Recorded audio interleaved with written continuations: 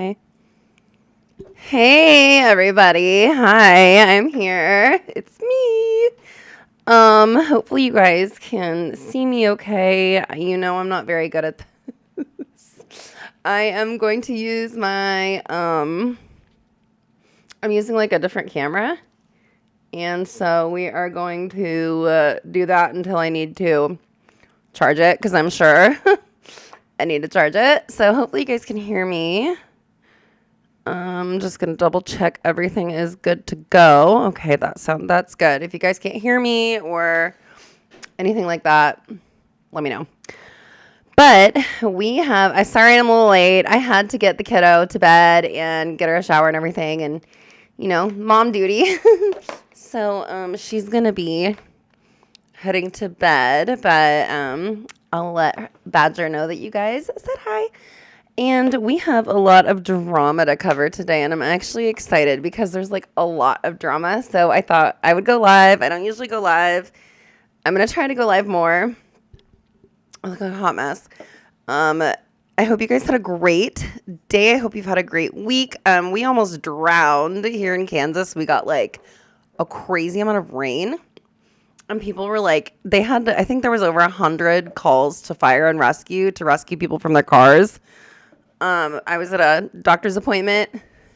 So you guys know I'm on dialysis, right, for kidney failure. And so I had to get it's so ugly. I'm so sorry.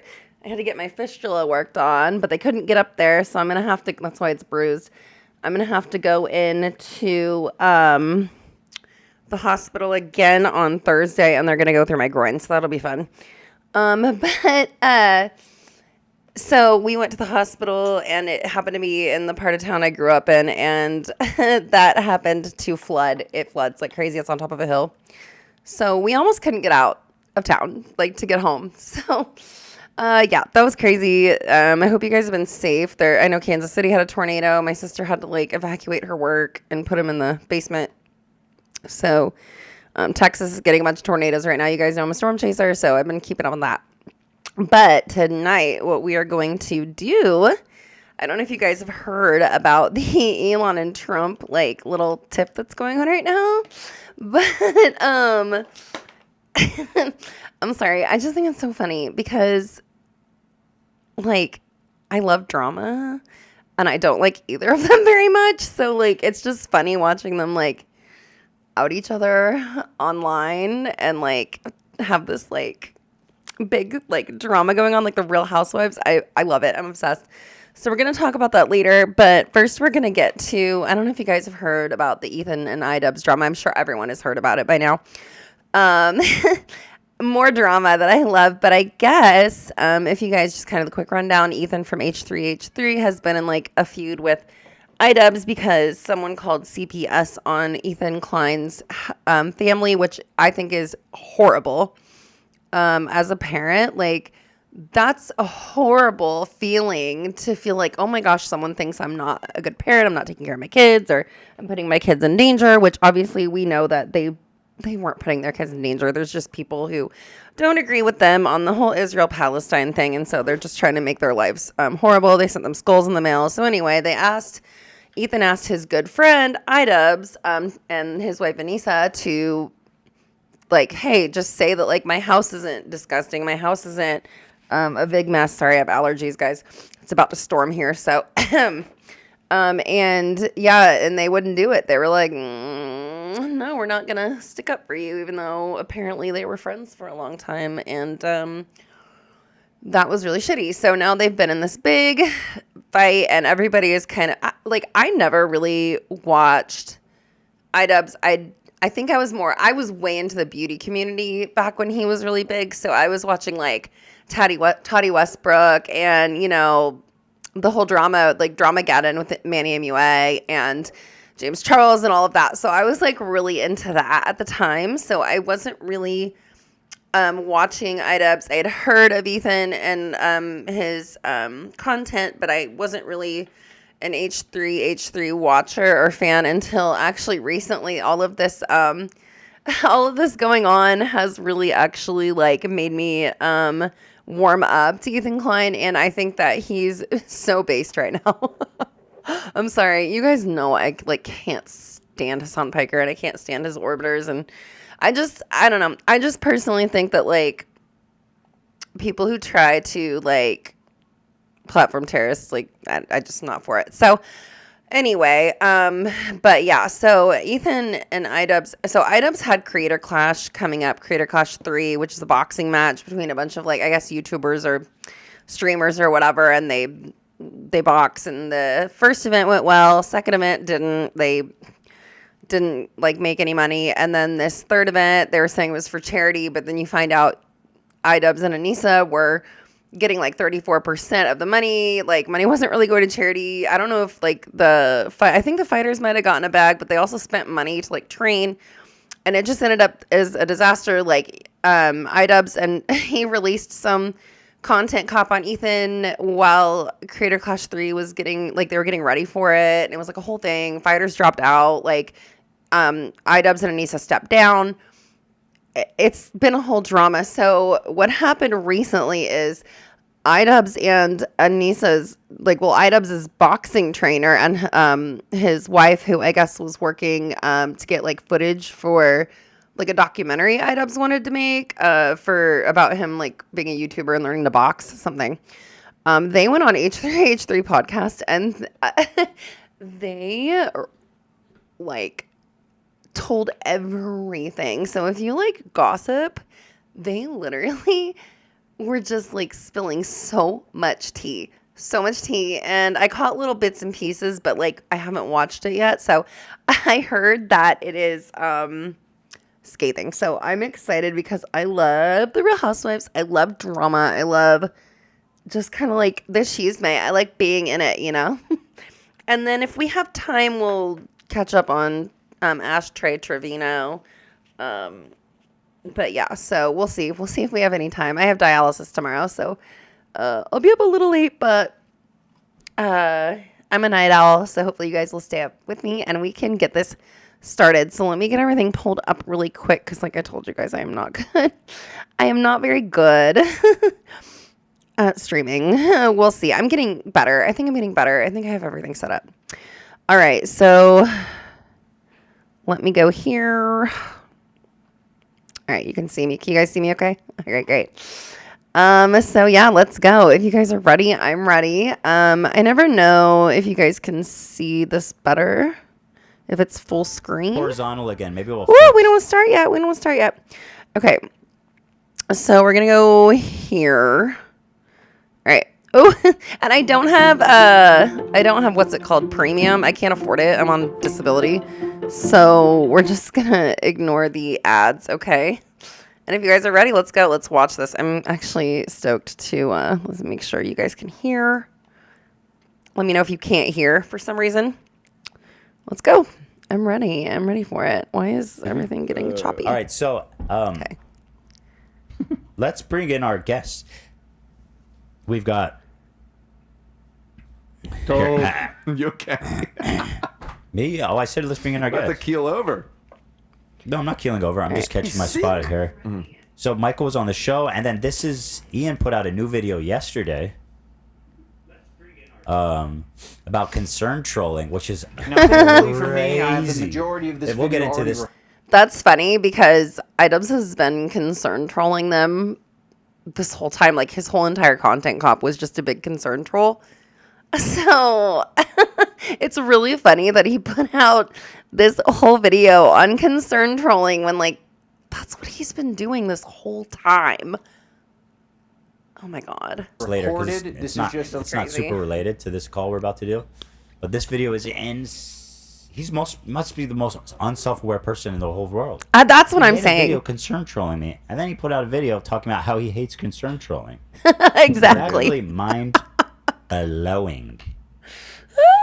We like to troll. And by the way, here's the thing, just so you guys know, like I'm very like I'm like center left. Okay, so I'm like when I was in college, I thought I I joined the Socialist Party in my state, like the Democratic Socialist Party. I'm sure I'm on a list somewhere, but like it basically was just because I wanted to like protest the Iraq war with the Iraq vets against the war, and like I have, my dad's a vet, and like I have lots of veterans, and my friends were going over there and fighting, and so like that was mainly my big thing, like social justice or whatever. But I've kind of like as I've gotten older, I remember what my history teacher told me. He said that socialism only looks good on paper, and he's so right. Like, they're good ideas. I think we should take, like, public transportation, healthcare, things like that, because, listen, I have to get my first root canal because I can't, my mouth hurts, like, so bad.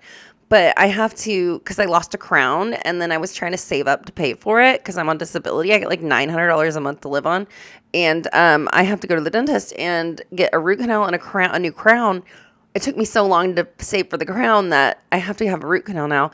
They told me it's going to be $3,000. That's crazy. Out of pocket. It's nuts. So we do need to do something. But socialism just doesn't work. So I think these people like Anissa and like Hassan and I call her Isis S. Trevino, Frogan and all them. I think that they're just like very young and they just don't understand that this stuff does not work. It doesn't work. Anyway, but so I'm not like, because if you're not super far left, they call you like a Nazi and like a white supremacist and all this stuff. And I'm like, no, actually, you can just be rational. Just be rational. Like all of the stuff that Ethan has been saying is just rational. It's like common sense stuff.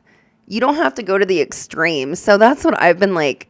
I appreciate the content creators who like Papa Gut and even like Nicholas Diorio. He's very rational. He has a very like fair take on things. Even Asmongold has a very fair take on things. And I a lot of these people that like Hassan's like orbiters have been like slandering is like far right Nazis and all this stuff. I'm like, but they're not.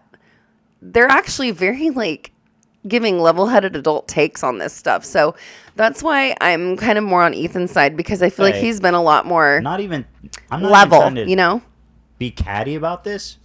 I knew that people weren't be catty, do it for him, like because I know the audience he's courting, which is like these snarkers, right? They'll come for the snarkers for the bullshit and the hate, but they don't even like you to begin with. They're not going to watch your dumb content, and frankly, it's dumb. Nobody's going to watch it. So.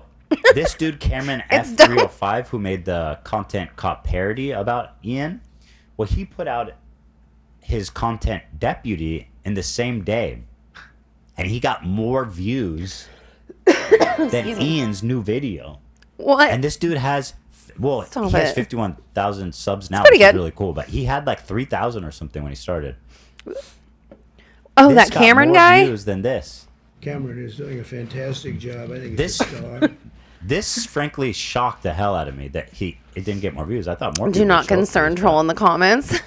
That's what it is. Pretty sad state of affairs. So let me introduce our two callers here. We have Michael, who was Ian's trainer, and we have Kate, his wife, who worked as a videographer. Can you? I heard that Kate has an amazing story, so we'll stick to the end. I might have to switch to my laptop camera, so sorry if I have to. I need to charge my phone. Well, I charged my phone, but it's not all the way charged. But yeah, I want to stick around and listen to her story because she does have a really amazing story about her experience being a child bride, and I think it is important to watch and listen to. So let's go ahead and watch this. Oh, you guys, can you turn your camera? Oh, yeah. Thank you. And then Harley, we're going to bring in Harley too. Harley, you're here? Yeah. I think if they turn it back now. Harley was one of the fighters in Creator Clash. Actually, I think he's been in all of them. I think he's been in all 3 Creator Clash events as a fighter. But he also dropped out, and he's been on H3. So that's who he's talking about. Maybe try going. Try that's how he's involved. Horizontal again. Maybe we'll fix. Yeah. If you go, or maybe literally me trying to stream. Yeah. Thank you guys. This is me with tech. I'm surprised this is even working out. And we have an ad. Sorry guys, I can't afford premium. But if you hold on. If you join my channel as a member, that could help me afford premium. It's I don't have any members yet. I've been trying to like put it in all my videos, like join as a member. because once I get members, I'll actually put some like members content up. Maybe I should do that before so people will have like an incentive to join. But yeah, that's the best way to support my channel because it's just me, single mom on dialysis, just trying to have something to keep me busy because I can't go to work. So this Harley, is just fun for Can you me. hear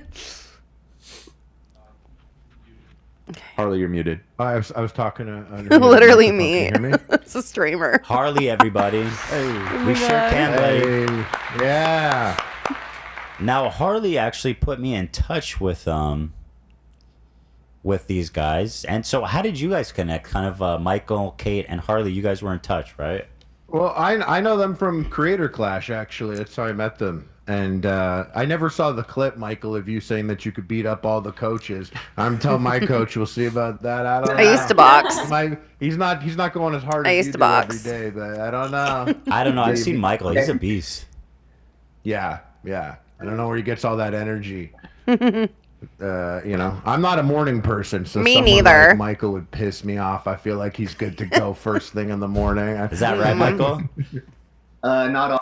I'm a night owl. I work night shift at the prison for a reason. Like, I am not a morning person, so I'm the same way. And if people, like, turn on music in the morning, I get so mad. My mom would turn on the radio in the car, and I'd be like, oh, and I only live, like, 2 blocks from school. But, yeah, I was like, Mom, turn the music off. I'm not a morning person. Ask Badger. She's like, it's 7:30. Get up. It's late. I'm like, please, let me sleep for another hour. Always no. Sometimes I need to call. Sorry, guys. Oh it's my getting... God, I love you. My guys' allergies are dog. bad. Harley, Oh, thank you. Harley, sit. Harley, Little stand back. puppy. I love your doggy. What? A girl or boy? Girl, 12 years old. Aw. I love elderly animals. They're my favorite thing in the world. I'm gonna cry. I love old animals. I like really big dogs. I've had like 3 Saint Bernards, an Italian Shepherd, an Australian Shepherd, golden retrievers. But that is a cute little dog.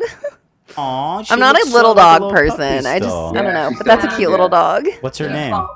Winnie, like Winnie. I have a the Pooh. Siamese. That's Aw, my I dog love right now. her. She's got a little bowl cut. Yeah, Little well, her hair's too long cat. right now. We had to shave her She's body. so because- cute. I have 2 What a baby. terriers. I've got a Yorkie and Yeah, we Terriers met, are stubborn. One of them when we were there. Oh Yeah. yeah. Yeah. We did. I've So, met one Yorkie that I've liked, and it was my, she's basically like my other mom. She introduced my parents at the DA's office, but she had a Yorkie named Glory who just passed. She was so sweet. She wasn't yippy. She never really barked. Like, she was literally just like this. She was like a little kitty cat.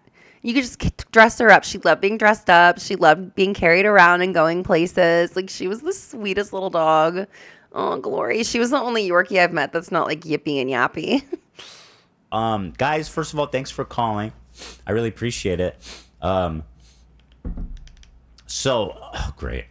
Hold on one sec, sorry. I have to request access from myself to access my notes. You dork. I Hey, forgot, guys, I how's it forgot to going? put the chat you up on guys the know screen. AD, Sorry, right? guys. I can see you on my TV, though. We're singing your praise, Michael. You were in his corner, too right? loud? Because his coach was unable to attend. That was so nice of you. Yeah, I love AB. Yeah, I helped him train for a little while as well. AB I seems helped cool. A lot of the fighters from Creator Clash 1 train. But yeah, I love AB. He's a great guy. Yeah, I'll be in his corner any day. There it is. Oh, Thanks, guys. Aw. I appreciate you.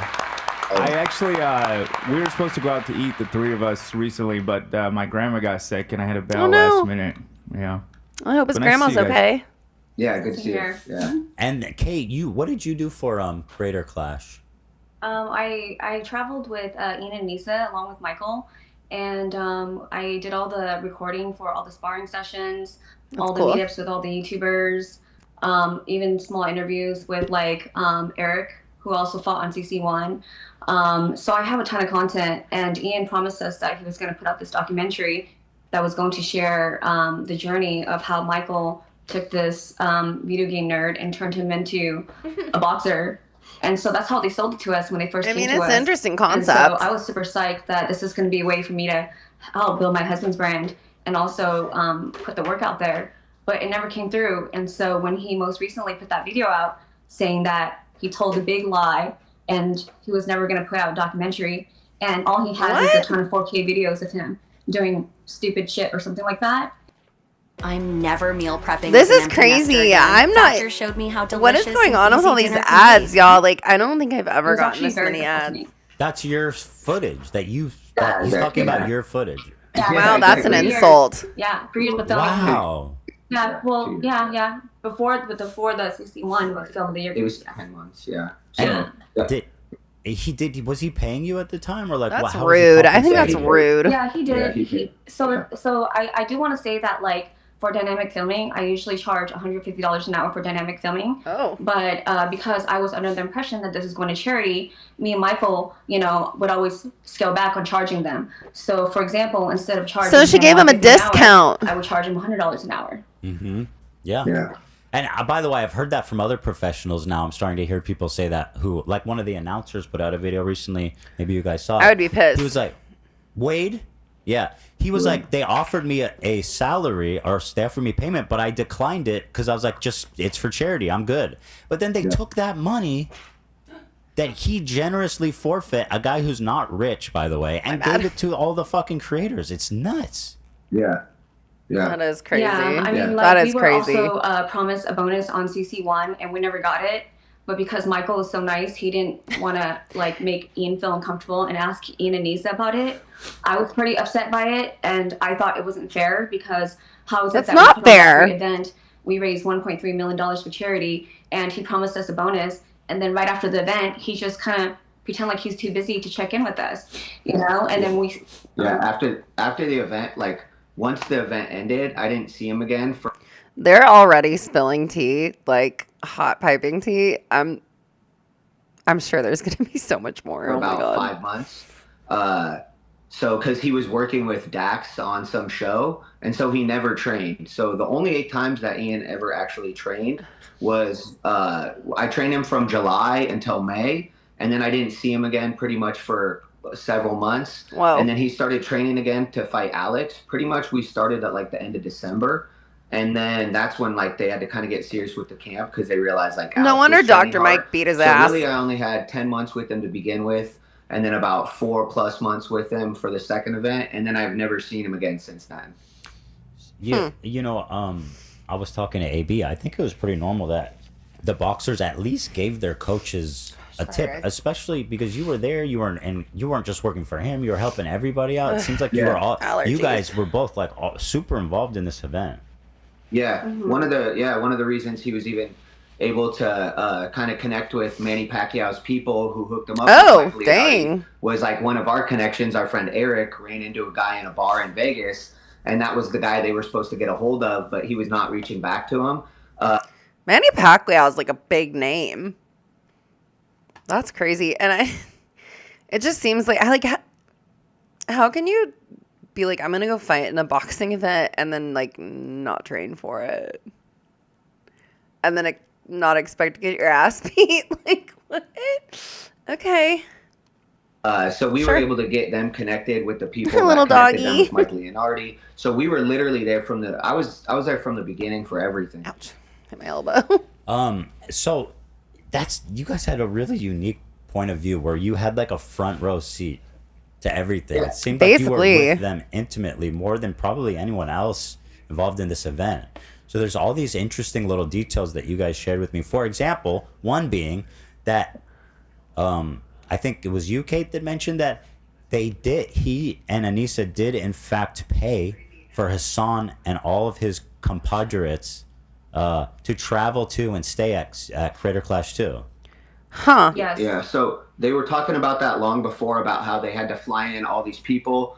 First of all, they rented the hotel for You don't have to fly in all those people, especially didn't they have like Hassan flown out and like people who weren't I don't know. for over 300 creators, and flew a lot of them in. When the first year it was much more scaled back. We just had a couple floors of like some place, like a nice suite place, but it wasn't extravagant at all. And then the second year they did that full hotel for 300 creators. They flew a lot of people in. One of the people they 300?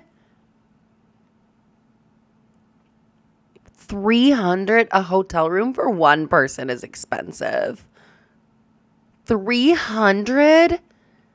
How did they think they were going to give any money to charity when they were like getting a hotel room? Like a nice hotel is what, like $200 a night for like 300 people?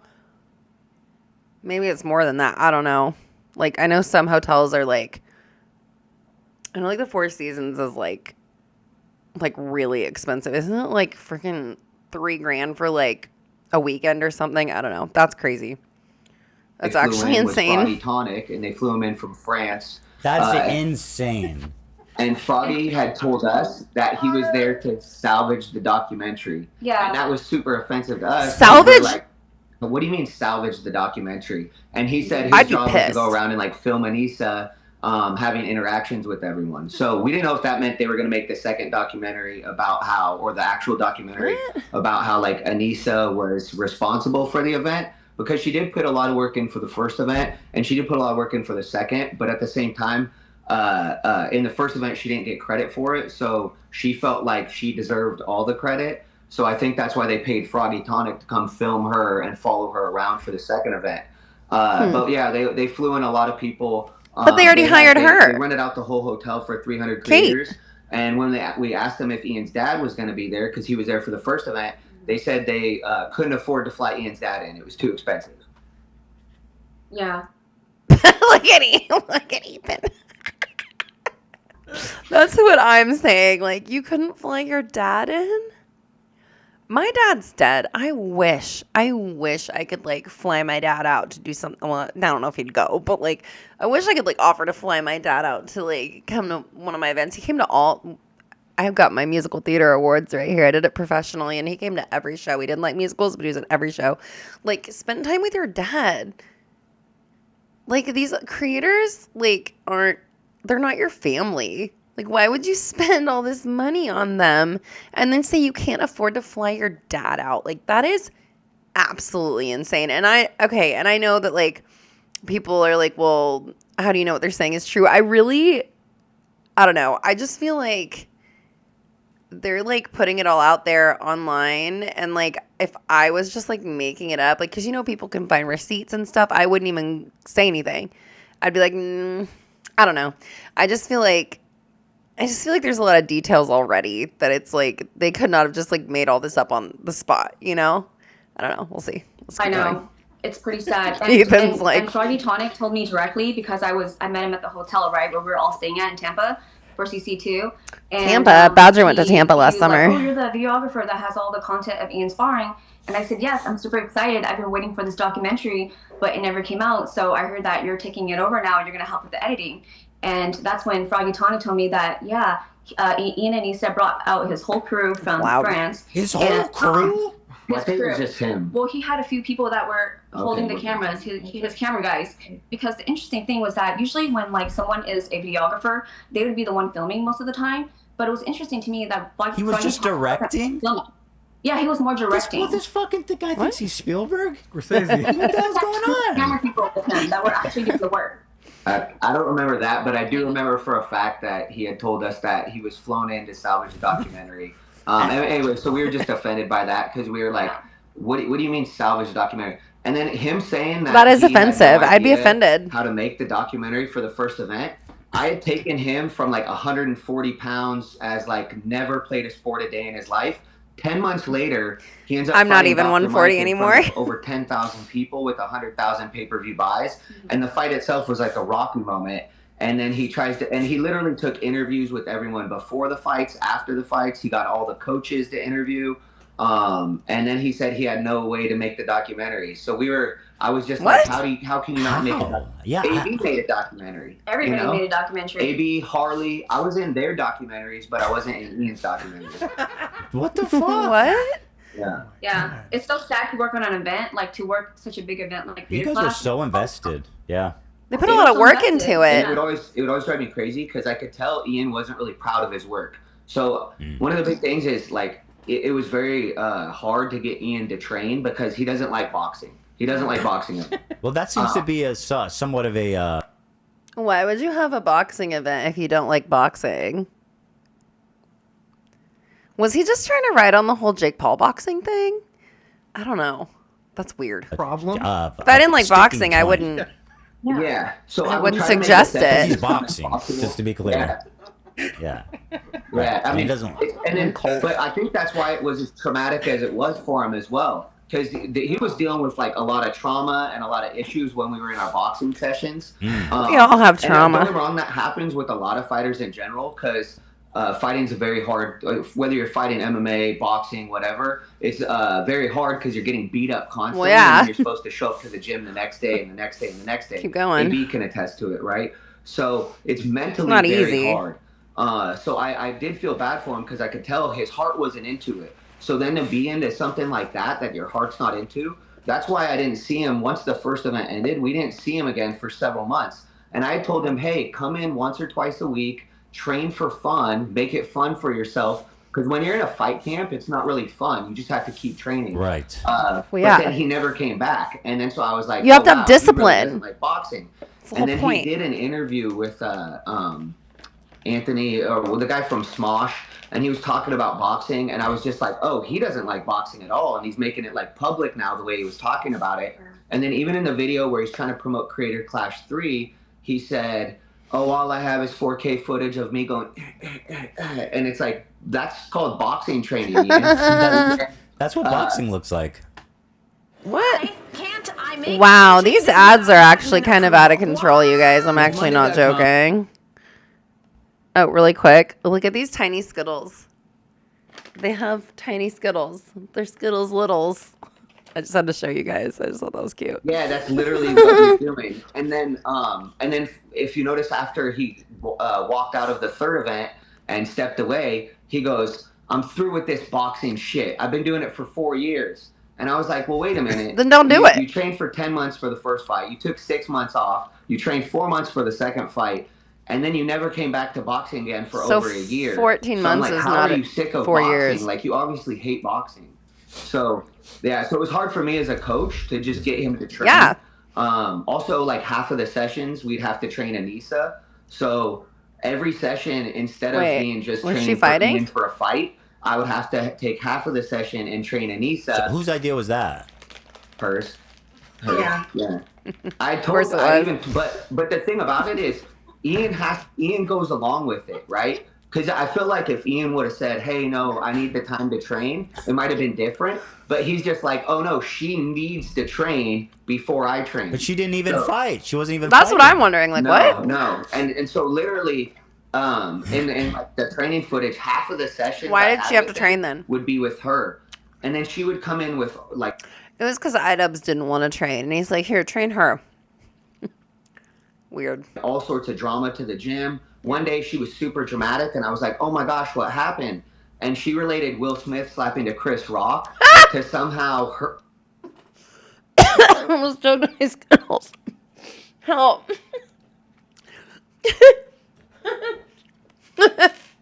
She compared herself to Will Smith and Chris Rock, and the slap heard around the world.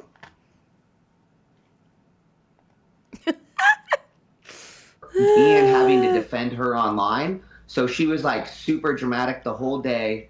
And I'm like, I can't even train Ian today because she's so dramatic. So that was Give me a constantly sec. happening. Give me a sec. Keep fucking my mouth. The slap? The slap. Gosh. Yeah. That's what I'm saying. She came in distraught. And I'm like, oh my gosh, what happened? Yeah. Is My she eyes so itchy. she's on the slapper side, right? Like she was empathizing with Will. She felt like she felt like Will was Ian. He had to And so slap. Ian She was has to Jada. slap all the people that insult her, I guess. Yeah. And so, but anyway, so it was That's just true. crazy. Will, I'm not putting this word. This is my observation. Will Smith is one of the most famous cucks.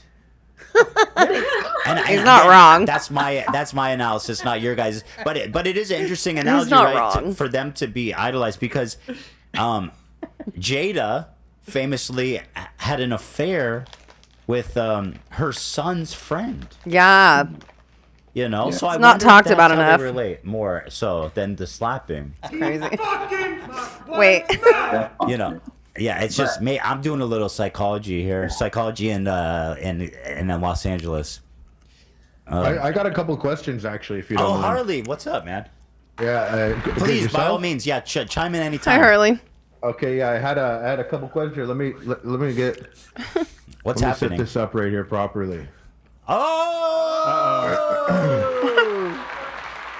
Get this in order. Did you guys get any paperwork, by the way? Did you guys sign contracts? The fighters had contracts. I'm curious. Here's one laughing. No, we never had a contract. Everyone laughing. Oh, interesting, because that would have been like something that would have detailed what's like what like, I mean, did they, I guess by word they told you it was charity and they didn't ever. Right. Yeah. So, and I'm still hoping that the first event was all charity, other than Ian taking his fighter purse. But what was crazy about that is then you said you had a $27,000 bonus, and I was always under the assumption that there was no bonus, because even though. Do you know how much $27,000 would change my life? I live on $900 a month in disability because of kidney failure. I worked for 5 years on dialysis at the maximum security state prison. It was all men there, so it was a very tough job. But my body just, well, I had my femoral artery ruptured. It was like a whole thing. I had to live in a nursing home. It was like a whole thing. My sutures split open. I had like 25 blood transfusions in like 7 days. It was bad. But anyway, like, I can't even afford like toothpaste. You know what I mean? Like basic, bare, like I get enough. I pay my rent. I pay all my utilities so that we have a place to live and our lights are on. And I get like our food, and that's it. You know how much $27,000? That's just their bonus. Do you know how much that would change my life? I drive an 04 Buick SUV. Like that would change my life. I don't understand how people make this kind of money. Like, I don't know. I've been doing pretty good. I've been working really hard on all my videos. You guys know I do reaction content. We listen to a lot of music on my channel. And it's been great, but I just don't know how people, like, I stream, and when I stream, I get like two viewers, but it's still fun. I do it because it's fun. I don't do it for the money, but like, I guess I just don't get like how people get to the point where they make this kind of money doing like this kind of stuff, like YouTube and then like boxing events because you're a creator. Like, making that much money for like one event is, I can't even wrap my head around it. I can't wrap my head around it. I don't know. I'm just trying to stay humble, y'all. I just do this because it's fun and it gives me something to do, because dialysis, I don't really have a life or a schedule, and there's no quality of life on dialysis. So this gives me something to look forward to, and I can interact with you guys because my friends don't live up here. I'm like an hour away from everyone I know and love. So like, I don't know. It's just kind of like nice to have the community, but like to make that kind of money just is so. I just had a video for the first time ever get over 100K on my TikTok, and it was, I think I made like 13 cents. But like, yeah, so I don't know. I just don't know how people do it. Though he told me there was a bonus, he then disappeared for 6 months and I never saw him. So I was like, was there a bonus or was there not a Probably bonus? not. And you confronted changed my about life. that? You asked them, or you didn't want to No, like? I just let it be. Because I'm the No. same way, by the way. I never spoke about money with Creator Clash. I have a guy on my team that does that. I wanted to not talk about money, and plus it's awkward when it's a charity Yeah. thing. I want a You're team. like, I don't want to. Am I gonna ask for Yeah. money? Yep. Right. Yeah, and it's awkward when it's your fighter and then you have to train him for a whole nother event. And I mean, truthfully, like a lot of times fighters will say they're going to pay a coach and then not pay a coach. So that happens sometimes. So truthfully, unfortunately, I'm used to that. They just right? don't Where they're pay. Like, oh, there's more money coming in. And then the more money coming in just goes to them. So you get used to that as a coach. But I am under the assumption that the first event did all go to charity. And then the second event was supposed to go to charity, but instead it went to the hotel, the pre-party, and after-party. Was And I there just a have one thing to moment? say about the after-party, because he said he was using the after-party to help promote the event. But I have no What? idea how an event... How's an after party gonna promote an event? Don't you want to do like a pre-show party? After the fight will generate money for the fight. Well, Yeah. so That that's makes it. In his most recent That's video weird. of concern trolling, in the beginning, he says he's explaining how they lost money in the second one, and he goes, the event before the boxing was to promote it, and that sounds reasonable and normal. But I don't think he even mentioned the fact that there was a massive gala after the fight That's where weird. Anissa got to play as MC and give out awards and shit. So Well, we I'm actually listening. didn't I'm gonna know go about shut the my gala bedroom door so Badger until doesn't about wake up. Probably maybe less than a week before the event, or a week before the event. The only reason I knew about the gala was because Ian had invited some of his training partners.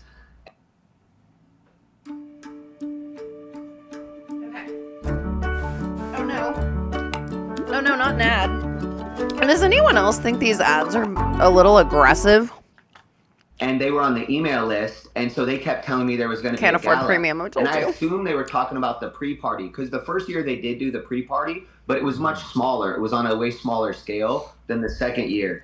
And then also, so we had no idea. Pre-party so when makes everyone was asking sense. me about a gala, they're like, "What are you going to wear?" I was But- like, "I'm going to wear sweatpants. What are you talking about?" And then they're like, "What? You're going to wear sweatpants to a gala? You're crazy." And I was The like, first "What the hell year, are you it talking was about?" like the first year was Just like kidding. a little I like to dress party up. thing. It was like a Sweet 16 vibe, Which is with all you little, need. like, games set up. That's it.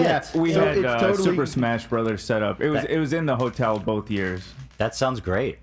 It was much more casual, but if you dressed for that, like I was told specifically to dress nicely for the gala, that there would be pictures and such. Yeah, we found out it was a red carpet event that they flew Getty Images in for. So they What? straight up flew Getty Images. Getty to Images? take pictures Damn. for the event. But Yeah. They're the only. When we- Go ahead. Sorry. oh, I was just gonna say, when we asked them about it, and I said, "Hey, is there a gala?" And they said, "Oh, you guys don't even worry about it. You don't have to go to that." And I said, "What?" This is what Anissa said. And I said, "What?" And I said, "Well, some of the sparring partners got invited." And she said, "I don't know how they got on that list. They weren't supposed to be on the list."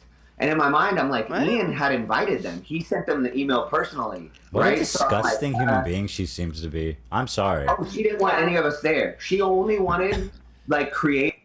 She does seem to be pretty awful. Like, I'm a girl's girl, but she's not somebody that I would get along with or be friends with in real life ever. Just judging by her, like, attitude online and everything, it's just... Yeah, no, I'm good. Haters there, or people that would, I guess, make her feel like she could get more clout. So she told us we didn't have to come to the event. She doesn't know why we would want to be at the event. And I said, "What's the event for?" And she said, "And it's an award show." And I said, "What are the awards for?" And she said, "They're awards for the boxing." And I said, "Why wouldn't He's his a coach want trainer. to be there? Why wouldn't his team want to be there?" I was like, that makes no sense. So everybody else, all the other coaches I talked to, I said, "Hey, did you guys know about the gala?" They said, "Yeah." I said, "Did you bring She just wanted the YouTubers and content creators there so she could get more, like, clout and shit. That's what it sounds a like. suit for it?" And all of them had freaking like 3-piece suits with like Yeah. kerchiefs and everything. I had sweatpants. I'm like, Oh, what the dude, that's so messed up. Why? It's like you're the guy connected with the event organizers, Yeah. and they're explicitly excluding you guys. I know why. I honestly believe that the reason why Ian and Nisa excluded us and did not want us to know about the gala is because we're both very professional, we're both very direct, and very transparent. If they told us that they were going to throw a huge gala after the fight and it was going to cost a ton of money, we would have asked them, "Why are you doing this?" Yeah, Because Anissa already told us, she shared with us prior to CC2, like a month before, that they were negative, was it 500K already? Yeah, at the Whoa, time whoa! Hold on. Yeah, that's Say important. that again. Say that again. they were negative 500K before the event. Yes. So going up to the event with the ticket sales and $500,000 in the red. That's like how much medical debt I'm in.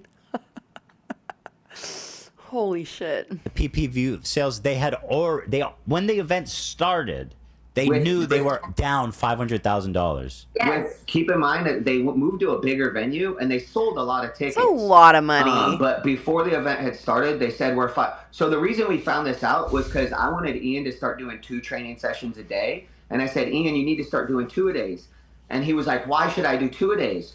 And I told him, I was like, "Ian, you're not good at 'Cause boxing. you're not man. My training. brand is at You're not stake. good at So boxing." you need to do 2-a-days. That's what pro boxers do." Yeah. And so Wait, told did you him actually say that to him? Yeah. When I was boxing like a long time ago, like a long time ago, like high school, like middle school, high school, maybe a little into college, like we started doing 2 days, like at least like 3 months before a match, like because you train like a lot, but like, well, I guess it was like 3 months. It was probably more like a month or two. You have to start doing 2 days at some point because you have to be ready to, like, I don't know. It's like rehearsals for a musical. Like you do tech week, you know? It's like, what the fuck? And then I told him, I said, my brand is on the line. Yeah. Said, you can go back to YouTube. My whole life is fighting and coaching. If Ian loses, it's going to look bad on him because he was the trainer. So Ian not putting in the work reflects badly on his trainer, even though his trainer, you know, he might be great. But if the fighter's not doing the work and not, like, training and not practicing and not doing what they're supposed to do, then, like, people who don't know this trainer are going to look at the product of his fighter and be like, he must not be very good. So, yeah, that can damage his brand. And it wouldn't even really be his fault. He could push him to do as much fighting as he wants, but if he's not going to show up or not put in the work when he's there, like, then it doesn't really matter. Fighters. And I'm like, so if you don't have a good performance, that's going to look bad on me. After the first event, for the first event, he didn't do any of his cardio. So that's why I ended up gassing out so bad. And I truthfully believe if he would have just he didn't do cardio, that he would have won that fight. But they couldn't do the cardio because 10 weeks before the first event, Anissa wanted them to buy a house. So instead of doing 2 training sessions a day at that point, they had to cut out training to go look to buy a motorcycle. House. And he moved into his new house the week before we left to Florida. False alarm. It was just a tweaker car with no muffler. So he literally wasn't training like he was supposed to for that whole first event because they wanted to go buy a house when they could have just rented a place for 6 months or a year. And then Ian could have. I rent my house for $600 a month, and then found a new place. So I found that super offensive. I'm like, you're not doing anything I'm telling you. And they would lie to me, and he would tell me he was doing his road work. He would lie? Why would he lie? That's like lying to your doctor. I hate loud cars. It made no sense because he acted like I told him to do things because I wanted him to do them. And I really wanted him to do things because that would help him win the fight. Yeah. So when I tell him, hey, you need to do this, he'd be like, and then not really the do end it. product. He didn't realize how important cardio was until the second fight. What do you mean he didn't realize how important cardio was? That's like the entire what was thing. that? That's everything. That's the whole thing. It literally is everything. What was that? Yeah. Well, you know, hearing all this, strikes me as ironic because he was always, and Anissa, going on about how they hold boxing in such high esteem and they want everyone to train and this is life or death. This is serious. You get in the ring and people die in the ring. And and hearing him speak so loftily and respectfully about. Is this Pulp Fiction? People die in the ring. I don't think Creator Clash anyone's gonna die. Are you Bruce Willis? Like, Zed's dead, baby. Zed's dead. Boxing. But then he's like, oh yeah, no, I lied to my trainer about running. It's like, what? Yeah, I feel like a lot of that was them regurgitating what I would say. Laziness. A lot of it, when I would tell them things about boxing, they would go repeat those things. I don't know how much of it was like them actually believing it. But so for that second event, so I tell him he needs to do 2 days. This is like 2 weeks before the fight. I'm like, we need to do your 2 days. Yeah. And I said, like a month before, I guess I started. Well, he went and told Anissa that I told him my brand was at stake. So the next day, she comes into the gym super mad, and she's like, our brand is at stake. We're $500,000 in the hole right now.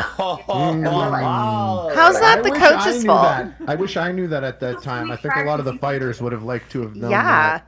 I don't think none of them needed to be in the dark about that, you know? Yes, completely. Well, and that's the thing. They said you guys didn't promote enough, but they weren't honest about the fact that they were spending the money from the ticket sales on the hotel, on flying people in, on all these other things. So it was just like, so those decisions, the gala decisions, were made while in the red. How are the fighters supposed to get paid? No shit about that. So she was like, we're already down 500,000, and she still had time to cancel stuff when she said that. Like, how before the event was that? Yeah. I mean, it was 2 weeks. It was 2 weeks before the event. I mean, they knew they were 2 weeks. Yeah. They knew they were 500K in the hole long before that, right? That's just when they yelled at us about it.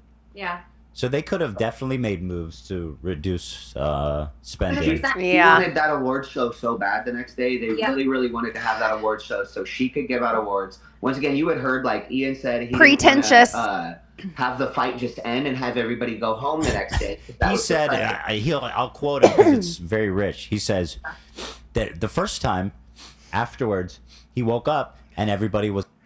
Okay, I have a traumatic brain injury and I have tics. Like, I don't know if you guys notice, like my nose, like I'll do this a lot. I have like tics with my shoulder blade, my hands and stuff. So sometimes when I see Ethan and he has the sniffling tic, it's really hard for me to not start doing it too. Because sometimes if you see someone else with tics, it makes you think about your own tics, and then you can pick up tics. Like you can literally like, I don't know why my brain does this. I got a serious traumatic brain injury when I was 10, and I've always kind of I have ADHD and I got diagnosed with OCD too, so like it's kind of like a weird, but yeah, so it's really hard for me to not like start ticking.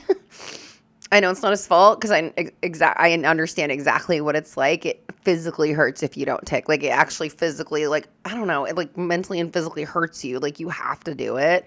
It's like a compulsion. Like you can't control it. But it's so hard for me to not. So now I'm doing it.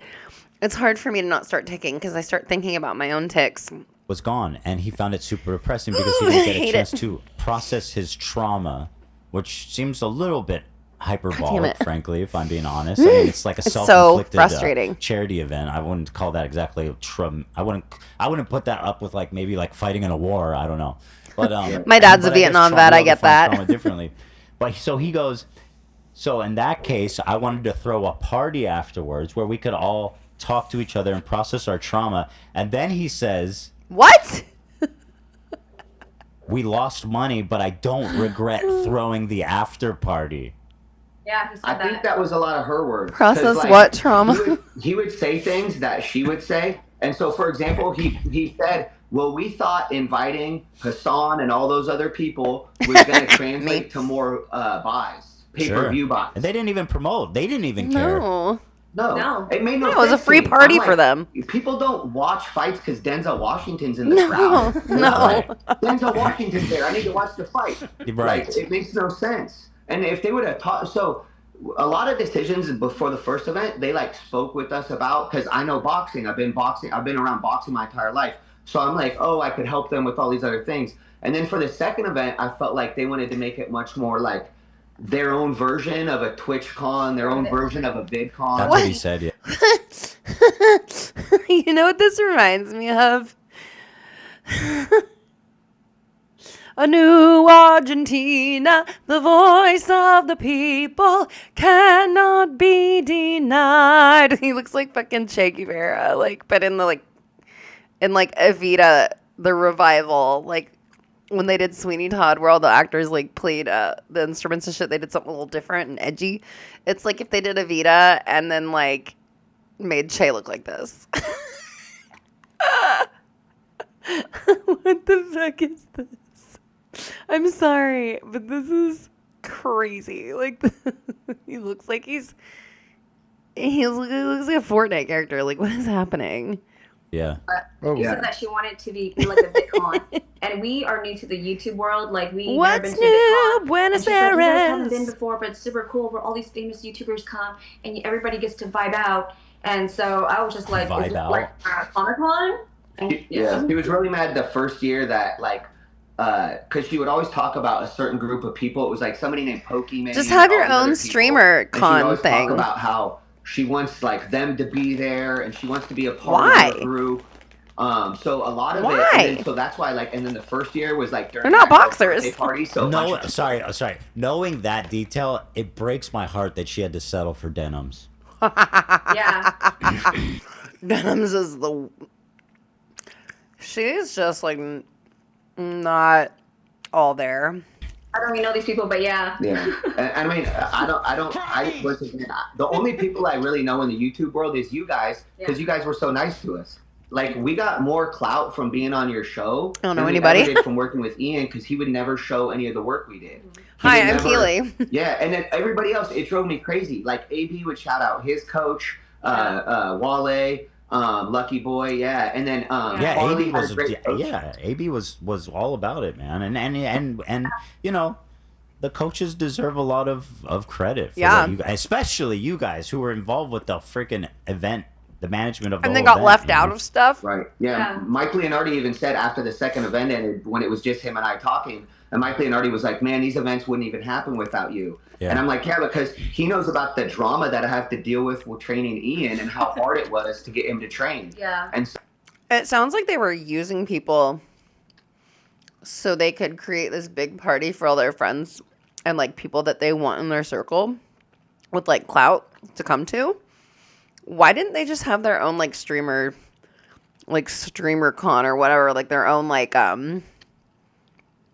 I don't know, like streamer event that had nothing to do with boxing? They like used these people to build up their event, left them out, and used it to like have a party for their friends. That's what it sounds like, and that's really shitty. So, because it sounds like they weren't paying people either. Mike knew that. I think Ian didn't like boxing either. Everybody just by the knew. way, like he would interact with boxing. So this guy Mike, you mentioned him to me. I wasn't sure. He's the fight promoter. So he was the manager that they got in touch with. So what happened the story of this event was amazing. Like Ian had to reach out to all these people and they were weird. And then he reached out to Manny Pacquiao and Manny Pacquiao hooked him up with a guy. And then that guy ends up putting him on a phone call. And that's how they met Mike Leonardi. And so Mike was a manager in Vegas and he knows promoters and he knows how to promote. And he knows. My cousin he manages a big giant casino on the Strip. He used to be a pit boss, and now he's like the manager. So I like going out to Vegas. How to promote boxing events.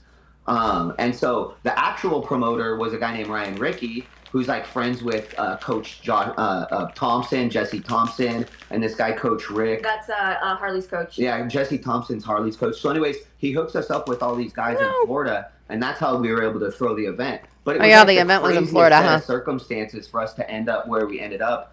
So I wish Ian would have told this story. He should have been proud of the story. Yeah. Right. You I had a quick think- question. Sorry.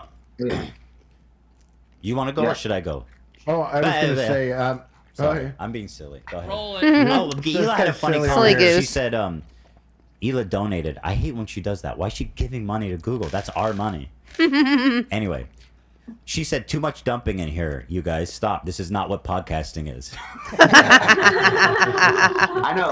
I was afraid this was going to be an emotional dumping ground, This is and I not was what like, oh, I hope it podcasts doesn't are. sound like. Yeah, anyway, sorry. It seems cathartic. It seems like they probably needed this. Like, I don't know. They're spilling the tea already, so let's Harley, keep going. go ahead. I was going to ask because just your opinion. Do you think that they were intentionally misleading with any of this, or just sloppy in their I think they're execution sloppy. and communication?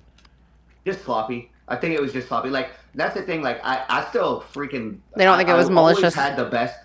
You want to be around people that want the best for you. Yeah. And I always wanted the best for Ian, and so I always felt like, It's fair. man, like we're gonna break through. We're gonna have this moment where we break through, and things That's are gonna sad. be good. But then they never were. So in my mind, I think they just got sloppy. I think they thought in the second event they were gonna do millions of dollars in pay-per-view sales. And so I think that's why they went so far in the hole. You mean it 'cause they takes just work? assumed they were going to get What? these huge pay-per-view sales. Just to be clear, Hila's joking. I don't know if you guys know that. The dumping thing is a joke about something Oh, Ian yeah. said. Okay. Oh, yeah. I didn't want you guys to think that I was. You This is your guys dump emotional away, dumping ground. please. We're here to dump. Yeah. Yeah. You mentioned something. So this guy Michael, he Mike. left. Mike. So he left Creator Clash and went and started working for Jake Paul. Yeah. And he Of course. scheduled the Jake Paul event Oh, wow. for the same day. Same time. Yes. Yeah. Yes. Ian's old guy. He did, and I he think had to he's do that still- on purpose, right? I think I he mean, still I- owns Creator Clash. That guy. I think he's still Yes. part of it. Well, I don't- It's just when you have. Why like, would a you Jake schedule it on the Paul, same day then? You can, like, that's your thing. That's going to take priority over everything for sure. Like, the event is 100 times bigger than Creator Clash at its best. But I think he's still involved with Creator Clash. So, but then why would he do it on the same day if it wasn't meant as shade? It's a great day. It's crazy. It's so crazy to me. When we saw that, Yeah. I was like, because we already knew it was the same night as it. So first of all, Ian never even reached out to me at all for Creator/3. That's one of the big things I want from this is to like, because what happens when Ian messes with you or messes with these other people, a lot of it comes back onto me and my either my YouTube channel or my Instagram, where people start putting a bunch of comments on my stuff. It's probably happening to Harley. It happens to everybody that's related to it, right? Well, like what? So, what did they say? They say fraud coach. They're shit. Say, what? Yeah, talk about the spawning videos. Oh. People want to see spawning videos, but Ian never put out any of my filming, so people think that Michael didn't Yeah, have so him spar correctly. people in the comments, they'll say, "Oh my gosh, you never had him spar. That's why he lost the fight." Oh, you. I don't even read the comments on things anymore, like especially Facebook. I don't go on Facebook and read the comments. It just pisses me off. They don't monitor. They don't monitor. I used to get like 30-day bans for saying stupid shit. Like my friend had a spider and showed a picture. She's like, "This is my house." Oh my God, excuse me. And I was like, burn the whole house down. And I got a 30-day ban. But now they don't do any of that anymore on Facebook. And I just need to stay out of the comments because I'll just be like calling people like names. I just get mad. I'm like, are you serious? You people cannot be for freaking real. I know it's a lot of bots and stuff, but like I just don't even read the comments. I get some really mean ones on my YouTube channel, but I just delete them. Huh? Why are you screaming at me? Come here. Do you want to say hi? Come here. You're so warm. Come here. Oh. Eggnog says hello. Hi. Ah. You're such a little otter. Oh no, I put you down. Here you go, little sweetie. Eggnog says hi. You didn't have him do this. That's why I lost the fight. And I'm like, if he would have released the footage, they would say we did all of those things. But now I have to try to stick up for myself and have my YouTube be an emotional dumping ground in my comment section. Yeah. To try to protect myself. Or my brand. And so it was just crazy to me because Horrible. Sorry about that, guys. Ian, now is not your time. We'll have time for you.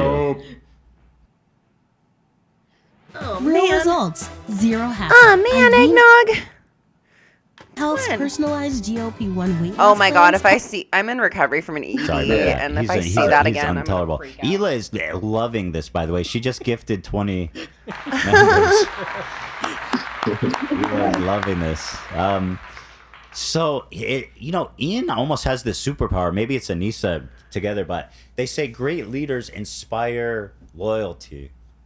It seems that everybody in his life he keeps showing that picture. Disloyal. He has like negative leadership. What do you call that? What is negative leadership? Abuse. Abuse? Ooh. What? So you think it's so? I guess quantify that. Did you feel like abuse? Yeah, go ahead. The reason why I say it's abusive is because, like, for example, the bonus, right? They mentioned it to me, Michael, that they're going to give a bonus after CC1. And then after the event was so great, they just went rogue on us, you know? It's interesting because we invite them to our house for Thanksgiving. We're so nice to them. We open our house to them. They like invited them to Thanksgiving? That's crazy. Like, how the fuck are these people acting like these two aren't like a part of this? My kids, like our kids, you know, and everything. But then once the work is done and they don't need us, they kind of just put us at bay and they make it uncomfortable for us to reach out to them. Or if we reach out to them, they don't respond. So treating us like we're not really in their inner circle. Hold on. Which makes no sense because we worked with them for a season. Hold on, give me a second, guys. Dialysis makes me like cramp up. It makes my muscles cramp.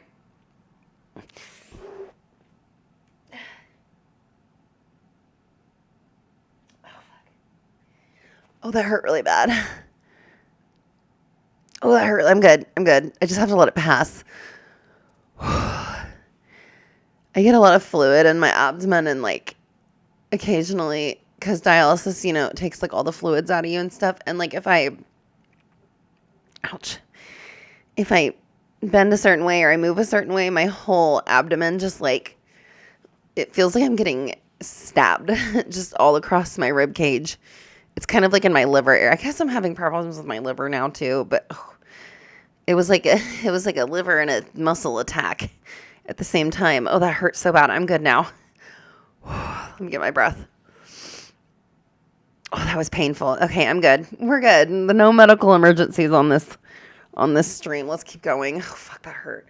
Hi, Ned. CC1, CC2. My kitty cats right Michael here. and I have traveled with them to LA, Vegas, Florida. Keep in mind that when we were in Florida with them, we were with them for 2 to 3 weeks at a period of time. That's a long time to be with someone. You learn so much about the person. And then you start to realize, wow, everything that, I mean, I don't want to say, their enemy's name. Oh, that hurts so bad. Like, I don't want to say he's right, but when we saw that video drop, No, I was he's like, right. oh my God. You could say it. I was like, The one where he's like, well, hold on. So there's a video of Sam Hyde, and he goes, Still hurts. she's going to ruin his life. Mark my words. I guarantee it. Is that the one you're talking about? Yes, Anissa was the one that showed it to us. Can't 'cause we breathe. didn't know nothing. What was funny too is like, I mean, I was just thinking about that on the way to work because I saw that clip too. And I was like, damn, like Sam fucking, he was right. Yeah. well, so, Does he mean Sam Hyde? Hassan Biker! I'm gonna kill you at your house in Los Angeles. Sorry, me and my daughter like say that all the time. We think it's so fun. I don't know why. We just think it's really funny. Like, it's just stupid.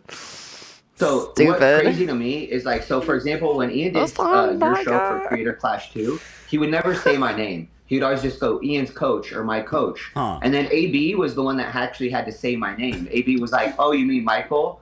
And then I was like, thank you, AB. Appreciate you. But so, and then same thing when he did the other podcast, he said, oh, my coach is he's really tough. He has toxic masculine qualities. Wait, when did he say that? He said that when he was talking to when he did the podcast with the Smosh guy. Yeah. So he did that and he You said, know what? oh my. He's lost his mind. I'm sorry, but if anybody deserves to have toxic masculine Go off, queen. traits, it's your boxing coach, okay? Get in line, bitch. You know what I mean? Go fucking wake up and run. It's like, toughen up. Be a man. Go run and work out. Jesus. Think about, you remember Mike Tyson's coach, this like grumpy, insane old man? Like, this is who you want to fucking coach you, dude. What are you talking about? Not really I wrong. didn't see the podcast you're talking about, but yeah, I know when I was training with Michael. You can't really do like gentle parenting, gentle coaching when you're trying to get a fighter ready for a fight, It'd be like if the Marines were like, okay, guys, let's do a little workout and then we'll have a little therapy sesh. And then you're going to the Middle East. Like, sending you to Nam after this therapy session. Like, what? Crazy. I felt so loving compared to when I was fighting with Wally. It sounds like Wally used to Wally. tell me, you could punch me in my sleep and I won't blink. Yeah. That's the thing, right? I actually had to learn how to talk to Ian from training because during one of the sessions when he wasn't supposed to spar, but then he ended up going to spar Alex Stearns one day. Oh, I want to ask you about that. Oh, yeah, it was hilarious. It was funny to me because we weren't supposed to spar that day. Actually, it was the morning that he released the Sam Hyde documentary. Yeah. So I had no idea he had so much going on because I didn't even know what the documentary was. I don't know why my camera quality is so bad, guys. Sorry. I want to focus on the fight, right? So he releases the documentary, but we're in LA. It's going to rain. I'm so itchy. Your podcast. Yeah, oh yeah, that was for that. But we wanted to watch Alex Stearns train. So we go to Alex Stearns' gym, and the coach of the head guy of the gym, the owner, says that he doesn't believe women should fight. So Anissa gets really upset and decides she wants to. Okay, I actually think that pisses me off. So, working at the prison, I remember when I was on OJT, when you have to like do your on-the-job training, like your 2 weeks of OJT after like academy, where you have to like go into the prison with like your sergeant, your instructor, whatever, like your whole group, your academy class, and you have to like start doing like learning how the cell houses work and stuff. And they're called the unit team managers, and they're like basically the ones who like they figure out what inmate, like what cell the inmate will go to. They can help them manage their accounts and their money.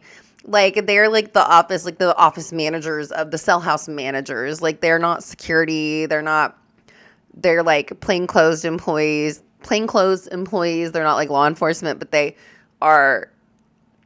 they're like my superiors somehow, but they're not like the captains or they're like in charge of the cell house, basically, the administrative stuff. They're like administration. And there was one guy, he was from Africa, and he would always be like, women shouldn't work at this job. I don't like women in my cell house. I don't want women COs in here. Like, blah, blah, blah, blah, blah. Like, they can't do this job. They're not strong enough. Like, he was super sexist. And it pissed me off because I could do this job just as well as anybody else. And I had an inmate where I had to shake his cell down, and he had a bunch of, like, gang stuff, like, all over that I had to confiscate because there's just, like, gang signs on everything and, like, you know, just shit you're not supposed to have. And, like, I'm in training. Like, I'm not going to just leave it in there because I'd get in trouble. So I took it, and he, like, got up in my face, and I was like, get in your fucking cell. And I got him to his cell myself, locked him down. He was screaming at me the whole time, whatever. I had another officer with me, and then I got it situated. I got it handled. I'm just in training, but I got it handled because I'm not going to let them walk, because you have to show them, like, you cannot walk on me. Like, from when you get in there, you can't walk on me. Like, I'm going to do my job. And this unit team guy got so mad. He was like, if it was a male CO, it would have been one thing. But you had this woman going up and telling these inmates what to do. Get her out of my cell house. Like, so pissed. And so I was the only girl in my academy. And we had, like, our end of the training evaluation. I was the only person who took notes. I was the only person who, like, I mean, I busted my ass. I was on dialysis, busting my ass in academy. Everyone's like, you're going to get, like, a great score. I got the lowest. I'm the only person. You could get, like, 4 stars. I got a 3. Everyone, all the men, they were evaluated by this one sergeant.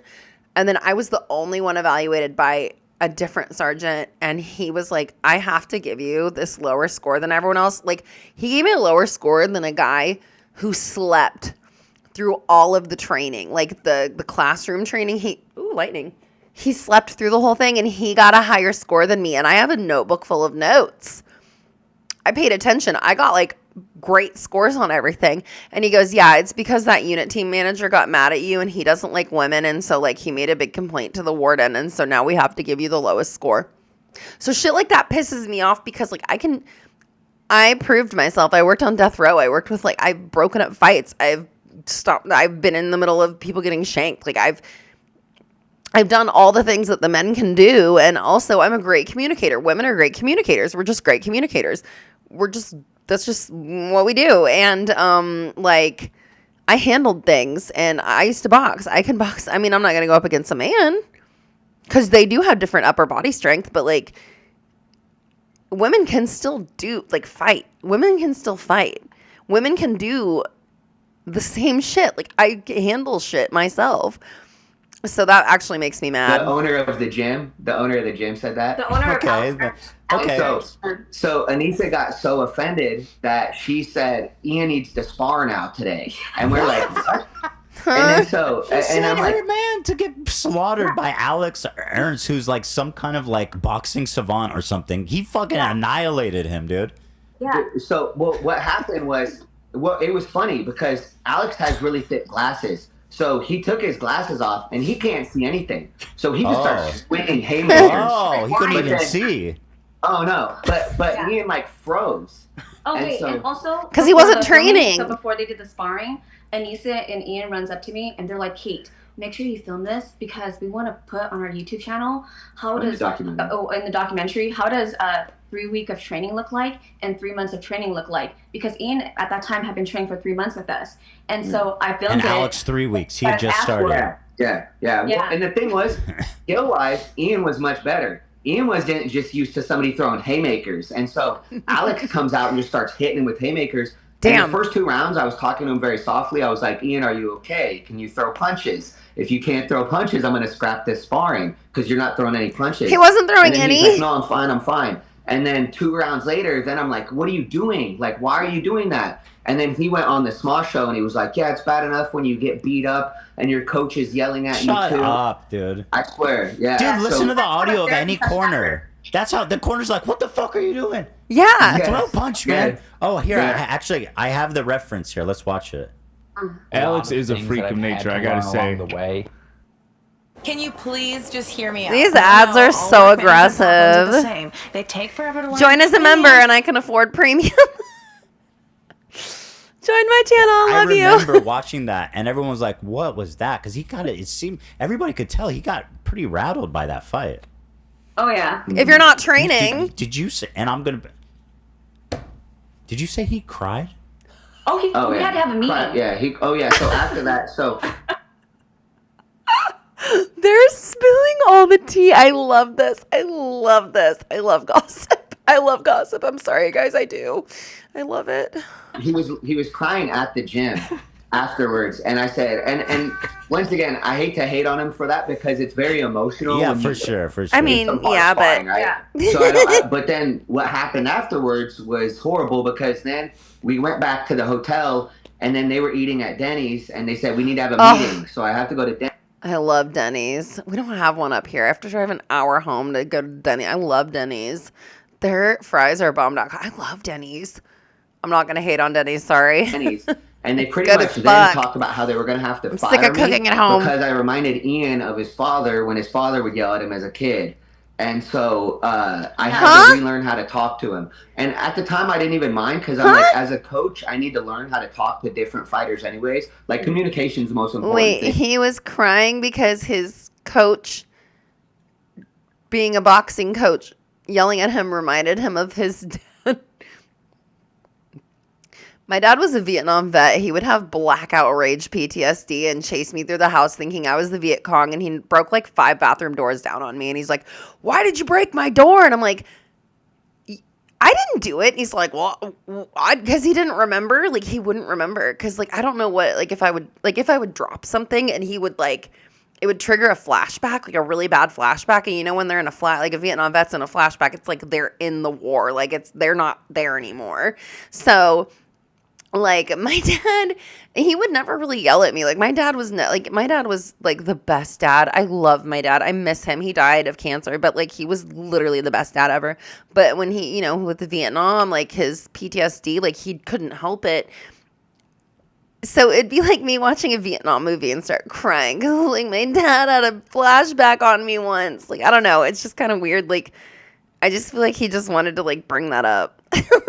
One of the most important things as a coach. I mean, that's sad. Like, I'm sorry his dad yelled at him. That's not good. It definitely was. But he almost got fired at Denny's. Yeah, exactly. After it's storming. But I almost farted at Denny's. You guys see the lightning? Yeah, Michael and I rewatched the sparring, right, with him and Alex Ernst, and you could clearly hear that Anissa was screaming louder. Might go than Michael. severe. Yeah, so he was literally yelling at him worse than I was.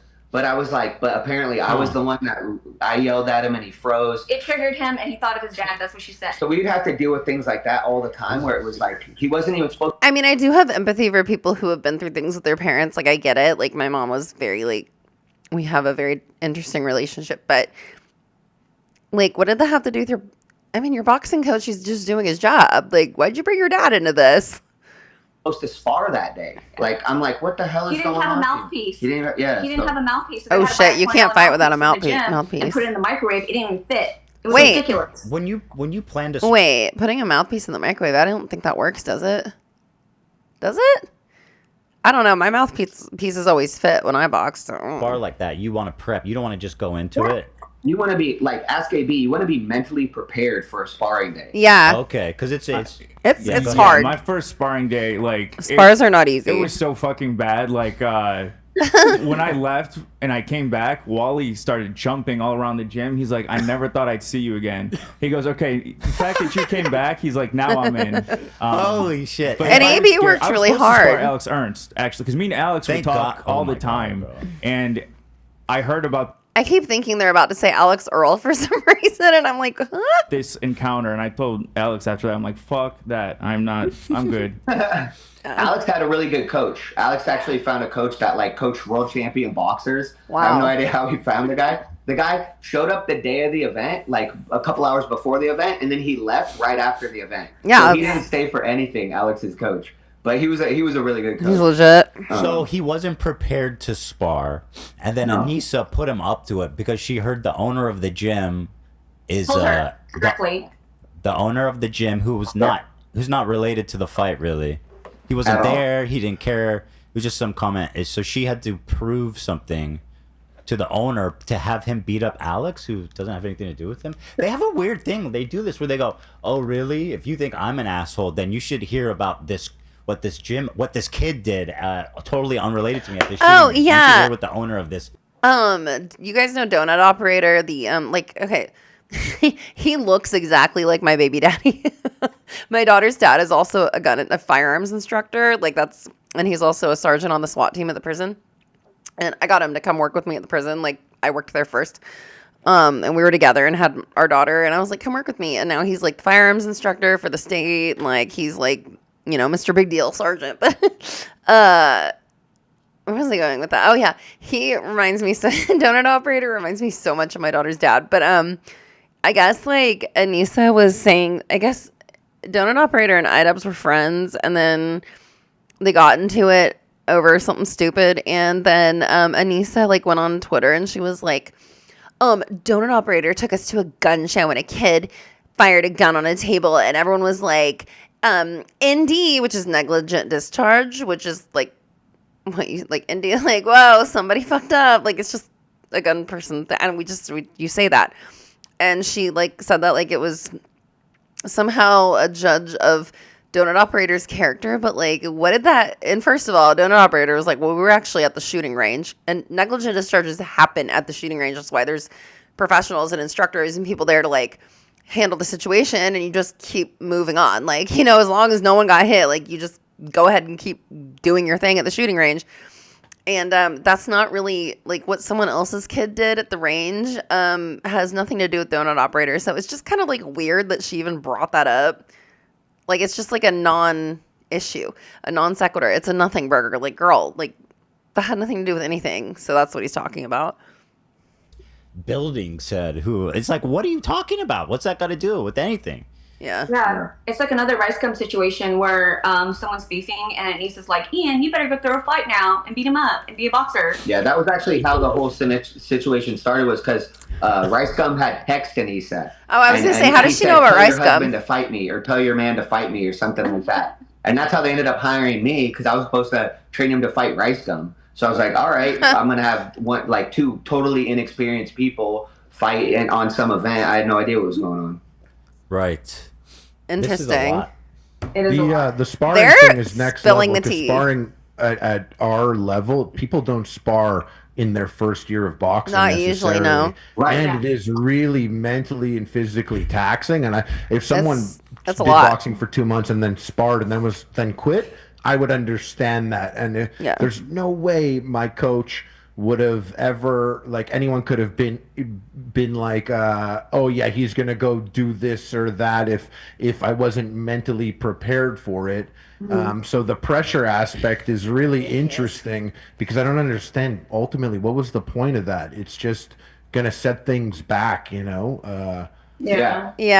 And that's why, like, I would always try to have Ian do very controlled sparring until like towards kind of more towards the last 8-10 weeks of camp. And then we would really pick it up. For the second fight, he sparred hard. He was literally stopping people in sparring. Yeah. Even for the first fight, he actually had stopped Nathan Barnett with a body shot. He stopped Alex Idubbbz with a body shot. So he was actually in sparring. Like, once he got a little bit better, he was doing pretty damn well. But I agree, not bad. you shouldn't be putting people in early until they actually know not only how to throw punches and defend themselves, but also counter after somebody hits them. Because a lot of times they might know how to throw punches or even defend, but then they get hit. Because then you're like, whoa, yeah. Right. You have to know how to recover if you get hit and keep going, and then get your wits about you and keep, do uppercut, do a little hook, do a little jab. I haven't boxed in years, but so you were trying to dissuade. Did you try to dissuade him? Like, dude, you're not ready. This is a bad idea. I was like, we don't have a mouthpiece. We don't have headgear. We don't have the right gloves. Yeah. I was totally trying to dissuade. I was like, you're not So ready fun. for You should this. listen to your coach, probably. Yeah, I don't think I can do that anymore. Because, like, Ian, you could tell in his eyes, he could not say no to Anissa. Yeah. So what is he gonna do? He's gonna just suck it up, go get that $20 mouthpiece He's right whipped. there from the microwave and put it in his mouth. That's what he did. Yeah. But and then that was That such sounds a tragedy. lot like the sexual stuff he enjoys. I made that. I don't know why. You know what? I apologize, guys. There was a moment Ethan went about goblin putting mode. something in the mouth, and I thought, well, that's probably because of cuck thing. I just tried to, I apologize for that. Everybody. Oh my god. Once again, like I mean, I always want the best for Ian, so I was always just a lot of these things were just very disappointing, especially when he came out and said he was never going to release a documentary. I was just like, what are you talking about? That was hurtful. We have I might have to hours check of the footage, radar and here in a I can minute. see why they didn't want to make a documentary on the second one, because they didn't want to show how Anissa helped promote this whole event and it lost $250,000. Yeah. So Hold that on. made sense. Sorry, we had like a 1.5 mile wide wedge tornado barely miss my city like 3 weeks ago, and it sounded like, I mean, I'm a storm chaser. I've chased a few EF5 tornadoes, and it sounds like a continuous rumble of thunder. I know people say it's like a freight train, but it's like a continuous rumble of thunder that like doesn't stop. I have a video of it. If you guys go look on my shorts, you can see it. But I thought I heard the thunder and it wasn't stopping, and I was like, hold on a minute. Do I hear the sirens? Like, what? I was like, holy crap. That scared me for a minute. No, I've heard Anissa talk a lot. I don't have the radar on pulled the up. show and other places. And Ian was backing her up. She's like, she has amazing footwork. Like, she is like some natural gifted type of boxer. And I forget why they said she couldn't fight, but they're like, but unfortunately, she can't fight. But if she could, she's like amazing. And so I was just kind of curious. Maybe she 'cause is. You were training her. Is she is she this natural gifted boxing savant? So she did have some athleticism for a girl. She didn't but seem bad from what the would videos I happen saw. was when she would come forward really hard. When she would come forward really hard. The button. When she would come forward really hard. Well, do you want to clarify that? You can. Yeah. So like a lot of women are just less athletic when it comes to boxing. It's That's why about throwing boxing- punches. I don't know if they're necessarily less athletic. Maybe they have less upper body strength than a man, but like women have more lower leg strength. That's just how we're built because women have babies and you have to have lower leg strength. But I don't know if I would say that we're less athletic. Like, I'm an extremely athletic person. I still hold the city record for high jump. But like, I boxed and stuff, so but let's hear what he has to say about that. So because men have more upper body strength. Women have see more what I said. Lower body strength in general, right? Yeah, well, and I mean, there's plenty of women that that play basketball that will kill me in basketball, right? But fighting is a separate thing. Fighting is its own entity. And my grandpa was a coach at KU, I and I'm still like fighting a sport, really, right? Compared to basketball. other things. And so when you have some athleticism for a girl, and like because she had played sports, that's more what I meant. Was she had played sports as a clarify that. My grandpa was the assistant to Dr. Allen at University of Kansas. My grandpa was a basketball coach. He played basketball and got his degree from KU. My mom went to law school there. My grandma got her phys ed degree there. So we're big like sports. My aunt, my uncle, and my like mom's side, they're all PGA pros and golfers, golf pros. And my uncle played in the Open and stuff. So we're very athletic. So I mean, I think women can be just as athletic, but I think just like it's just a little bit different with boxing because men do have different upper arm strength than women. I think I see what he's getting at. With some athleticism. Ian had never played a sport a day in his life. Ian had zero. That makes a difference. Right? So training her was easier than training Ian because she had more athleticism. But join as a member, and then I can afford premium. We don't have to sit through the ads anymore. Oh my god. Sorry guys, that's embarrassing, but I'm broke. What happened on her first sparring session, I would always tell her, you can't just come forward. You can't just come forward. And so she had because you'll lose your and balance. she was just trying to walk forward, and then a girl punched her. And then I was actually watching Ian, so I wasn't even watching. I just heard a big pop. And then I looked over, and she was kind of frozen.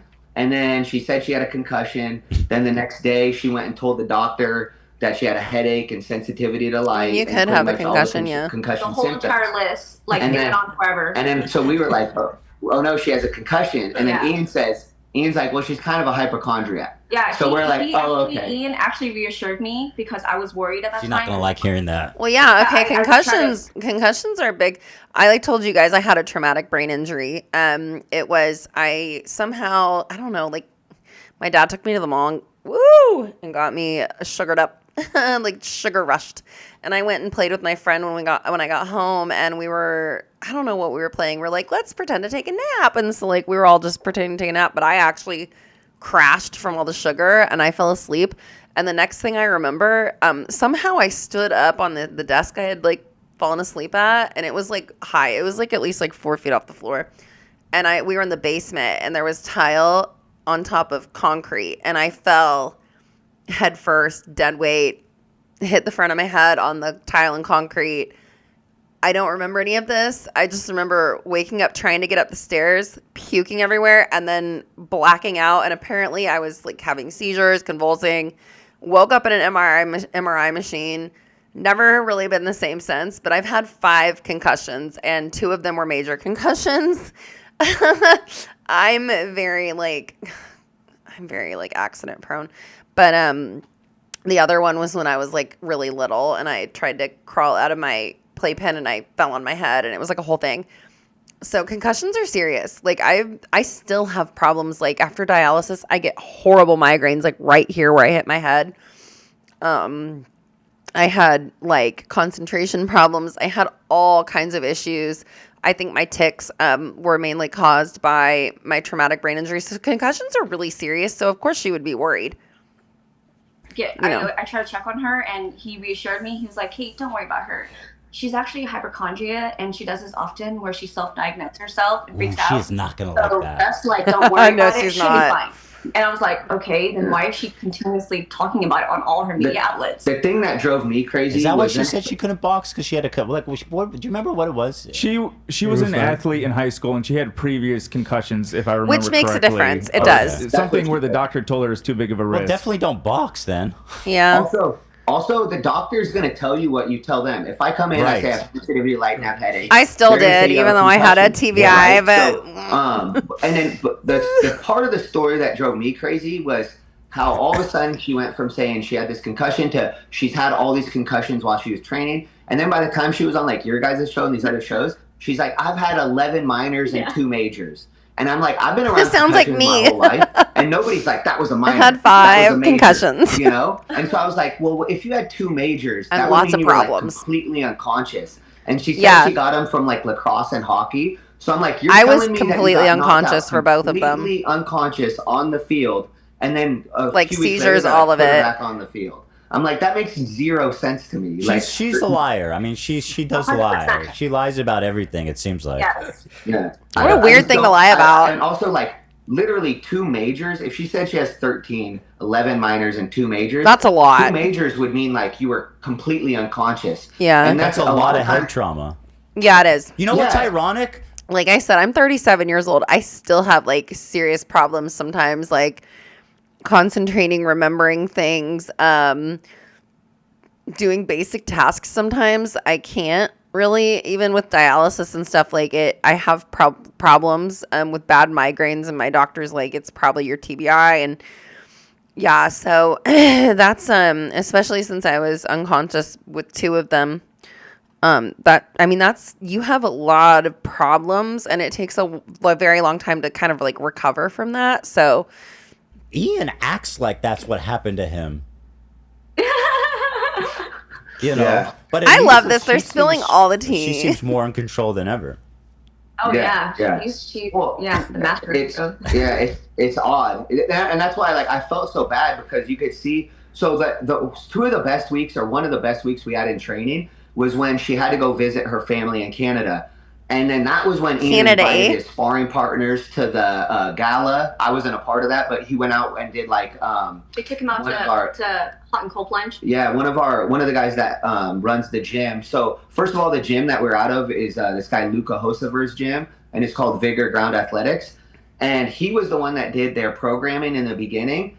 And when they went on some show and they were like, Ian, how did you gain all this weight? She was like, oh, I studied kinesiology. That's and I'm like, crazy. What? I'm like, how did you studying kinesiology dig him to gain weight? Like that makes no sense. Because in reality, it was Luca that was writing their programming for him, but they never wanted to give him a shout out. And that's Why? when we realized they don't want to give anybody a shout out. Like they would never give me a shout out. They would never give Luca a shout out. Randomly enough, I guess occasionally they would give Mike Leonardi one. But because otherwise, he's the manager and he had a bigger following. Unless you have a big following, she's There it not is. gonna give you a shout out. She'll just suck the blood There it out of is. you and go away. That's what I was So saying. you think Anissa's the one calling the shot? That's what I was saying. It seems like they used these people to like build up their event for their friends to come hang out. That's though. Oh, 100%. I do, but it is also Ian that allows it to happen. He enjoys it. That's what I'm trying to tell you. Wow. Yeah. I feel sorry for Enjoys Ian. Yeah. But them. Yes, he enjoys it. We used to feel sorry for him. I did. Yeah, we All both the time. did. We both did. Michael felt sorry for him. Wow, up until they're CC2. telling us After CC1, everything. I cut that shit off because I was like, you know what? She's a fucking liar, and he's a liar, and he enjoys all the punishment that she gives him. Yeah. So let it be. She I said love that after this. she did that first interview. I And love I'm always gossip. like, I always want the best for my clients. So I'm like, no, that's not true. Yeah. Things are going to work out. They're going to give me a shout out. He's going to make this documentary, like all these. And she's like, they're never going to give you the credit, you know? And I was always Yeah, like, that's what I well, and in my mind, I'm like, no, like I love Ian. I trust Ian. I feel like Ian's got like my best interest at heart too. But then he didn't. The time that I actually was finally fully fed up was when I had to ask them about the gala, and we were already in Florida. And I'm like, this is the last straw. Like, Yeah. you don't even, she's like, you guys don't have to be there. We didn't, like, she was practically telling us she didn't want us there. Disrespectful. Wait, they put in the For no work. reason. They put in the work. They should be able to go and like have fun and like take a part in these events too. Like they're part of the team. They would be like the first people I would invite. Like, you're my trainer, you know, you're my videographer. Like, come party, come have fun. Like, you guys are part of the team. Like, who gives a fuck? I'm sorry. Who cares about the following? Who cares? Who cares? I've got like 16 point something K on my TikTok and like 3,000 on here. And I'm like, that's fine. I'd be fine with that. Like, I don't know. I don't know. Maybe it's because I'm older and I graduated in 2006. So like I had to get invited to Facebook when I first was on Facebook. Like, you had to get invited. So I don't know if maybe it's just because like this wasn't like having a big following wasn't really a thing for most of my life. But I just don't really understand why you would like toss out people who were there for you and put in the hard work and helped you and just like throw them out like that. Yeah, and the reason why, I also want to say the reason why, like, Michael and I, we were waiting for them to tell us about the gala, but they never did. So they waited so long, we got to Florida. We were 2 weeks away from the event, and they still haven't said anything to us. And at this time, all of Ian's sparring partners, there was probably like 4 or 5 of them that flew out, or I think 6 of them total, flew out from Washington, paid for their own flights, their own hotel, and they're all coming there to support That's Ian. expensive. And they That's all across the have country. been helping Ian throughout his fight camp, right? And so they're asking us about the gala. We don't know about it. So we were afraid that if all his teammates showed up, they might not be able to get into the gala. How embarrassing would that be if his teammates That'd be are not able embarrassing. to get into the gala because she doesn't want them to be a part of it? Also- So that's why we asked her directly, and that's when she told us about the negative 500K. That's when she told us Oh my about why God. would we want to be there. Yeah. It made no sense. Also, all of his sparring partners paid for themselves to be there. Correct. Nobody. What? Like, they would give him tickets to the event, but they didn't help anybody else get there. That was a part of his team. But they flew out all these freaking content creators that weren't even like boxing, but they wouldn't. What? These people have fucked up priorities. I'm sorry, Ian and Anissa have fucked up priorities, and eventually they're learning now that like that's not gonna do them any good at all. Other than Kate and I. So Yeah. otherwise, like, none of the, like, if you're throwing the event and you have all these sparring partners and training partners, I would think you would invite them before You would think. like 300 would creators think. that don't mean anything to you. 100%. Like what? Yeah, No, you you- gotta think about the time that when they're sparring, you know, all the his teammates that volunteer their time, they're sparring for free. They're taking time from their work, their family to come and contribute. They don't do this because, they're obsessed with Ian. They For do this free. because they have loyalty to me and Michael and how we have helped them, and that's why they show up to spar with Ian. And all Let's give a shout out to all these people who were just dismissed apparently by Ian and Anissa who put on all this work for them. Like, shout out to those people for doing that. Like, they didn't have to put in any of this effort for these people's. It's Ian and Anissa's event. these people didn't have to do anything for their event, but they did. And these two are just tossing everyone aside. Does is look the other way when Anissa says That's crazy. invite them. That's crazy. What I mean? It's just ridiculous. It's disgusting. That's insane. All we have to show is our hard work, and there's no way that I'm going to let Ian and Anissa take that away from us. That's crazy. It is crazy. Did you guys know? Oh, go ahead, Arlie. Did you guys hear anything or know about how they chose the performers for the gala? The people that they performers. There was a couple performers there that Huh? I was just curious if you guys had any insight on who they were or what the connection Are you talking about was. like the comedians or who you talking? Comedian and singer. Right. So who was the singer? This comedian that was allegedly paid $20,000 or something. Yeah. So What? for the first event, we were a part of like a lot of those decisions. But I for want the second $20,000. event, like I said, they kept us in the dark about the gala. Really, like it was my main responsibility to help with Ian's training, but also make sure like everybody else had legit coaches and help like. Because for the first event, I helped train a lot of the people. I probably helped train like 90% of the people that fought on the Eric Wow. watched her for 2 weeks too. That's a lot. Yeah. That was another thing that actually upset me was like comment etiquette Eric. Like I love that guy. But he only was able to train for the last 17 days of the fight because he was originally supposed to fight Chad, I believe. But then when Chad I don't know who some of these people are. They were like, oh, we need to find somebody. And so they found DJ Welch.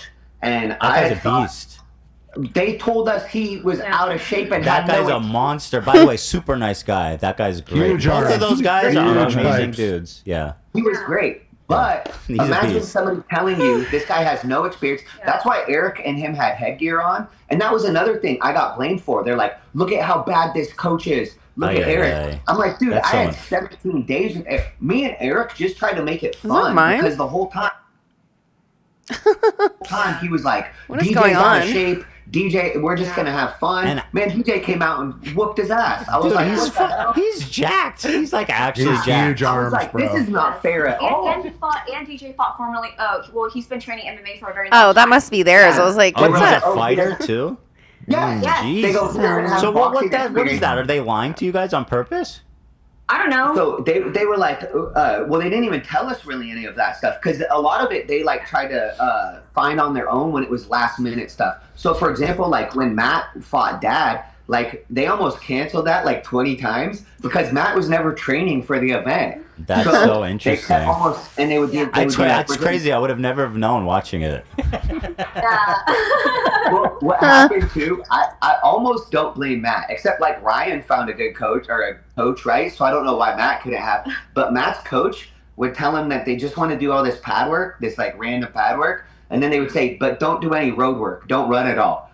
And then when they found out that it was a real event and there was going to be 10,000 people there, they fucking disappeared. What did they disappeared? What? Disappeared on him. Just What? disappeared on him. Like they were taking all of his money until they found out it was a real event. I think a lot of people were shocked that it was a real event because like we were going to these places like with no clue of what we were going to have happen. So we're like, hey, this is what's so crazy is like he could have told the story if he would have been proud of it. Like the story was amazing. We were going to these boxing gyms in LA and all over the place. And we're like, hey, we want to throw a YouTube boxing event. They're like, where? We're like, we don't know. They're like, when? We're like, we don't know, but we're going to do it. And they were like, get out. How did they even get this off the ground in the first place? This sounds like a mess. This sounds like it's so disorganized.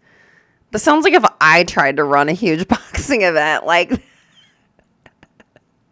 whoa. Here, you know, it was like it made no sense. Just kidding. I think I do And an so okay I was job. almost like, hey guys, maybe we should let me talk to some of these people before, because like they would just have these awkward ass conversations in all these boxing gyms. We don't really know. But, so a lot of the people that ended up getting hired, like I don't know if Lucky even thought it was a real event when he was training AB, or they didn't know how big it was going to be. You know, Right. Well, AB knows. Oh, did you know? I don't know. My gym, like they wild card, they don't fuck around. Like that. Supposedly, they even kicked Jake Paul out before. Like What? they're very For serious what? about boxing. I don't think they care like how big the event was. Yeah, I think even Ian like added Wale on Instagram, and I don't think Wale followed him back. Like, he's like, I don't know that motherfucker. So I mean, he likes that guy Ian, is but something else. yeah, he just He's not in it for any clout. Holy I don't shit. know who that is. Now I want to ask you something. It's alleged by Anissa herself that Ian has both bad breath and he shits in his pants frequently. Do you have any data on that? Having been in close proximity with him? No. Ian. I don't want to just talk shit about him, but like there would be times, for example, before the first event, where he was talking about getting tonsil stones, and he was saying he was going to get strep throat because he had tonsil stones. Ew. And I said, Ian, tonsil stones don't cause strep throat. Tonsil stones are because you're not brushing your fucking teeth. And so he was like, oh, okay, hygiene. And I'm like, yeah. Also, though, like if you get tonsil stones, it can cause you to have bad breath. So it's kind of like, oh my, oh god. That's so gross. I'm sorry. Tonsils, they gross me out. Oh my god, like, I can't. Oh, and gross. like, Wait, hold on. That shouldn't be something you need to hear from. I have your OCD. boxing I like coach. to shower Brush your like teeth. twice a day. Like, wow. That's something. See, that's it. Knowledge he should have come to you with. Yeah. He was worried about getting sick. Like, so, yeah. So. Was it Creative Clash 1 or 2 where Anissa sent us? It was the day of training for one of the CC 1 or 2. I can't remember which one. DIY and dental she sent zone. us a photo of his tongue. And she said, no. "Oh, I think he might have like bad breath, and it's causing." No, tonsil. Wait, She said tonsil Hold stones. on, hold on. His hold on, tongue, like, hold on, white? Go back. Why did she send you a picture of his tongue? They thought it would show us that he was gonna get strep throat. Yeah. So What? And I'm like, because they were trying to say he's gonna get sick before the event. And it can happen if you train too hard before. Is he trying to back event. out? You run your immune system down, so then you can get sick. Yeah. But we weren't training too hard for him to get sick. Yeah. He wasn't training at all, apparently. So, Like they wanted him to gain weight, and I kept telling him, like, there's ways we can gain weight right before weigh-in. So I want you at like a healthy weight, because they wanted him to be 188 for the Dr. Mike fight. So the Sunday Dr. before Mike. the fight, Anissa makes him eat all this shitty food. So Oh, Monday, no. That's not how you do it. before the fight, he couldn't even do 2 rounds of pads in the ring without almost throwing up. Oh, so I'm no. fucking pissed. I'm like, Yeah. what the hell? Like, Protein. why are you doing this? I was like, I was telling you, if you're 188 or 180, but you drink like a couple Gatorades, a Gatorade is 32 ounces, which is 2 pounds. I'm like, just drink 2 or 3. So, as a dialysis patient, I can only have 32 ounces of fluid a day, which sucks. They take off like, hold on, like 8 pounds of fluid off of me every dialysis. And that's if I drink like 1 32-ounce drink. Like, it just adds up. But yeah, like, your fluids can count too. I don't know. I'm in recovery from a really severe ED. That's partially why I'm in kidney failure. But yeah, like, I don't know. The weight stuff is stuff that I'm just going to stay away from this conversation because there's no healthy way for me to talk about gaining and losing and things like that, because I personally don't know how to do that healthily. And like, I mean, I do, but my brain doesn't. So I'm just going to let them talk about that because 3 Gatorades right before weigh-ins, and you'll gain like 4 or 5 pounds. Yeah, and then a you'll be fluid. 185. But instead, she was like, no, he needs to eat all this shitty food. Yeah. So they were Jesus feeding him all bunch of Christ. shit. Right. And that's why when he weighed in with Dr. Mike, he was like grabbing his belly. And I'm like, bro, that's embarrassing for me. Yeah, you're making I'm us your look fucking bad. Yeah. coach, and you're in there with a belly up there. Makes like, it look not disciplined. It's one thing to have gained the weight and be like, oh, I gained weight. But it's another thing to be like the day before the fight grabbing your belly. And It's not good. because You can get really fucking ate sick. a bunch of bad food. Yeah, they would Like, be at Denny's all the time, and then he would. I love Denny's. Yeah, this is I love this is Denny's. important. I'm accused all the time of people say that they see me in Denny's farting. They say that about me, and I want them to. I never go to Denny's. I love never Denny's. go out to Denny's. But Liar. Ian's the one who's actually shitting his Who said pants at that? Denny's. Yes. The meeting that we had right after Ian's Alex petty. fight, I mean, sparring session was at Denny's. yeah. Say- And he say said, that like, again. I wouldn't go Sorry, to say Denny's more. before a fight. The meeting that we had to have with Ina and Nisa after the sparring session with Alex Stearns was at Denny's. What do And they eat at discussed- Denny's? What? Denny's is where you go after you have a performance in musical theater, and you and all the cast members go to Denny's and have like a late night, like really shitty snack. It's not for like before a boxing match. What do they order? have Just no like idea. disgusting. But she loved it The because Super Bird with fries. And I was in my mind, I'm That's like, what I Ian, like. you're a fucking millionaire. Why are you eating at Denny's all the time? Like, stop it. And then also, Yeah. He's allegedly, I've heard. Okay, but if I was a Hila noticed millionaire, this, and if I was a I millionaire, I would probably go to Denny's. I'm sick of cooking at home. I'm so broke. I'm sick of fucking cooking at home. I made Tuscan chicken and pasta tonight for my daughter, and she loved it with like spinach and tomatoes and chicken, and it was really good. But like, I would love to go. McDonald's is a treat for me. Okay, if I was a millionaire, I'd be freaking going to Denny's. I'd be going out to eat all the time. Sick of cooking at home. Why the fuck is my internet being so slow? Oh, it's because it's storming. Sorry, guys. Come on, let's go. Yes, play. Anissa also confirmed that he's very cheap, apparently. Yeah, I mean, I didn't experience that. It's like, not a he was bad always thing, good to but- me, but at the same time, except for the fact he would never help promote me. Well, But I in You have to person, pay he was people. always good. Well, I could say that I wonder if like this is a good example, but like for example, when Michael trains Ian, he charges $100 an hour, but Anissa would always want to be trained at the same time, so Michael's charging $100 an Michael hour? was training That's both awesome. of them for $100 an hour. And I would always tell Michael, like, you're training both of them. You should charge each one of them $100 an hour. I And kind of Michael agree. would be like, oh, well, it's for a charity event, and I feel bad asking, so Yeah. let's just And the do it money for now, didn't even 'cause go we're to gonna get a charity. bonus one Yeah. day. Yeah. And in boxing, if you do bring two people within that one same hour, you do pay more. Yeah, Yeah. Yeah, I It mean, is. that- I was Yeah. that's looking not into just this. boxing. But, yeah, They Yeah. started. yeah. Yeah. Yes. Yeah, thank you. And that's how it should always be. But for them, I was always like, whatever. Like, I would, once again, I always wanted the best for Ian. I always wanted the best. I was like, oh, Damn. this is why I like. He didn't want the best for himself, so it was really hard for me to want the best for him when he didn't want to train. Now, do you Yeah. have any commentary I get about that. his potential body odor? Oh, he's I mean, so I say it's petty. true. I smell all the time. It's horrible. A good example is this, because Michael's so nice and he doesn't want to say it, but here's the thing. When we're in fight camp, Spell it. 2 hours in the morning and 2 hours in the evening, okay? For the first fight he did. Well, Yeah, for well, the if you- first part of the yeah, first fight, not yeah. for the actual camp. Correct. During the camp was when he cut out his 2 days, and that was the most important time to be doing 2 days. Yes, so he would smell so bad that when he comes back in the afternoon to train, he doesn't shower in between his sessions. And so like the coaches that are Ew. training other, members there would just like look at us with the weirdest face, like a stink face. Ew. And then Michael would try to take Ian to the corner where there's not a lot of members of the gym, so they don't have to smell it. I tried to take So it to the that- open doorway. Yeah, so that does happen. I'm not lying. It's true. He doesn't shower. Yeah. Yeah. I just didn't understand why she wouldn't tell him. I'm like, Okay. what? He's in a gym full of other sweaty fighters, and they had to take him aside and be like, he smells too bad. You know how bad that is? Like, I've smelled some bad smells working in the prison, a men's prison, but like, it's real bad. If you're in a gym full of other sweaty people and people are like, that guy smells too bad for this gym. Oh, God. What's going on here? So We got to get Oh, our she tells the hygiene audience. taken She care of, humiliates people. him to In Yeah. her Discord, Yeah. she's fine releasing everything, but she won't talk to him about it. I'm just like, what the hell? So she tells her Like, Discord, but I on her know, like, husband? I- I gotta sit on that for a sec. He stunk up the gym so bad you had to move him away from people. Yes. Okay. Yeah. Hold on. Yeah. Let me just sit with that. That's what I'm saying. You fucking misbreathed the instinct all the time. Is that, oh my God. Is that a Subway?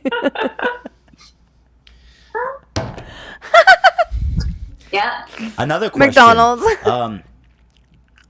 I heard that Anissa was talking shit about me and us even before Creator Clash 1. Yeah, she had said like I forget what she said like, but she had said that she didn't like associating with you guys for some reason. But then like you had been doing better or something, so they were Yeah. Jewish. She seems like a two-faced person. It was vague, but She because said- she would talk, uh-huh. she would kind of talk poorly about a lot of different people, so it was easy to just lose track of it. But yeah, she definitely. She seems horrible. How could anyone be friends with her after this? Because they're going to be like, she's probably talking shit about me. They're going to be on their own island soon, if they're not already. Because this is how you alienate everybody in your life. Definitely had mentioned like People don't wanna something be about around and you. Mila and like or maybe it was just you, but somebody had done something that had offended her at one point. I'm so she sure. thought Yeah, so she felt like you guys weren't like good people or something. But then once you could do their show, but she loved AB and Lena. She always loved them. Yeah, they seem really nice. Who doesn't love AB and Lena? They seem cool. To be fair, I don't know them, but they seem pretty cool. Yeah, she wanted to get her Lebanese credit. I've never really heard anything bad about them. She's trying to get her Lebanese credit up. yeah. He would always, because she would be like, "They're Muslim and I'm Muslim." Yeah. I dated the hottest Lebanese guy when I was like 19, 20. He was a player, but he was so fine. And I was like, everything you do is haram. Like nothing you do is. I have OF Muslim is fighters. haram for they sure. Pray 5 times a day. They don't touch women.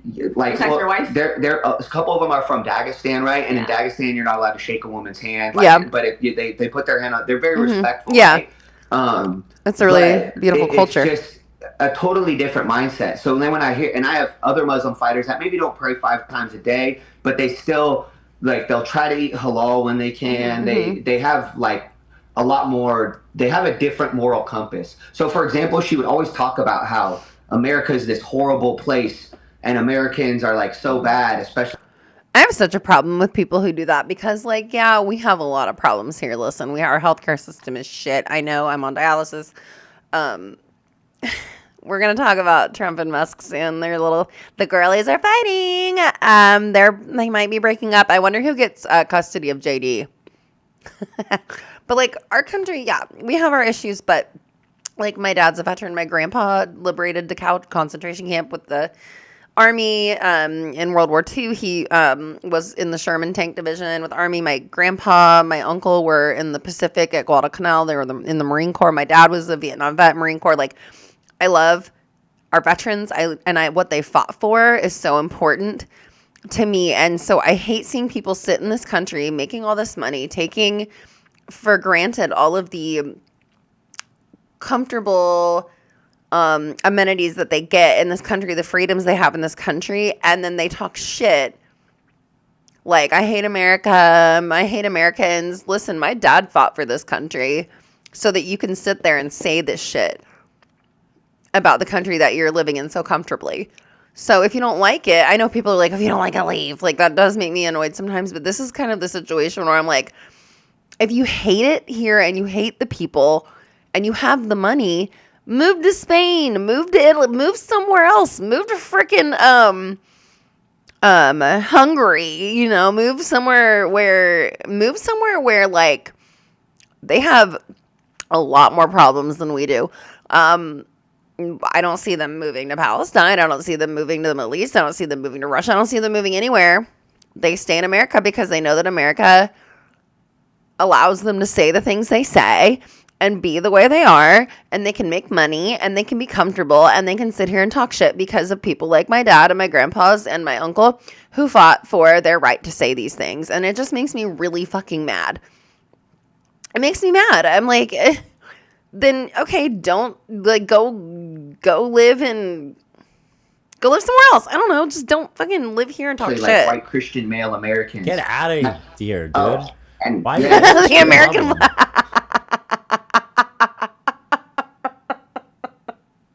I totally get Ethan's humor. Oh my god, I almost choked on my gum. That was so funny. It was just an American flag behind him. But somehow I'm like, your workflow is important. Sorry, I had to like Please wait indefinitely. go off about that because it just makes me mad. Like, it makes me so mad. have you ever been to a Muslim Sorry, country, chat. I'll Lisa? check the chat Right? here in a minute. And then obviously she hasn't. I'm not ignoring you guys. To me, it was just like there was this big disconnect between reality. So, example, before the first or second creator clash, she said we have 300 creators in the event. And I said, oh, who are they? And she said, it's mostly communists and sex workers. Yeah. And so I was just super Wait, confused what? by Said that. that? Yes. I said, okay, so hold on. They've said before that it was. Me too, Ethan. My Twitch allergies streamer. are Oh, this is so telling. killing me. Publicly, she said it's Twitch streamers and Twitch porn stars, communists. right? Is that what she said, AB?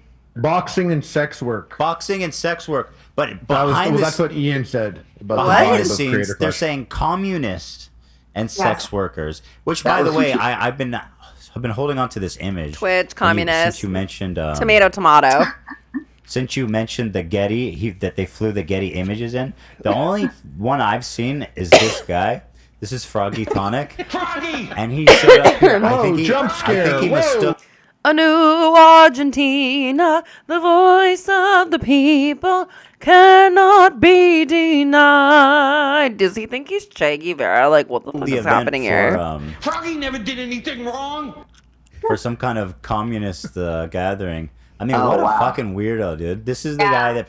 Did you guys see the him madness there? in his face? I don't think this outfit and these chains are going to hold up during a communist revolution. Just saying, like, that's not going to protect you from tear gas. Gala? I get tear gassed at work all the time. Trust me, I know. Did you guys see him there at the gala? I didn't see him. No. I saw him. Isn't it so insane to wear that outfit and not be seen? Yeah. Isn't that unbelievable? Wow. Like, the camo. I get it. I too did not remember seeing that person. A friend of mine who was there in my corner did not remember seeing that person. And I know if someone wore that around me, I would remember. You would know, right? Yes. So that's I remember that. My cousin said cosplaying as a Castro. commie. It was my cousin. He's a jackass. He doesn't even probably know who Castro is. But oh my god, I need to find the picture. I'll show you guys in a little bit. I had when I was in college, I dressed as like a like commie revolutionary, but it was like tongue in cheek kind of. And I had like my little red beret and my little black like bodysuit and my little like. I had like a sickle and hammer I drew on my arm. It was just stupid. You know, it was for Halloween.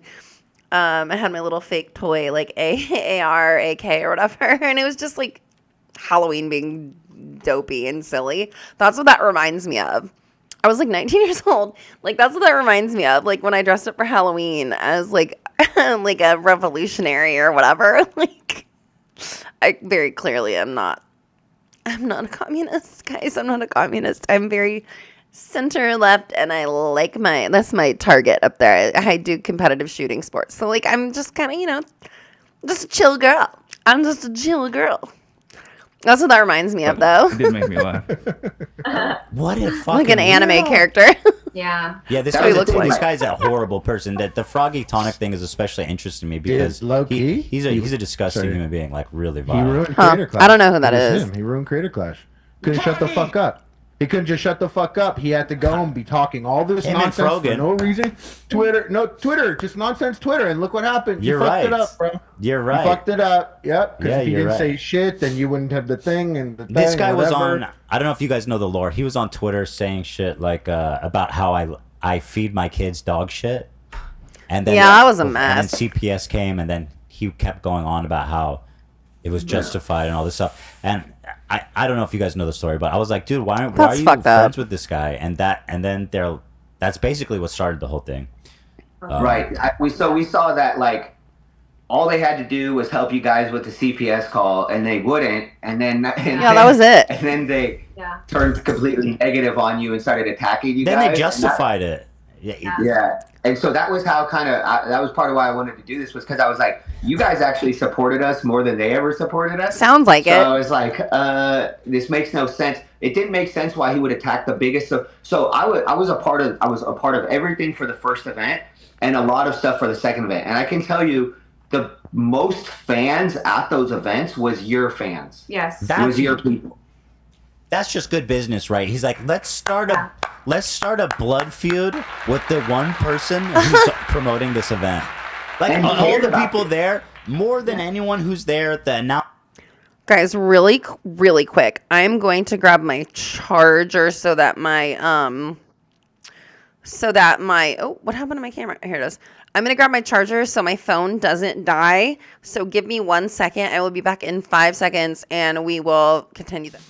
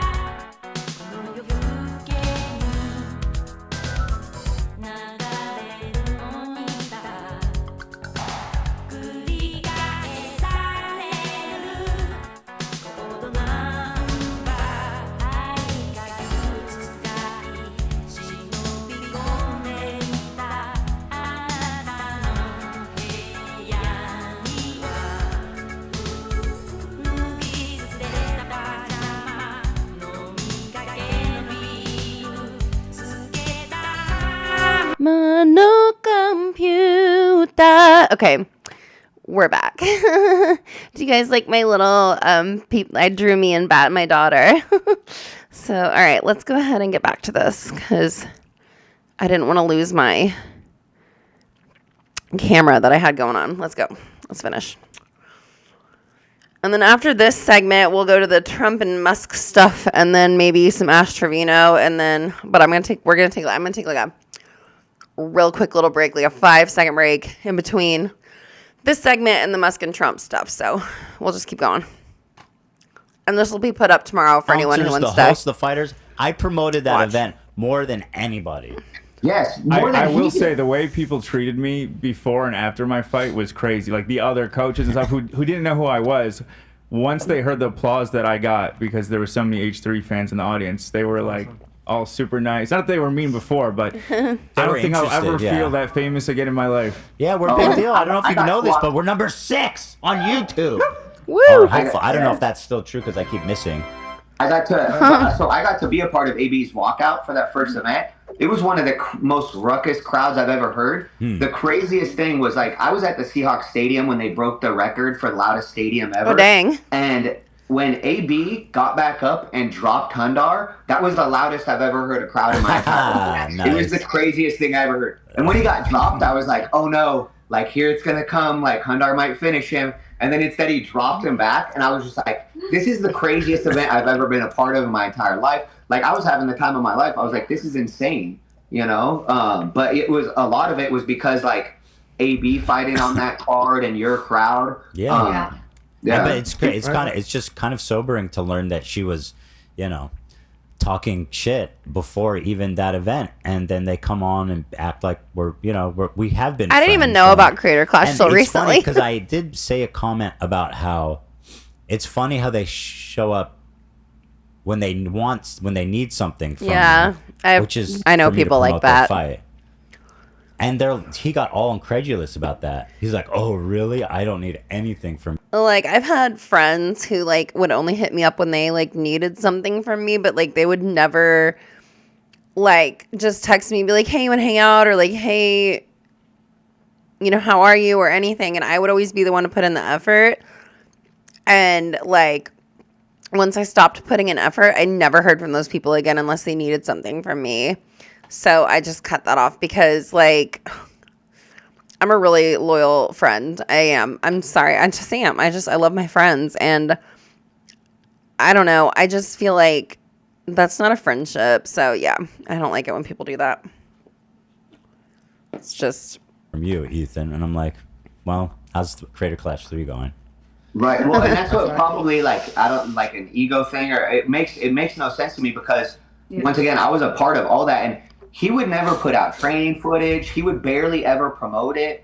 And so you would actually be like, hey, guys, Creator Clash 3, AB's on it. He's training. Lena's training for this. Yeah, we talk about it all the time. So you guys would talk about it way more than he would. Also, he would never put anything about it. I want to say that I didn't even know about Creator Clash till this. Michael and I came to LA to go on your podcast, right, with Ina and Nisa. I clearly remember that when we came back from that event, I put up the reel of Matt and Ryan, right, working with Michael. And then Ian texted me right away, and he was like, "Hey, Kate, just so you know, you shouldn't put out content without confirming with me first because a lot of YouTubers are actually very sensitive to their image, like me. And so, therefore, before you share anything, you need to let me and Anisas know." And so he's basically being like, "I don't trust you to do a good job," is basically what it seems like he's saying to her. I would be offended. I don't know. I didn't even know about Creator Clash until I started, like, all of this, like, went down. Like, and I'm telling you guys, I watch YouTube every single day. I post all the time. I used to post every day, but, like, with dialysis, it's been hard. But, like, I post all the time, and when I'm not, like, you know, I watch The Real Housewives, and I watch, like, YouTube. A lot of YouTube. Like, I'm at dialysis watching YouTube because I'm trying to find things for my channel and I want to start streaming more. And I never heard about Creator Clash until like I heard like Nicholas Diorio say some things about it. I heard like other streamers like maybe mention it, but I didn't really know what it was. And so, like, yeah, they didn't do, like, really any promotion really for it, did they? Because, like, I didn't see anything on YouTube about it until a bunch of drama started.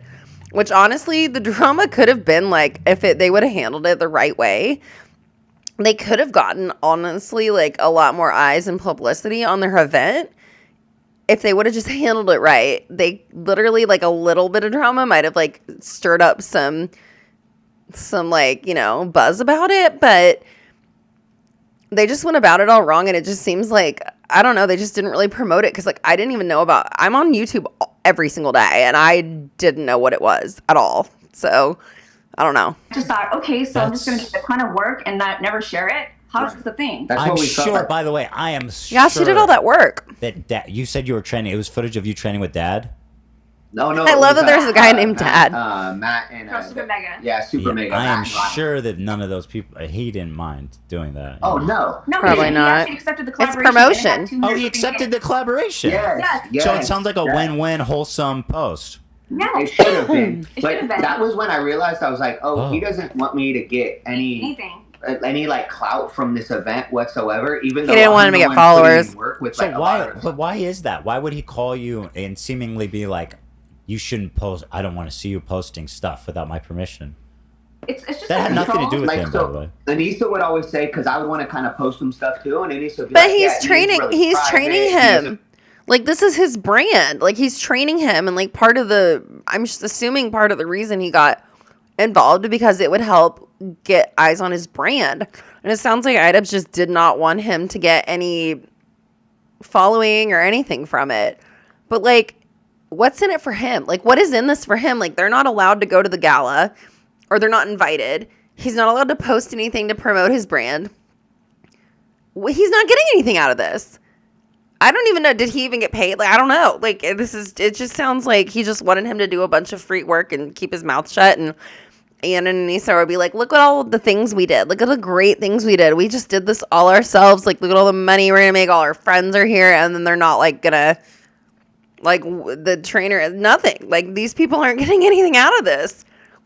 Basically, they're just like, keep your mouth shut, do the work, and let us take the glory for it. And it's just like, what the fuck? I would be so pissed if I was them. See this part of his life or this stuff, so we were like, oh, so I just respected that. I was like, okay, he's a private guy, so he's not gonna. And You know she what's would funny? get so upset. He's going to become even more private based on the views on his last video. Uh-oh. Oh, no. He's gonna be living a real private life soon. I got a question. That's what I'm saying. They're going to be on an island So Froggy of their own. Tonic was flown in. This is so good. To film Anissa and just give her the credit of putting on the event and all that, and they still did nothing with that footage or the footage you guys had as well. Mm-hmm. What a waste of work. So I think. What's that? No, go ahead. Go. Oh, I think that because, like, I think for the first fight, it could have made a great documentary. But I think for the second one, they were scared to put out that Anissa did all this work because it failed so badly. She wasn't even a part of when he did. They were embarrassed. When he did his charity stream, or not, I won't even call it charity. When he did his fundraiser stream, because it wasn't charity, it was a fundraiser. So when he did his fundraiser, yeah, no money went to charity. I don't even think she was really a part of it, and it was like a lot of this thing failed because you were the person in charge. But now when Ian has to make up for it, she was nowhere to be found. And he was like doing embarrassing things. As a boxing coach, you don't want to see your client doing those things under those circumstances. What was he doing? Keep the pride up. Keep the self-respect up. Literally, because that's on my. And once again, that's what I was telling him. I was like, a lot of what you do reflects my brand. So when he attacked you, all of a sudden, I start getting all these messages on all my stuff, and I'm like, what the fuck is going on? Like, why am I getting all this? Like, one, we are getting views again. Well, yeah, he had to consider, like, if he got into this drama and right before his event, all of the people who are involved are going to get blowback from it. Like, why? Why didn't he wait until after? If he wanted to get, I don't know. It just makes no sense to me. Like, money must really fucking fog people up. I'm so glad I'm broke. Broke and grounded. That's me. What the fuck? Why is this not playing? See, I'm so broke. I have again on some of the. There we go. Like, I'm so broke I can't get my computer to work. And all of a sudden, I had a video of us at the AM of the Creator Clash, and all of a sudden, Broken there's just humble. all these bad comments on it, and I was like, "What the fuck is going on?" And then I find out, and that's when we find out that he created the drama with you, and that's when we found out all these other things, and that's why how they found out. I'm gonna get my side of the story out there because one, I'm not affiliated with him unless. Like, he deserves to get the story out. 10 months the first time and the 4 or 5 months the second time. Yeah. Otherwise, like, we have no affiliation. No loyalty to them. They don't need to. He came once. Like when I went to. You don't need to have loyalty to them. Thanksgiving dinner at your house. I made a turkey for my first time, and it was a special Thanksgiving that's hard. Because it You had turkey for the first time? Yeah, I what have you been waiting for? Made it. Oh, you made it. You made it. I made it. Yeah, so I made the turkey for the first time. It was not easy. Special Thanksgiving because Michael and I had just moved in together. We decided that we were going to get married, and not only that, but Michael's dad passed, and so that Thanksgiving was super special. I've never made a turkey my entire life. I remember the first Thanksgiving after my dad died. We had I grew up in a big Victorian estate. It was like this big, it had like big columns and a wraparound porch and back. It was beautiful. And my mom would always decorate, and my dad had a garden, and like my dad was an amazing cook. We'd always sit down for like family dinners, and he'd like make us a homemade meal every night. But like Thanksgiving, we called it Papa Giving because my dad was Papa. I loved Thanksgiving with my family. And then when my dad died, it was like, and we sold the house like 2 weeks after my dad died, and then I started dialysis like right out, like 2 weeks after that. So it was a lot. And Thanksgiving, my dad died in July, so Thanksgiving was like just a few months after my dad died. It was so hard. So I understand that's like a sentimental thing for them. Like, it's everything changes after someone in your family, like a parent dies, and holidays are never the same again. So you want to so I would always do like Friendsgiving, and my mom would be there, and like my daughter and stuff, and like you just have to make it special, and like you invite your friends, and that it sounds like they wanted to include them. God, it sucks when your parents die. Together, I figured it out. We live in a small 2-bedroom, 2-bath apartment, and I had to go buy extra tables and chairs so there'd be room for me, Michael, my 2 sons, and my friend, and Ian and Nisa to sit. And we went out of our way to do all this for them, and they just treat us like we're just, I don't know. That would hurt. That would hurt. But what I was saying about that was like, I would invite them out to do stuff and almost never get a response. And then when I was in LA, like I hit up AB and he's like, yeah, let's go out to dinner. No, and I'm AB's just such a good guy. Yeah. I'm like, so AB's willing to go out to dinner. But Baby with likes us, you. I think he wanted to spend time with you.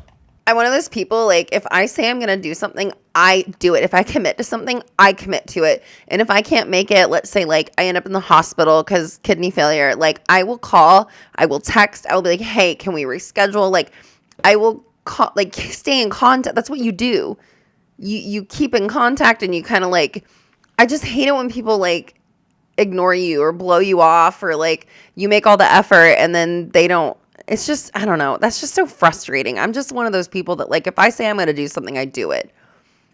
I don't know why. People just don't do that anymore. My own fighter didn't. And it broke my heart all the time because, like, so there's a coach named, like, Mike Quick Flores, and he's amazing. And his fighters loved him. They helped him start a damn YouTube channel. They bought him cameras. They helped him start a YouTube channel. Damn, buy me a camera, somebody. Like, one of his fighters was, like, James Oddwin's out that got knocked out in, like, freaking 30 seconds. And he still loves training with the coach. So I'm like, how does somebody that get knocked out in 30 seconds have such a close relationship with his coach? Yeah. And I, like, went to hell with Ian, and we have no relationship. Yeah. Mm-hmm. I got punched Spill out it, of the sis. ring. Out of the ring. That never happened. And I love my boxing coach. Yeah. That was pretty awesome, by the way, Harley. That was a great moment. That was one of the best parts of it for me was, one, meeting people like Harley, AB, but also, like, networking with those coaches, right? Like, Harley's coach, Jesse Thompson, is amazing. Like, he's an amazing guy. He's an amazing human. He's an amazing father. Yes. All the coaches that we would work with there, Coach Rick at his gym in Florida, like, we love them like they were our Florida family. But then Ian and Anissa would just I have Florida family. We didn't even know whose promoter's license we used until, like, 2 weeks before the second event. Yes. So I told her I learned to drive in Florida. The promoter was there because that's actually his gym that we're training out of, right? He's a part owner. And so I told Denisa that that's actually Ryan Ricky. He's actually the fight promoter. We're using his license to throw the events in Florida, And she was like, oh my gosh, really? How did I miss this the first time around? And I'm just like, I don't know, maybe because you don't care about anybody that doesn't have a huge following. Yeah. So right away, she went and followed him and then she started tagging him. It's just ridiculous. That part. Like, how did you? they didn't want to take time to get to know the boxing community. Yeah. She acted like she was better than the boxing community. Yes. We were in a boxing gym called Top Rank one time, and there was a guy named Jay Prince who was like the manager for Floyd Mayweather, manager for Andre Ward, and all these very high-level boxers. So for me, that's a big deal. And the owner of the gym was kind enough to introduce us, and she was like, no, I don't want to meet him. Ian's tired. What? We don't want to meet him. Yeah. Wait, I don't want to meet him because of what? Yeah. Ian was tired. Yes. She would tell Ian when he was tired. One time we ended sparring, and afterwards everybody's hanging out, and she walks up to Ian and she goes, "You're hungry." Yes. And then so they had to leave because Ian was hungry. She had to tell him he was she tells hungry? Ian when he was hungry. We're like, what the hell? What? So is this what is? It's just nonsense. Do you think that he walks around in a gimp suit at their home? Bring out the No, gimp. I'm genuinely wondering. Do you know? Does he just sit there? Does he sit there and as a chair in a gimp leather suit, and she just sits on him? I mean, where does this go? By the way, there's this clip here I want to watch. I've been having it on standby. It's when you referenced the toxic masculinity comment. I love towards this. you. Let me see. Boxing. Oh, you don't have time or energy to do anything other than boxing. There's just like a lot of things that I've had to learn. Apparently he wasn't doing it, though. My coach is a tough ass guy. You know, he's got a little of the toxic male qualities, and it's made it hard sometimes because. Shut the fuck up, dude. Yep. Like, dude. It kind of feels to me like he's saying anyone who exhibits masculine qualities is toxic. I know there's toxic masculinity. I know that. But, Dude, please, like, I don't understand. You were literally made videos. He's doing his with job. Filthy Frank, okay? And now you're like, I can't. He was a little toxic, and it made it hard for me. It's like, shut the fuck up, dude. You're like, who is And this? by the way, compared to all the other coaches that I know, you came off seeming like super nice and like not pushy. Seems chill. I know how to be soft with certain people, and then I'll be harder with other people. But if they can't, the sport's already so hard to begin with. This is one of the things I've been invited. I don't do well with tough love. So the sport is so hard to begin with that if you're getting more shit from your coach than you can handle, you're gonna have a bad performance, right? So each person you have to treat so differently. So some of my fighters might need me to yell at them, slap them before the event, and really like get to a different kind of savagery. And then other people get them into that are very headspace. soft, and so you kind of mostly Ian was the softest, but the softest fighter you've ever trained? What's that? Is he the softest fighter you've ever worked with? Well, he hated boxing. Yeah, but not only that, every single time we had a session, Makes no it would sense. also fall into the therapy session with him and Anissa. How frustrating is that? I was depressed after every single creator class. Oh because my all God. therapy, we always had to imply.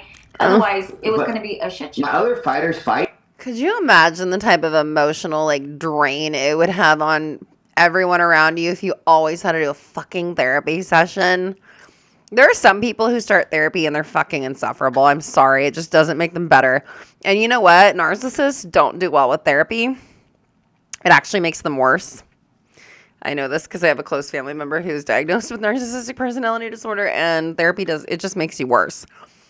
And then they use it as a tool to manipulate everyone around them. Like, oh, I started therapy. And you're just like, I don't think you're getting anything out of it. I'm going to be honest with you. That's kind of how I feel like. And then they make everyone else like everything's a therapy session. And you're like, Jesus fuck, like not everything has to be a big freaking kumbaya, okay? Like it really does. I appreciate therapy. It's very helpful. It's a good thing, but it's not a good thing when you weaponize therapy, and it kind of sounds like that's what they've been doing. It's kind of, I would just be so I'd be like, these people are exhausting. They seem exhausting. Do they not seem exhausting to you guys? I'm going to put the chat up after this segment. I'm sorry, guys. I'm not ignoring you. They all fight because they want to and they love it. Especially as an amateur, you're not getting paid. You're losing money. Even like low-level pros, you lose money working with low-level pros. You're traveling. You're doing all these things that the expenses aren't covered. So they have to love it. They have to fucking love the sport. And if you don't love it, it's very hard to do. Yeah. Like, that's why I commend Harley and AB. Because, man, they were a part of freaking more than one event. And they have actual jobs. You know, it's like, what? Yeah.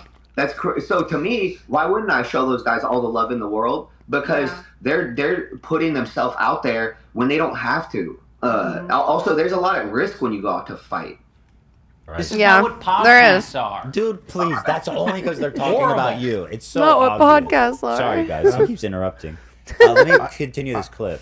Male qualities. Swing back a little bit. And it's made it hard sometimes because, you know, the way he talks to me sometimes, I could be a little bit sensitive to it. So that's like really led to, a couple times where I've just been like kind of broke down. If you have like a bad sparring session, it's like that alone feels bad. But if you're getting your shit kicked in and your coach is like exuding their disappointment I like his to you Doors the shirt. whole time while it's happening, it's like I just kind of suck. He's gotten a lot better at it, and it's really not his fault. Like that's sounds like a you problem. And Denise has told me this. She's like, that is the most normal thing. You're not gonna find a coach that's gonna fucking take care of your feelings, bitch. Like, and I'm like, okay. I mean, she's the not wrong. biggest irony of all is that apparently, and you confirmed that she was consistently the meanest person to him.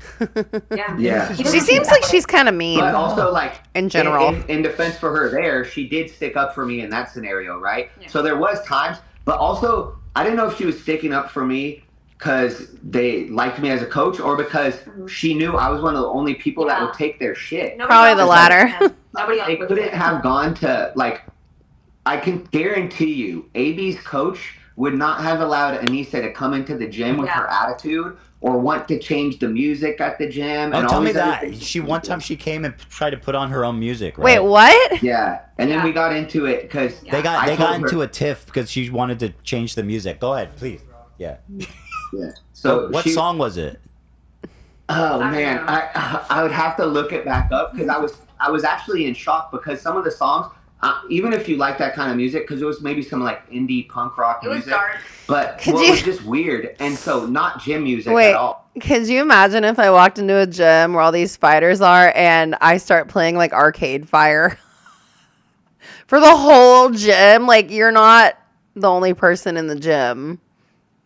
That's so weird. So I was just like, hey, I was trying to Whoa, what just happened? Because one of the other coaches was like, hey, I'm going to change it now because she was playing the music After at the 1 gym. hour. But she shouldn't have even been on the aux in the first place. Like, you shouldn't be at somebody else's gym and hop on their speaker. That's crazy to me.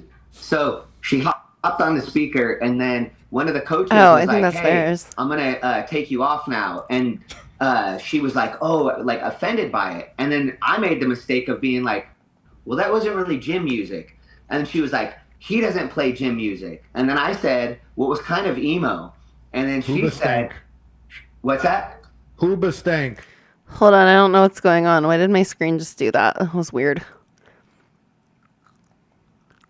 Sorry, guys. I don't know what happened there. That was strange. I don't know what just happened. Was it Evanescence? Yeah. Evanescence? The guy plays emo music. And then after that, I said, My Chemical Romance. kind of like 12-year-old girl emo music. And then red jumpsuit apparatus. Oh, so God. I probably went too far. That's not mean. I like to real girl music sometimes. I mean, in the right moment. Not boxing. Sure, yeah. It's not fair to all the other gym members that they have to listen to her music. By the way, Yeah. this is a very big gym. I think it's like, how many square feet? 4,000? 4,000. Sounds like a narcissist. 5,000 square feet, okay? And there's multiple facilities inside this gym. There's a Fit Bar Cafe. There's a physical therapist office inside that gym. The Seawolves also train out of that gym, okay? They used to, but, you know, so other people use this space, and she just wants to control the music. That's so unprofessional. It's not allowed. That's weird. It's not fair to the other members. So she got And we mad don't at... allow somebody else to do that. Spill the I don't tea. allow my other fighters to come in. Yeah, no, that's insane. Who the fuck changes the music for the whole ass gym? Yeah, it's weird. She did, and then I'd be too embarrassed. And cried about it, and we had to have, and I had to talk to her about it the next So wait, day. what happened? Tell me what happened. So she ended up leaving. We were supposed to actually do her pad session, but then she left. She cried. And she had to go out to her car. I mean, I don't want to talk about how because she couldn't play her music. Yeah, so she was weird. super offended. So then the next day, what had happened was the next day they came in and they told my wife that they don't know how she could date me because I don't respect women. What? And so She doesn't know how. Wait, how did she expect? Because she couldn't play her music. Kate, to react. To Yeah. that. I have no idea. What It an was insane crazy. thing.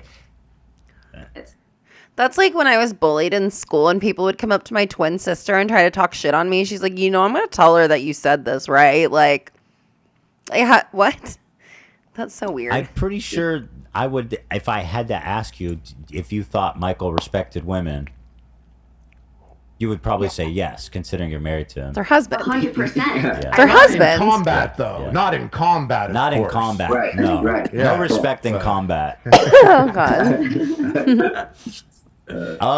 Do you? I'm gonna throw you a curveball here. Oh wait, hold on. I want to finish this clip. I want to see where he's going with this. Sense they're almost preparing you for those feelings, right? Exactly. But they're going to come up, especially if you are losing in a fight. I would just say that maybe it's given me more confidence just in life. That obviously comes from, being able to defend myself, and also just. Okay, I've heard enough. Yeah. Let me throw you a curveball here. Anissa, semicolon. Anti-Semitic?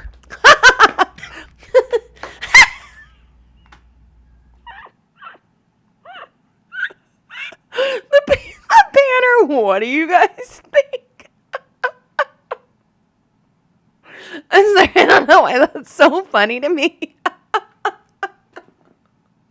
What do you guys think? Anti-Semitic? I can't. Oh my God.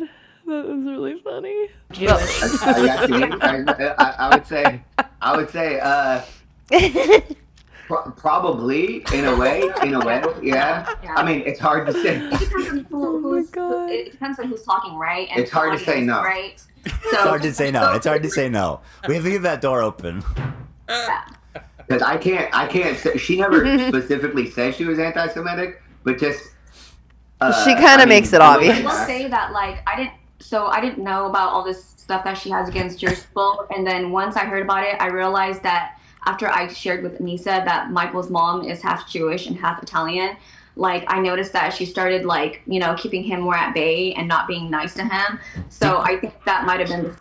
Haven't Jewish people been through enough, y'all? Like, and I really hate that these, like Hassan and, like, I've seen this Anissa girl, like, all these people, they'll be like, they're calling Jewish people Nazis, and I'm like, I got my degree in history, right? And I did my thesis on SS Aufsehen, which were, like, the female concentration camp guards, so I know a lot about Nazi Germany and stuff. So, but, like, the fact that they're calling Jewish people Nazis is, like, the biggest insult, and it is insane. Like, that's crazy. That's actually insane. So it's wild. Like, I don't get it. I don't know. I just don't get being bigoted towards someone because they're different than you, or you have different opinions on some holy war that's been going on since before we were all born, and it's never going to end. By the time we're dead, it's going to still be going on, you guys. I'm sorry. It's just how it is. It's just how it is. And to, like, judge somebody because of the fact that they're Jewish and they just kind of, like, maybe have a different opinion than you on this conflict that you aren't even really involved in. But Ethan is getting a lot of blowback because of the anti-Semitism. I don't get it. I don't get it. I get it if, like, the person is being, like, bigoted and horrible and, like, awful, like some, like, MAGA people can be. And then I'm like, I don't really want to be around you. But, like, I don't understand. I don't know. Maybe because I'm not a bigot. Did you know? Is that right? So when she learned that Michael had some Jewish ancestry, she distanced herself. That's so weird. Jewish. I don't know if it was exactly from that. Oh yeah. Anissa went on this whole thing about even though the Holocaust was pretty bad, it was pretty bad, and then she started going into, like, talking about Dr. Mengele and his, like, experiments on twins, and I'm a twin, and I was just like, do we need to bring this? It was just weird. It was like she was almost trying to make, like, excuses as to, like, well, it wasn't that bad type of a thing. It was weird. That's where that Jewish soundbite comes from. Yeah, there was plenty of times where, like, her and I would get into it, and so I just felt like, it might have been from one of the scenarios where we got into it. Because once again, it was hard because I'm trying to focus on Ian fighting in front of 10,000 people, and I was having to deal with a lot of stuff. Yeah, he's not worried about that other stuff. A lot of times where, like, her and I would disagree on things, and then it would kind of cause issues at the gym. And then she would be like, sometimes she would be all for it, and then other times she'd be like, you need to chill out, you know? So I was like, all right, I can't push this. It was just so hard because I've never worked with a fighter where we had to like therapy and deal with his wife 24/7. That's weird. We can't get the work done that we need. It's not their job. Fighter Ian, because we have to deal with his wife. That sounds like an insane situation. Yeah. It's insane. It's a good hard. example. It's not their job. Is before the first event.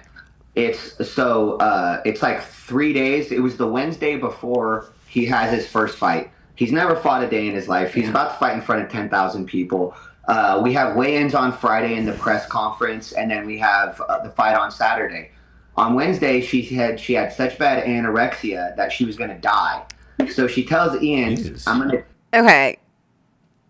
I'm gonna be a little personal here, like I have been, but I'm an open book. I've been in recovery from anorexia for 14 years now.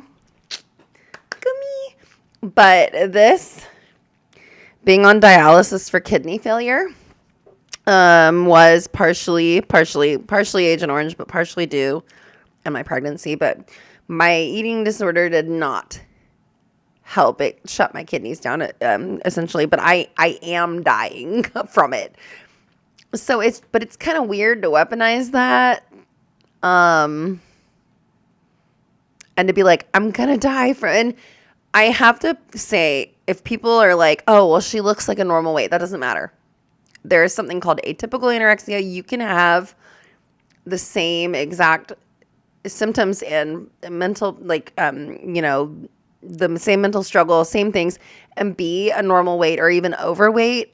And it's just as dangerous as if you're extremely underweight. Like, I've been 98 pounds, I'm 5'10", and I've been a normal weight and still struggled just as badly. But like, your body, does what it does. And I just think that's a weird thing to say, I guess. I don't know. I mean, I understand if you're like, because you can have medical problems and people don't see it on the outside, and maybe she was feeling that way, but it's just kind of a weird thing to say, I think. I don't know.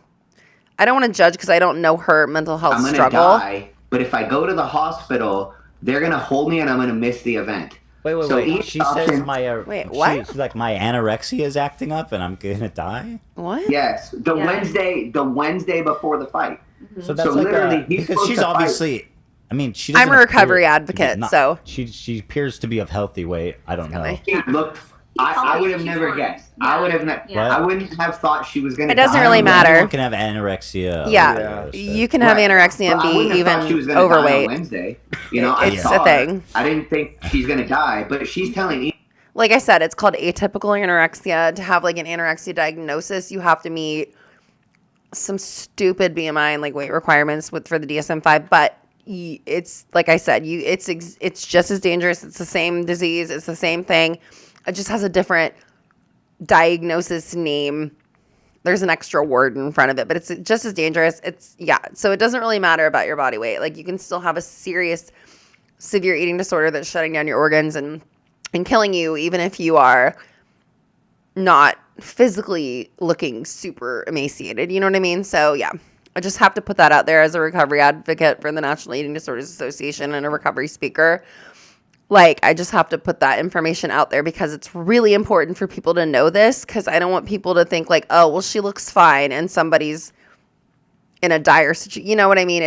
Yeah, there's too much stigma attached to that. I think that the diagnosis is, and it doesn't make you any less valid if you have an atypical anorexia diagnosis. Like, you still deserve to have treatment and you still deserve to get better, and you still, your struggle's valid. What you're going through is valid. So I just need to put that out there. This is something I haven't seen really anyone talk about on these streams.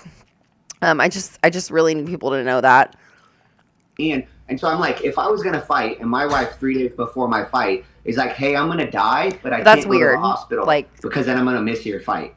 I would be so. If you're going to die, go to the hospital. So it was just like, how are you stressing Ian out about this? Yeah. It's all about her. Yes. And what I've noticed too is that, like, knowing them for so many years and traveling with them and being with them all the time, I realized that it's something that she does. She has this way of always sabotaging every single moment before who's about to have a big moment. My mom does that to me. Correct. Like, for example, for CC1, she came to the gym and she was like, oh, our lease is ending and we need to buy a new house right now. Otherwise, I'm going to be homeless. The world's ending. So then Ian had to go and try to buy a new house for her, but then he couldn't because he had to sell his house in San Diego first. Otherwise, he wasn't going to be able to do that. So then they had to sell the house in San Diego, then buy like their over $1 million house in I used to live in San Diego. the week or two before CC1. Okay, and then for CC2, like before he was supposed to start training for his fight camp, sell their house, but then they didn't come and train, and then she decided that she was gonna have her tits removed, like during his fight camp. Oh, that was the second one. That was I said CC2. Oh, yeah. So hold on. Yeah, I remember, by the way, a long time ago, they came out to hang out with me and Hila. And, you know, I find it interesting that she seemed to have always hated me, despite, you know, pretending to be my friend for a long time. But she...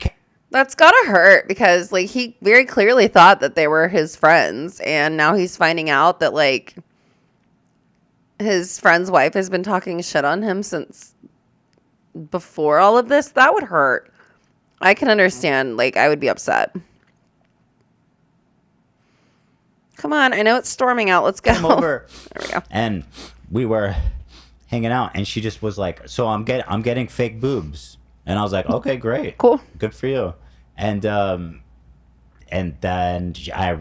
next thing I know, she had got him him removed. out? Like less than a year later, I was like, "Okay, I guess." She not why? Like, I mean, it doesn't really matter. I guess what was she saying, that it was uncomfortable or something?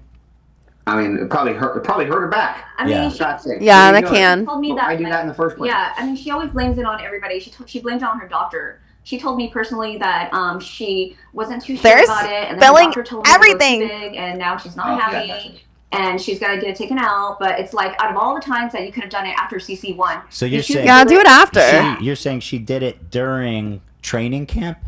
Yes. Yes. Before the second fight. Also, I told him, don't fight Alex Wasabi. Alex Wasabi loves boxing. He put a boxing ring in his backyard. He moved a pro boxer that was like a really good pro boxer into his house. Yeah. And I'd worked with him before the first event. Yeah. Dang. I'd worked with him before he fought Deji. And I was like, oh, Alex really likes boxing. So don't fight Alex because he loves boxing and you don't like You're boxing. not ready. And so... He's going to be better. He's going to be a lot better. Well, so, and then exactly, literally. Yeah. And then and he trains with a good gym. He trained with this guy, Brian Valoria, Julian Chua. So he trained with all these high-level guys. And I'm like, now my brand's at stake because I'm going to be competing with that type of level of guy. Yeah. I need to have you show out. And he had missed literally between May to November was when she got that done. And so he was supposed to train during November, but he took all of November off because she couldn't come to the gym. But originally he took the whole month off because of the procedure to Yes. Oh, he wow. Said, well, this is how you know he doesn't like boxing, because they said he was going to come into the gym when she couldn't be there. But then when she couldn't come in, he never came in. Yeah. So I don't know if that was his thing where he made a comment recently where he's like, when Anissa's not with me, I don't know what to say. And I'm like, dude, what happened to you? Who are you? Yeah. She tells him when he's hungry, when he's tired. How's he gonna know? That's those why things? he's definitely. Bro, I've been single for 4 years and it's been so peaceful. I don't come home to some man with his dirty shoes on my furniture. I can watch whatever I want. I can make whatever I want for dinner. Me and Badger just chill, like me and my kiddo. Like, I don't know. This just sounds like not worth it to like have someone being like that. Oh my God, I would go crazy. I would go insane. Only in a gimp outfit at home. That's God. She had said that she had actually, I didn't know this, but she had done the Content Cop. She worked on Content Cop with him back in the day. But she's never apologized for the N-word. Only Ian apologized for that. And she was the mastermind behind it. No, that's a yeah. Didn't idubbbz go up to Tana and was like, say N-word? I remember that. I do remember that. That was crazy. Because she wants to. I always got the feeling that she wanted the credit. Like, oh yeah, no, I worked on that. But then it was her idea to go stalk Tana and do the N-word thing. And like you said, her he's idea. been out there apologizing, and then she's the one accusing me of being like not woke enough or whatever. And it's like, dude, you're the N-word girl. You're N-word girl. Yeah, you're responsible. You know what I mean? Like, Yeah. Switch up is crazy. Someone needs to put an N on her forehead. Don't do that. Don't do that. And for what? Yeah. Scarlet letter. Yeah, I see. No, don't say the word. Scarlet letter. Don't say the word. Call her Hester Prine. Let's see here. Is this an abuse fetish? I don't know. Or is he just like really? So the button? I don't know. It's very interesting though. We have so many like points of view now, and you know, listen. Oh, it sounds. You're saying, yeah, it could be abusive, but at a certain point, it is definitely abusive. It sounds like, but at a certain It sounds point, toxic. where does he just become like a collaborator? I don't know. He's a collaborator. That's what I felt like too, because some of the times it was him, and then some of the times it was her, but then some of the times it was actually him, and she was actually the one keeping him like to stay the course, but at the same time he didn't want a box and she was the one that wanted him to box. That's what it seemed like. Yeah, you know, here's a good example. Like when the whole Froggy Fresh thing happened, right? They were actually at our home because one of our mutual friend, David Benavides, who's a pro boxer, he was fighting that night. And Ian had met David Benavides through one of the YouTube podcast events that we were doing, and at the gym, at the Benavides gym here in Washington. And so Michael and I paid out of our own pocket to get pay-per-view. We invited Ian and Issa over to watch the fight of David Benavides. And because the Froggy Fresh drama went down, they spent the whole time in my bedroom on Twitter reading all the comments. And it was the craziest thing ever. And that's when I was like, damn it, can't hide it. Because look at them. They were reading it and Ian was like, oh, Tiffany 465 says this. I think that's a great comment. And then Anissa's like, what about this comment? And it was the craziest. They're kind of like people that stuck up for him and didn't stick up for him. And meanwhile, I'm like, hey Ian, the guy that you just met is fighting in a world championship fight. Let's watch this fight. But he couldn't even watch the fight because they were so caught up in like the Twitter comments. Yeah, I don't go on Twitter. Did he drop his video? Or I remember Froggy made this comment about how he was, if he lost, he'd subscribe to her OnlyFans. Yeah, like it was. If you're a channel that, like, I have a small channel, so I'm able to like engage with my audience a lot in the comments. You know, I try to like and respond to as many as I can. But when you have a channel that's that big, just don't go into the comments. Just ignore them. Don't ignore them. I mean, like, still engage with your audience, but like, you can't take every comment to heart, especially when you're getting like 100K comments or whatever. Like, that's almost obsessive to me. I don't know. Really, because Froggy worked with Sam. And once Froggy worked with Sam, Ian was super offended. Yeah. And so Ian was really, really offended. Hassan Biker! I know. Dude, and those videos were funny. Those videos were hilarious. I think you're home in Los Angeles. Because, you know, like, he's so cool and they don't want to, like, take him off the card, you know what I mean? Well, I think he kind of did it beforehand, too. Yeah. And then afterwards, they kind of were, like, not cool with it. Was that what happened? You did it before? Well, he never told me that I couldn't work with Sam. I just, as a person that spoke with Sam and spoke with Ian, I noticed that they had bad vibes between the two of them. Yeah. So I don't really know anything Clash about 2, Sam Hyde. I guess just he's a Nazi. opted I to don't know. not work with Sam because then he got it. He understood that they had this whole beef thing. And then Froggy, he had gone and worked with Sam. I don't really know anything about him, really. An issue of Froggy. I just know that meme. But I believe he felt that they were overstepping their boundaries of who he could work with or not work with. Yep. I didn't know that the whole thing was because of Sam until Ian unveiled it months later. I thought it was because Froggy made a joke about Anissa, and then they doubled back on that. I thought it was insane that he actually just admitted that blatantly. He's like, oh, he got kicked because he was training with Sam. I'm like, what? Yeah. Why did you even admit that? Yeah, they tried to use the video as kind of the last straw. And I mean, keep in mind, they would come to me sometimes and say things, and I'm not involved with that type of world. So they're like, yeah, this guy said if he loses, that he's going to have to subscribe to Anissa's OnlyFans, and he's so disrespectful. And I'm like, well, it's your event. Fuck, if you don't feel like you want somebody on your event, then don't have him on your event. And then, truthfully, it ended up causing way more drama than it should have, and he brought way more attention to it than he should have. So it's like, if I would have been in the know, I probably would have said, man, just ignore it, let it be. Yeah. Yeah, but at the same time, like I said, like, Ian would never say my name. At least when Sam would make videos about me, he might have been talking shit, but they were pretty funny. That's and he would funny. he'd be like, Michael Briggs did this. So Michael Sam Briggs. Hyde did more to promote you. Yeah, I was Literally. super What? happy. I was Then super Ian. happy when Sam Hyde did that video, and I saw that there was like 11,000 views. And Call I out. was like, look, babe, my Yeah. content's finally out. There you My go. thing is out. He had videos that were like talking shit about me, but they had like 100,000 views. But they So got we were like, views, "Fuck, right?" That's more than Ian's ever done for That's any crazy. event. That's what I'm saying. That's crazy. I didn't even know about Creator Clash. Yeah, the first Creator Clash, Sam had a major presence there, even though he physically wasn't there. I did see a lot of shirts, a bunch of Sam Hyde, and something that has that type of.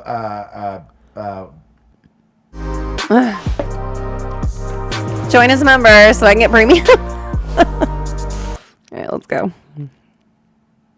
It's so annoying, guys. I'm sorry. I can't help that I'm this broke. What's it called? Like it's an allure. hard to It's get people it's to intrigue. move. Yeah, and people were there. What They is were going wearing on the here? t-shirt and stuff like that. And I had a lot of people that watched Sam and watched the documentary that watched Creator Clash. But you know, I guess it was like picking and choosing who could be a part of the event. Huh. Right. Yeah. That whole thing They was so brought more- stupid. Yeah, they brought more attention to it, not letting him be there, than they would have if he would have just been there. Huh. Like It so. was, it was the craziest thing because Anissa said to me, she's like, Kate, you don't understand. Ian and I both believe that Sam Hyde would really come and find me and would actually murder me. So that's the reason why we have to take all these precautions. And I was just like, are you sure? I was like, I think the guy's a millionaire. I was like, I don't think he's gonna risk his freedom to kill you. No, I work in a men's maximum security state prison. I don't I don't know. I don't know really anything about Sam Hyde. I just know that like funny meme where he called us some hiker, but like I've heard like little bits and pieces, but like I just just as a rational thinking person, like common sense, I don't think he's gonna come kill you. I don't think He's okay. That's like a big so Sam is definitely claim. an unpredictable, like high level troll. Yeah. But I don't believe It seems that trolly he to me, you know? actually- That okay. I don't think Like their security violent. was in risk. Why would the He's fuck not would like bad at why a would he panda. kill him? Well, Creator Clash He's one, he not bought a psycho. ton of seats. He bought like a table right next to the ring that was like over $10,000 Yeah, or something. what he did had you all think his about guys that, there. Harley? Do you think Ian was right to cancel that? Or I've always been at a place where there are so many decisions I would have done differently, but I've always acknowledged, okay, this is your event, do whatever. When Yeah. Froggy got kicked off the card, I remember calling to be like, yo, so this is so much drama unfolding. And he was like, oh yeah, I just told Froggy he's not on the card. And I was like, oh, that's gonna not go over well. Yeah. And it I didn't. still understood his logic, not the Sam thing. I thought it was for insulting his wife, so I understood. I'm like, yeah, back your wife, sure. But Yeah, I was right. still like, people are gonna feel away 100%. And you know, they really. Fair and now take. that I know that there were Fair so many take. other people working at Creator Clash other than them, if I were their partners, I would have been like, who cares? Let that Yeah. guy come here. Who cares? Yeah, about any like, of let that? him talk shit. fight. Like- It's Yeah. a YouTube boxing event. You know, let it Drum all up happen. publicity. Yeah. I mean, if he was really There was a lot of worried, gatekeeping. right? Gatekeeping this event. That's the less gatekeeping Yeah, it's there weird. is, the more successful it could be for charity. Yeah, Right, exactly. And also, like that Common guy promoted sense. it too. So Yeah. And at Yeah.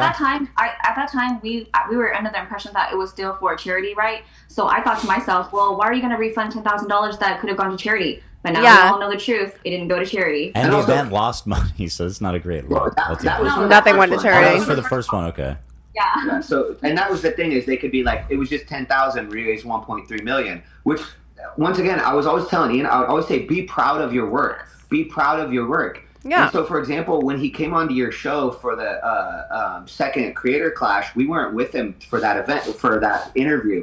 So he goes on the show and he tells you that he's been boxing for 2 years now and all these other things, when in reality, he took freaking 6 months off to make a show with that Dax kid. Yes. So I'm like, why wouldn't you go on to your show and promote what he was doing?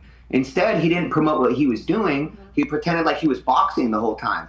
And for me, I'm like, I'm your boxing coach, and I can tell you never once showed up in 6 months. So now it's going to make me look worse Yeah. if you tell people you're on year 2 of boxing, but you took 6 months off. Yeah. Yeah. Can you guys spend a lot of time with them? Is there any other creators they specifically didn't like or that they were talking about? I love it. Spill I it. can tell you guys about how like was it the real estate guy? Oh, Stephen Graham. Oh man, Yeah. he pissed her off. Stephen, Yeah. Hold on. Let me pull up. He's the finance guy, right? Oh, he bought in the first one, right? Yep. Super nice. So wait, what did he? Yeah, he just seems like a pretty like. Wait, what? He's a great person. This is a different Stephen Graham, right? Like. No, I thought it was Graham Stephan. Yeah, that's the Irish Yeah, name. Graham Stephan. I've heard that name somewhere. Where have I heard that name? What's up, you Yeah, guys? it did almost look like him. That's crazy. we know this guy. He's the finance guy. I don't know who that is. Very nice. And like. So what happened? How Sorry, did I don't know who some of these people are. So he owns properties. No, I'm just well, that was kind of it. But when they did his show, because we went to Vegas to promote the event, and when he went to do his podcast, he didn't have a chair for her. So she was super offended by that. She was so pissed. Jewish. Yeah. Did he not get her a chair? Is Gracie by chance Jewish? Didn't know she was gonna. I don't know. What's that? Is he Jewish? Oh, Stefan, good question. Good question. Yeah. You're obviously Jewish. Well, she might have thought so. If you hear. Yeah, she might have thought so. She was so pissed because he had her. She was complaining about it, and he had a chair for Ian, but not one for her. So she had to sit in the back, far away, and she wasn't in frame. And so she thought that was so offensive that he would, like do a podcast with Ian and not. Wait, give let me her... pull that up. I want to see what the I'm gonna see. Graham's producer is actually a fan of our show. He's invited me. The Ian and Anissa situation sounds a lot like enmeshment. You guys know what that is? Where like they're just so codependently enmeshed. You know what I mean? Like if he does something, I don't know. It just sounds very like. It's just doesn't sound healthy to me. But I don't know them personally, so. Vegas, yeah. Yeah, Graham was great. Graham was super nice. Like Nice Michael kid. Reeves was great. Graham was great. Like I tried to help Graham a lot. So, I'm trying to pull it up. Wait, this is not. I want to see their interview. The Iced Coffee Hour, is that what it's called? Yeah, I believe so. Okay. The main reason I keep coming back to shop with Misfits Market is for these these ads are crazy.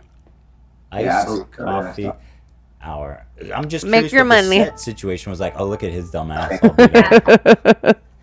What the hell? Frugal warriors out there, welcome back to another episode of the Iced Coffee Hour podcast featuring Graham, Stephan, and Jack Harlow.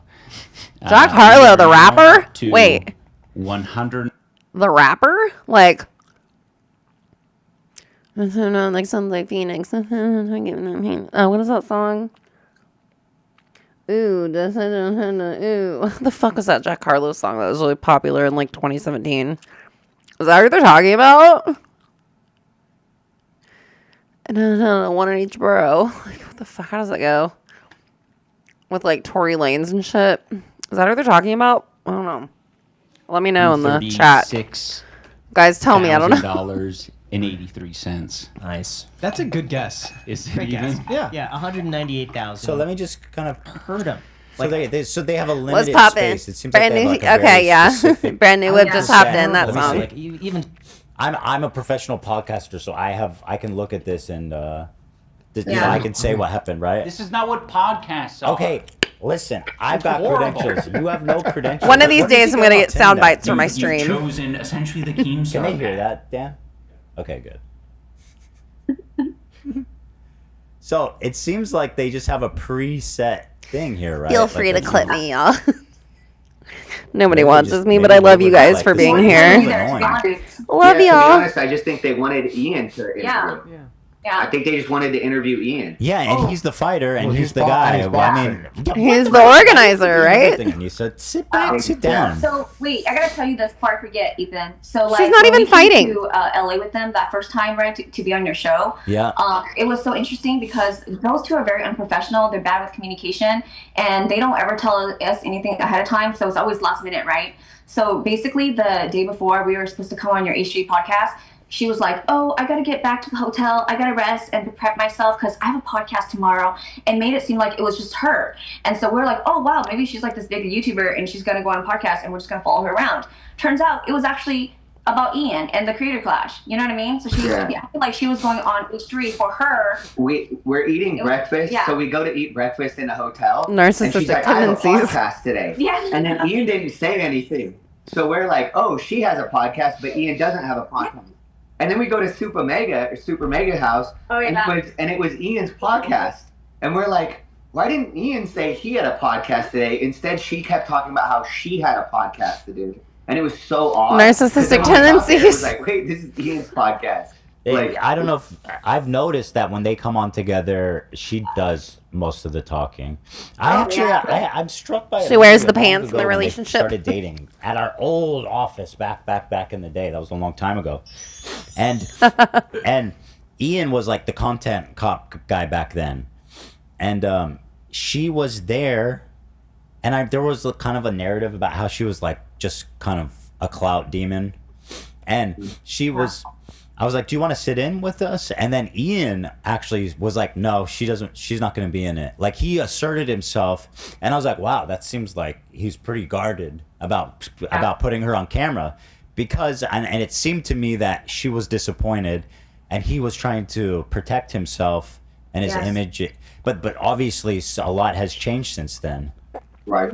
Yeah. A lot. Yeah. She told me that the reason why we moved away from LA was because she had all these friends that wanted to use Ian and just take from him. Oh my God, so, she's so doing textbook isolating him. Yeah, she's isolating him. And literally, besides me and Michael in the gym, he doesn't have any friends. Wait, this is actually really sad. He has no friends as well. It's ridiculous. That's why I would feel bad for him. Yeah. That's why I felt bad all the time. I'm like, man, it's just sad. Yeah. Is she isolating him from his friends? Like, I have friends, okay? I have a lot of friends. I used to have girls' night once a week, but like with dialysis and me moving an hour away just because it's more affordable, like I don't see my friends ever. Like I never see it's really difficult when you don't have anybody who you can like, I mean, I can call them and text them, but like if you don't have people in your life that you can just like have a life outside of your relationship with, like, you know, like go hang out with your friends outside of your relationship. Like I had a therapist in ED treatment and she was like, you don't want to work like this because it's codependent. You want to be one person and another person working like this together in a relationship, two separate people working together like this. You don't want to be doing it like this. So like, it's just so not good when you don't have people outside of your relationship that you can talk to or vent to, not necessarily about your relationship. I don't think you should take your relationship like problems to like, you can vent to your friends, but like, you know, like your parents or whatever, like, cause then they'll have opinions about your spouse and there's just like a whole thing. But like, you need to have people that you can like have relationships, like normal, healthy friendship relationships with outside of your marriage and your friendships. Because it's not healthy and it's codependent and it's not healthy to just like only just be enmeshed with your spouse like that. Like, I don't know. Like, that would be depressing. I don't know. And Graham Stephan's a Jew. He is? What? Yeah, I asked ChatGPT. There it is. I fucking The music. I knew it. No wonder she hates him, right? That's so surprising. The money YouTuber? It's crazy. Stop it, Harley. Stop it. Let me have fun. I thought that's what podcasting is. We're more than that, Harley. Yes. Jewish. One of my best friends growing up, she's Jewish. Her dad, he's a plastic surgeon, but we would go over there for Passover. It was really beautiful. It was really, I'm Catholic. I went to Catholic school from preschool to college. But I loved like learning all the, like, just, it was beautiful. I just loved learning all of the different like things about the religion and the traditions and stuff. Like, I just want to put that out there. I miss my friend. I haven't seen her in years. She's a sweet girl. Jewish. Yeah. So Griffin, so that's funny. So that was any other creators that they were all hyped out about? Yeah, for sure. I'm trying to remember who else. I know that they, you know what's sad is because they speak poorly about Dad, you know, Nathan Barnett all the time. Really? And, yeah, they do. They just say he's a weirdo and he does crazy stuff. Yeah, but are they lying? But they. Yeah, I think that's okay. I love that. Yeah, I'm go joking around. No, I'm kidding. I'm kidding. I mean, Are they he's a lying? strange guy. But they Yeah, didn't but sound like it's they said sad. it in a good way. It's sad because you know why? I see all the heart that Nathan puts into the Creator Clash. I see, how much he cares about It's true. Ian and Nisa. True. And so for Ian and Nisa to throw those kind of comments around when we're about to go meet, It's hurtful. Dad, it's just like, it's sad because we see him and then his eyes light up. He's so happy that it's Ian and Nisa, That's So that, sad. but they talk so much shit about him all the time. I had a little tiff with Dad, but I love that they're telling everyone. Like he People deserve to know. Sweet, interesting Interesting, yes. guy, but definitely passionate about boxing and putting on a great show for them. I mean, from Creator Yes. Clash 1, his fight with Matt was the one that everyone was talking about. Joe Rogan Yes. watched it. You know what I mean? Yeah. Yes. And she was upset. why does it She lie? wanted all the credit. Yeah. So they used to call him a weirdo. Yeah, but he literally had some of the most viral moments of Oh, both yeah. shows. So, another person that I know they didn't like the William Haynes, was it? Tell us. Yeah. Well, they didn't like his post-fight speech. Yeah. And a lot of us thought it was hilarious. He said the Anissa word. Which What's guy? that? What's his name? You've got a long to-do list. YouTube, this is Thankfully, you crazy. have I don't want to pay And top-rated $13 shoppers a will month deliver for groceries right to your door as if you no ads. But listen, I don't have $13 extra a month. William Haynes, right? From Yeah. SourceFed. You? He said the Is he the Jewish? N-word at the end. No, I don't know. If he wants. So Yeah. Okay, hold on. He's a really nice guy. I love Will. Yeah, he was hilarious. Yeah. So Is that's this what I'm him? This saying. guy seems old. This guy seems like older. This guy was Oh, born in no, no. 900. 1900. Not him, okay. Our William He Haynes, died in This guy's been 1973. dead apparently for 60 years or something. Yeah, I was That was the like, thing. He wait. wasn't. I don't think he was as big as some of the other people as far as like his Can you following. someone send me a list of this guy? He's losing out on this Google search to someone who died a decade ago. I was gonna Yeah, say I know SourceFed. about He the was on actor SourceFed. William Haynes. Wait, Haynes. Oh, okay. So he fought. Oh, Yeah, he was SourceFed. Froggy Fresh. Wasn't he an actor? Or was But he an he was author? one- I yeah, can't he was one remember. of the people Actor. that like came out and he on his IG and all these other things, he still promotes the event all the time. He's very supportive. And so I'm like, a lot of the people that like supported it the most or got the most out of it, like Dad or him, are also people that they were like, I don't know, They didn't care for. Is this They used them. Yes, That's him. That's him. Yeah. Is this Yeah. because it says this is the weirdest post-fight speech ever? Because I'm curious what he said. Yeah, me too. But this speech was given in the ring after the fight. Yeah. Yeah. Shout out to Find that. Dynamic Banter, by the way. Shout out to Dynamic Banter. You know who that is? Yeah, that's Steve Zaragoza's podcast. He's a good guy. They were on it. There's the show so together. many This podcasts. How do people keep old track? YouTube. Even before you were even on YouTube, then Yeah. you know, Wow. No, you come from another age, my friend, for sure. Yeah, you were vaping on the streets. I was probably not even that far in life. Will used to be in some of Casey's old videos. Casey Neistat. Oh, so you love him. Yeah. They're fighting for your life. I would pay very good money to be in What are they doing? Why did they edit between every single word? I'm sorry, but what a dynamic That's what banter. I learned. You should not have to. Watch give how a they speech edited this guy. after fighting for your life. I would pay very good That's money weird. to be in that booth while that's happening. This is the first time What just happened? I think it's AI. AI. What? trimming, Would yeah. be very good. time for AI is getting crazy. So here it is. Okay. It's like cut to William Haynes and he's gonna say something nice. And we're out. probably. All you mean so much to me. I take your mental without the line and Oh, he says the lion hose. So he's saying all the. It's hard to hoes tell mean what so he much said. to me? Is that There's what too he many said? bleeps. Yeah. Okay, so he's doing a gag. What does he say? What does he say? What does he say? I came here to take ass and bring names, and I'm all out of bubblegum. Cut to the wide commercial. And that's what I So learned. he said, "I want to thank all the hoes tonight. I'd be nowhere without you." And then what did they? Because that seems like obviously it's a gag, right? But also this is a boxing event, and also you're the N-word guy and girl. You guys are the N-word couple. right. So like, I mean, just a little hoe joke. Yeah. Yeah. So Well, what did they say about the speech? Oh, they were super offended by it, and they were like, "Oh, I can't believe you did that." Like there was a lot of stuff that they was just learn to laugh. Come on. Like I wasn't ever really taking notes on all the people. Yeah, of course. Yeah, it was just there was so much. Plus, there was, I mean, a lot happened in those. They sound 2 years, exhausting. Ian and Anissa sound exhausting. Yeah, a lot of it. Like I thought there was gonna be a damn documentary on. They just don't let anyone have fun, do they? They just sound like a fucking bummer group. They just sound like a bummer couple. They just sound like people who are just emotionally draining, can't take a joke, get offended over everything. Just like lighten up, Jesus. Relax a little bit. So I thought a lot of this stuff would have came out, but it never did. Smoke a cigarette. I don't know. Where I thought she was gonna get upset with AB. Like during the, I believe, second Creator Clash, He's like, because she came to the gym one day, and I don't know if this rings a bell, but because I don't know the YouTube world, right?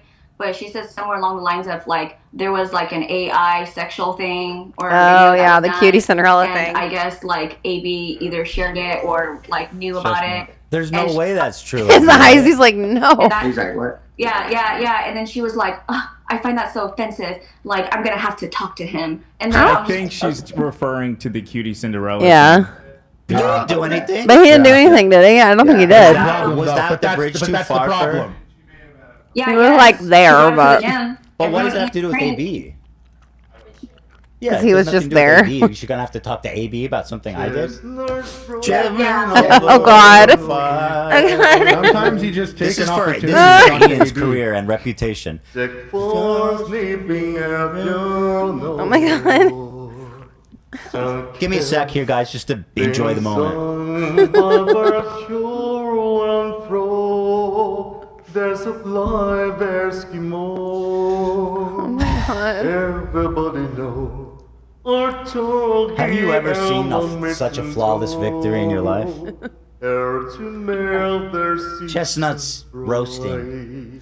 Jack Frost. Frosting. I don't know what's the word.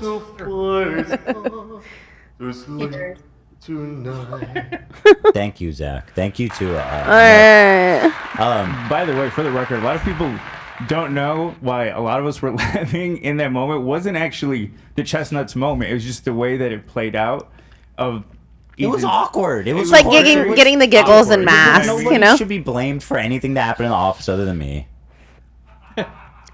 like how everyone's laughing in the background. You kept telling right? Zach to play Obviously. it, and then as soon as he did, you blamed Zach. So I told Zach to play it. I bullied him into playing it. You totally did. Zach was like, I'm not doing it. And I said, play it. This is crazy. This is crazy. I'm gonna have to get premium. Oh my God. This is crazy. YouTube needs to chill. I mean, get your bag, You guys but have no like, idea what we're chill talking about. out. Okay, we'll move on. So you guys. Some had of us are on mentioned you hung disability. out with Ian one time without Anissa, and he was normal. Oh my God, it was so nice. Well, that's what I was gonna say. Is the sparring sessions that we had, or just Getting the week tired. that she was gone, was the Late. most normal he ever was. That's why We gotta keep going, guys. Or on your show. I'm tired, but we gotta keep going. We have to finish this, and then we have the Musk and Trump stuff, and then maybe like one short Ash Trevina video, and then I'll probably be back tomorrow, and I'm gonna try to stream as much as I can. I want to try to get my stream like built up, so I'm gonna take like a 5-minute break after this, and then we're gonna keep going. We're gonna keep trucking, so you guys have a nice long VOD tomorrow, so you can watch it while you're cooking or doing whatever. Keep it in the background, check it out, and yeah. Oh, and by the way, if you guys are watching, I know it's super late. I probably don't have a lot of viewers right now, but if you could like the live, I would love you forever. If you're watching this on the VOD, please give it a little like. Click subscribe if you guys like watching these streams. I also put out reaction content to music and all kinds of stuff. So, all right, let's keep going. We're gonna keep going, guys. We're gonna get through it. Oh, this is fascinating to me. Super awkward. And I was like, that's not true at all. Like, you became famous without her. Yeah, she convinced Like, what him the that's hell are you true. talking about? And then when anytime he was there without her, after sparring, a lot of times like the guys all hang out together, and that's usually when she would interrupt it and then tell him he had to leave. But then when she wasn't there, he'd hang out for like an hour and a half after his training session and just like hang out, talk to the guys, watch training. He actually seemed like he liked it at those points. So it was very odd that sometimes he would seem like he hated boxing. And then other times like that, when she was gone, he would hang out for an hour and a half after the session.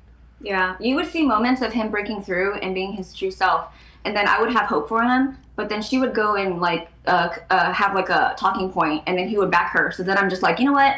Forget it. I don't feel sorry for you anymore, Ian.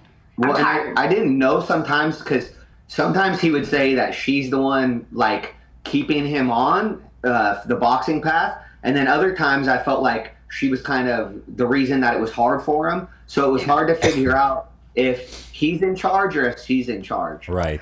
Sounds like she wears the it seemed pants. like, okay, Ian's in charge and this is what's going on. And then other times he would say things and you're like, that's her words. Like, that's not your words at all.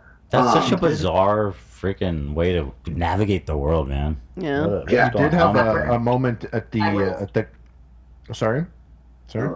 Oh, I was going to say she had a moment at the gala, Creator Clash 2, where she gave a speech, you know, and she had gone up there, and I remember she said her speech began with, "When I gifted Ian boxing." What? And then she went on When to I explain it. gifted Ian boxing? We're always What? fascinated by that choice of words, and it's something my partner and I, my How do you podcast get partner, we all always. that? That's That's what we always say. We always do that whenever someone's doing something they enjoy. I'm like, well, ever since I gifted you video games, Wow. you finally What a enjoy weird them. comment. All right, this next question is very salacious, so it's totally up to you. You can pretend like you don't even know what I'm talking about if you want. But what I've heard is that she was hitting on one of his sparring partners and was obsessed with him and gave him a VIP pass to What? Tell me. A lot of his sparring partners got the passes, but she definitely had a big crush on one of the guys that would come in and spar with them. Because anytime they would spar, she would just be super into it and watch every moment. And then, even if he would like beat Ian up, she'd be very into it. They're selling all that I want to say that before. So Anissa never gave shoutouts to Michael training Ian at all, but she put out the first video of Ian like getting rocked in sparring when Ian was sparring with her crush. Does she hate her husband? Does Anissa hate her husband? They are literally on here like, we're gonna tell you all the gossip. I love this. They're just like, we're gonna come on here and tell everything. If I knew that I had friends who had all this shit on me, I would be as nice to them as fucking possible. I would make sure they didn't feel slighted in the least, because the last thing you want is this to happen. Karma's a bitch. I should have known better. Fucking God. Oh God, I hate my life. Yeah, it was our friend Gabe. She shared it. Yeah, and we have a clip too. You guys can share. I would call him Gorgeous Gabe. He's a beautiful guy. I want to see what he looks like. He's got tattoos. Is he single? He's large. He's tan. He's tatted up. Ooh, he sounds cute. Tattoos. Nobody calls him sounds gorgeous. cute. He has nice He has tattoos. very nice tattoos. Yeah. Oh, they're nice. Thanks. Also, like, Thanks. we can actually clear it I up. wish I could Like, redo they literally mine. did say It's that okay. when I they like go this get one. tattoos, they either point at the wall and get one off the wall, or what they would do, they would tell the tattoo artist that if he had a tattoo he really wanted to do, then he could just do it on them. Yes. And so, I mean, I get all that. these tattoos meant nothing except to somebody. I don't think your tattoos have to have like sentimental value though. Like I don't think they have to. I personally don't think they have to. I have this 2-shot pass, I have my ED, and then like I have this one for my whatever, and then I have like my guitar. But then I just have like this random owl I got at a house party once, which like I think he's cute. His name's Barrister. Anyway, but like I got them all when I was like 23 and I was a massage therapist and I just did a trade. With the tattoo artist, I would like work on his wife and do like 2 hours, 3 hours of deep tissue on her. Or I'd work on his, because, you know, tattoo artists are always bent over. So I got like free tattoos and I got them all at once. I like them. I think they're pretty, but like, I don't think they have to mean anything, you know? Like, if I could just sleeve out my whole arm of just shit that I think is cool. Like, I don't know. I don't think it has to mean anything. If you like it, you like it. It's on your body, whatever. It's like, somebody I just don't else. think it has And to I was mean like, anything. That's so odd to just go in and say, hey, if I'm like, agree more. She was putting tattoos. You want to all fill over Ian. space. We're like, what the hell? This is crazy. The fact that their tattoos are like the same makes me think like, I got why flash did he do tattoos. that? Why did he do all the whole everything around? Just I don't know. And listen, you can make fun of my tattoos all you want, but mine are sentimental. They have meaning. Yeah, it's not. What do you guys it's funny because think? everyone says like, "Oh, you just picked like a random tattoo out of the 25-cent gumball machine, whatever." But that sounds like it is what they did. They were just picking something on the wall. I mean, that's why I was like, I want to clarify because I always hear people talking about how they choose their tattoos. They didn't choose their tattoos.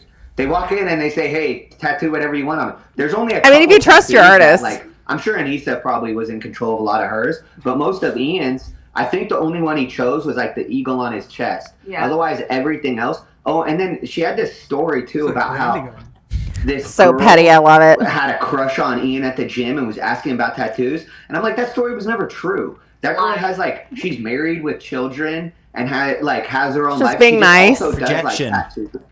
What's that? Projection, yeah, because she liked that one guy. Completely. Well, in my opinion, because you've already exposed her for being like the first person that Ian's ever been with, right? Yes. So in my opinion, what happened was Nothing really wrong with that, but she even told us she used to always tell her mom, "I'm gonna be with a millionaire," and so we think that once she kind of got her. I always told my mom and I were like, I told her, I was like, I'm going to be a trophy wife. I'm still looking for my anesthesiologist or my plastic surgeon to marry. So hit me up. I'm single. They don't want to take their work home. I'm a dialysis patient. Screw it. But like, I used to tell my mom, like, I was like, I'm going to be a trophy wife. I'm going to be somebody's rich second wife. You know what I mean? Like, I get it though. Like, you should aspire to, have a comfortable life. And like, look, obviously, clearly, I'm not a trophy wife or married to a surgeon or an anesthesiologist, but a girl can dream, right? Her mom that she would be with a man. Yeah, my mom was like, "You're gonna be a Stepford wife." I'm like, I know. How did you know that? My mom's a judge, so we kind of.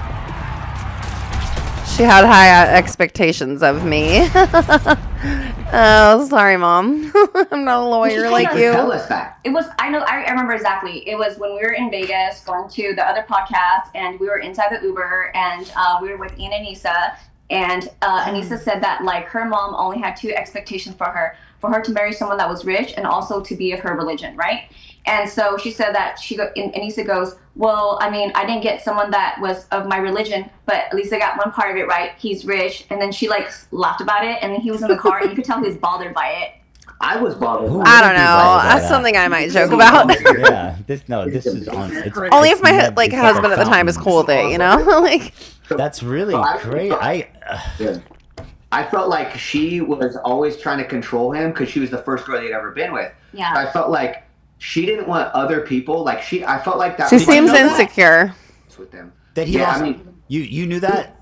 She said he claimed. Just to verify, because people were like, "Oh, you're making that up." You guys are co-signing. He was a virgin. Well, he claimed he was with one other woman before her. Oh. So what Anissa told us was Button. Yeah. I'm kidding. So Anissa told us that Ian had a girlfriend, but he never had sex with her, and that she was a single mom. So he what? Yeah, and that's like he couldn't get anybody. Single moms club. So, like this. He was dating a single mom. Well, He was something about some sort of MILF at rock climbing or something. Yes. Rock climbing. Oh, yes. rock climbing MILF with a child, and then they never had sex? Only single player. Interesting. Hold on. So he says they had sex, but she says they didn't have sex. I couldn't figure it out, but I swear. So Anissa told me directly that like he dated their single mom and it went nowhere, and he didn't know how to be in a relationship. So then they just kind of like broke up after a little bit, and then when Anissa met him, he was still living with his parents, right? Yep. And then as a single mom, I would never date I would never date someone who had not had a relationship, because you have a kid. You've been in that like serious relationship where you have a kid with someone, like there's just like a maturity difference. I don't know. There's just like your experience in relationships is so different. Like I would never, I'm sorry. That would be so annoying to me. I'd be like, grow up. Sorry. I just like, I don't, that's a weird to go from not having a serious relationship to dating someone who like has a whole kid and stuff. Like, I don't know. That would be annoying to me. I'd feel like I had 2 kids, you know? No thanks. And she You don't have to have kids, that but like he no had to go to relationship. his parents' house Weird. and buy a house, or she was going to break up with him because she needed him to be a real man. Yeah. And so that's when he took his $1 That's million toxic. money and went and bought that house that they lived in. But also, then you saw on Discord that she said that his room at his parents' house stunk like trash, is what she told her people on Discord. So it's like, no wonder why she wanted him to move out of that house. She's taking her like grievances with her marriage and her husband to her Discord, but not her husband. What the fuck? But they're enmeshed. I'm so confused. His room stunk like trash. She wanted him to move out because she wanted to get her claws deeper. I think the stink follows him. It's probably not the trash. But so literally, she was the first person that he had ever really You been know with. what? I gotta say something. What? Toxic gender norms. She That's was what I'm bragging about saying. how she bagged a millionaire. That's what I'm saying. Yes. That is a toxic gender norm. I mean, Yeah. Yeah. Yeah. maybe I'm a little toxic then. I mean, bask in that. That's something I joke about. You need a man to buy her a house, a real man. I mean, this is toxic. Okay, but femininity. like I do everything on my own. I don't have a man. I haven't had a man in 4 years. My daughter's dad we're awesome co-parents. He's amazing. He's the best dad. Like he's an awesome co-parent. But like I do everything around here by myself. Like I take care of my yard. I do everything I'm on dialysis. I do everything by myself. I don't need no man. But like I don't know. Like, what the fuck? What's happening? Right here. Yeah. I'm the toxic one, though. Yeah. Yeah, like what? Because you're pushing this poor guy who's going to go Hypocritical. fight. No, that was what was crazy to me is I'm like, if I'm the toxic one, why is it when you say something, everyone talks shit in my comments, but when I say something, I wasn't creating any toxic drama. Like all the toxic drama was following him, but yeah, I was the toxic person. I was like, this is crazy. What did you guys think when he dropped that content cop on me right before the event? I was shocked. I was shocked. I was like, because he said he was going to do a content cop. Everyone so I was. figured it would be somebody. There's plenty of people online that talk shit about him. So we were like, oh, it's probably going to be somebody that constantly talks shit about him and his podcast and Anissa. And so then when he did it on you, like I was shocked. I was Me like, too. he literally attacked the one person that promoted his event more than he did. Yeah. That got a lot of fans. That's part of why I was like, man, I wanted to do your show or wanted to at least put our side of the story out because you were one of the people that was most supportive to him. And yet he chose to do the content cop on you. Yeah, and they're I'm watching like, this. That must have been like Anissa's doing, in my opinion. 100%. That's what it had to be. This all. Had She's to be the her ringleader idea, behind the because- scenes. I mean, listen, but I don't want in to front of the also. scenes. You know, I don't want to excuse Ian being a scumbag, but like the way that they talk about it is like, my wife is half Irish and half Lebanese. I hate that they like those. Ian and Anissa keep bringing that up because listen, my grandparents were in the how do I say this? Irish Republican Brotherhood. Like my grandpa would take the rifles, Lilly Enfields, and he would, because he was a fisherman. My family still lives on the same land they've lived on in Ireland, in far Western Ireland, in the Gaeltacht, since the 1400s. My dad's buried over there. My family still lives there. They live like Ardwest, Califinish, like really like far rural Western Ireland. And my grandpa would fish for sharks, and then he would put them in these big crates, and he would hide the rifles in the crates, and he would send them to the fighters during the War of Independence. And then my grandma would take correspondence between the fighters on her bike across the countryside and would take them to the fighters and stuff. So like, and so my last name is Connolly, and James Connolly I am directly related to. He's one of the most influential Irish socialists, and he's on the Declaration of Independence, and he was Michael, he was like a big part of the uprising, the Easter Rising of 1916, and he was hurt so badly by the English in the fighting that they had to tie him to a chair to execute him by firing squad. So I have a very personal, we're still, very involved connection to the Irish, the War of Independence during the famine. My family, since they were fishermen, they did well, and they, like I said, they're still in that land, and they would try to feed as many people as they could. And like we're very like enmeshed in the Irish history of their independence from the English. And I have, like I said, the direct family members who were killed by the English, and I don't like people weaponizing that to try to further like their political agenda. Cause like, if you have, like, I don't know, I just feel like unless you have like that really strong tie, like you have a recent, kind of like, tie, like when we were over in Ireland in the 90s, we couldn't go up north because of the Troubles, and like it was still going on, and there was a lot of stuff going on. So I just don't like when people weaponize that, because we really have suffered for centuries, and there's an Irish genocide. The potato famine was a genocide. It wasn't just the blight. It was the English taking the food and having embargoes and making sure that the Irish people starved so they had all the food.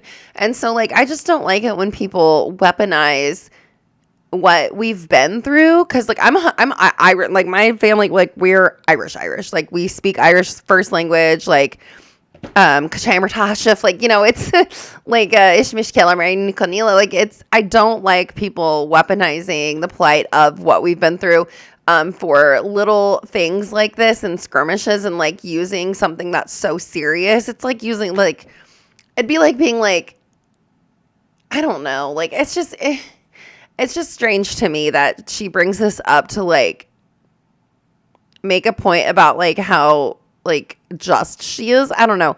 I just don't like people weaponizing that, because it's such a serious thing, and there are people like me who have lost family to this, and it's just not something to just kind of like throw around to like make your point. I don't like it when people weaponize what the Irish go through and have gone through just to like make a point in a YouTube argument. I just think that cheapens like what you're talking about. I don't know. It's just like Chuck Yarla, but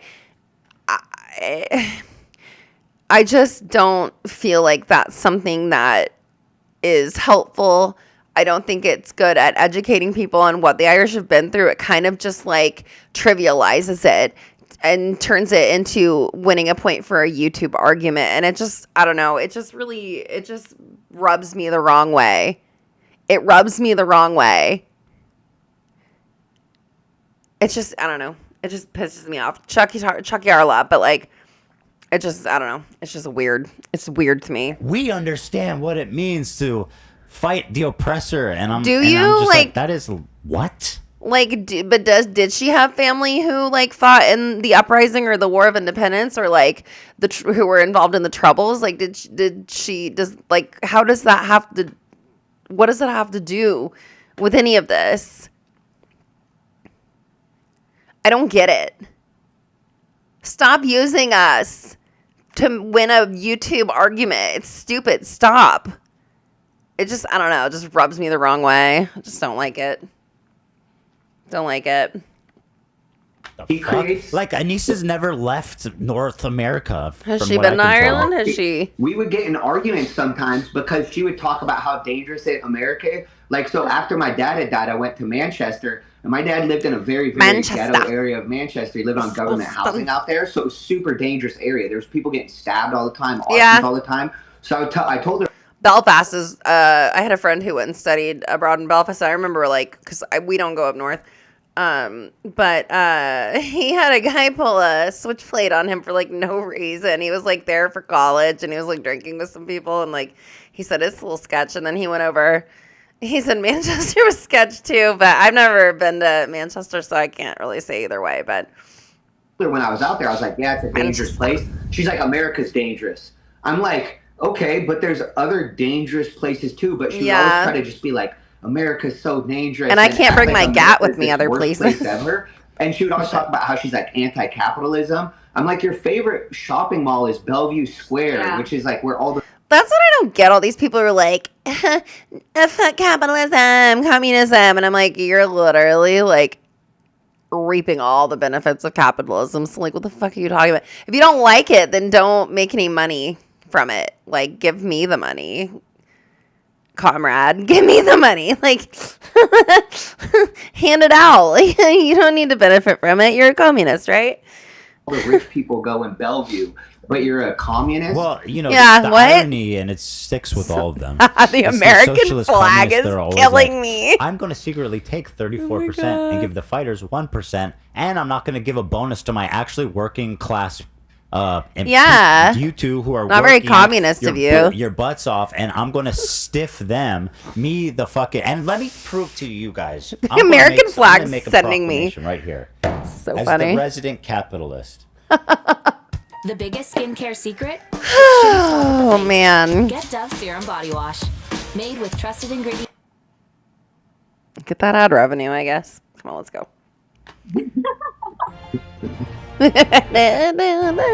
This was not discussed beforehand. This was not offered in any way. This is, you guys are hearing this for the first time. You had no incentive to do this other than your rageful we all mutually despising these two evil people. I'm putting words into your mouth a little bit. But I want to say here that I, the capitalist, will once again be ponying up for the right cause. It is not right that he stiffed you guys. I'm going to be sending you guys $5,000 for That's the bonus cool of that him. you never got. Oh my god! Because he should have never fucked you guys. That's insane. That's really kind of I'm him. going to send you guys that money. You should have got more than it from him, frankly. But yeah, once again, Ethan shouldn't have to pick up for him. Hassan doesn't pay his moderators. His mods are on stream begging for They do money. it for free? Huh? Yet, like, look at me, right? Go ahead, Tom. Say something nice about me. You're just an amazing person. You look very handsome in the suit today. That's You're what my generous mom said. with your money. You're just all around good guy, good family guy, great dad and husband. Thank you. Ethan's really coming out with the W on all this, honestly. Like, I didn't really have an opinion either way before all this started, but he's pretty based. I'm really liking what I'm learning from all of this about just like how Ethan is as a person. I think that he's matured and definitely on the more like common sense side of all of this, honestly. It's just never. I'll say what it comes thanks off for as. reimbursing me and Lena for her training. He seems to treat his staff well, and I can't believe you're giving me $5,000. This is crazy, dude. I was coming here just to send me $5,000. I'm broke as fuck. You said, sorry, I didn't hear you. You said you were I gonna can't give even him money afford too, toothpaste, y'all. Yeah, Harley. Just kidding. Don't you guys don't send me money. I would feel uncomfortable with Basically it. What I'm driving as I would feel uncomfortable. It's totally unfair how you guys got stiffed. So I want to promote you. What are you guys working on right now? Like, where can people go support you? So I'm working on trying to get my own gym going. Cool. My business is called Bonafide Boxing. I'm on Instagram on Bonafide Boxing. We're gonna start doing more on the YouTube channel. We haven't done anything for a long time. But everything you can usually find me on Bonafide Boxing. But we are trying to open our own gym. We actually had asked Ian if he could help us open the gym, not even financially, because at the time we were okay. So we were like, hey, could you just help us out by signing as a guarantor? And he had told us in no world could he ever help us. He said What? that? So literally. He said it like in a mean way? Yes. In no world. He said, in no world could I help you. Why would he respond like what that? What the fuck? He did. Yeah. He So Wait, why? When was Bonafide that? boxing. When did he say that?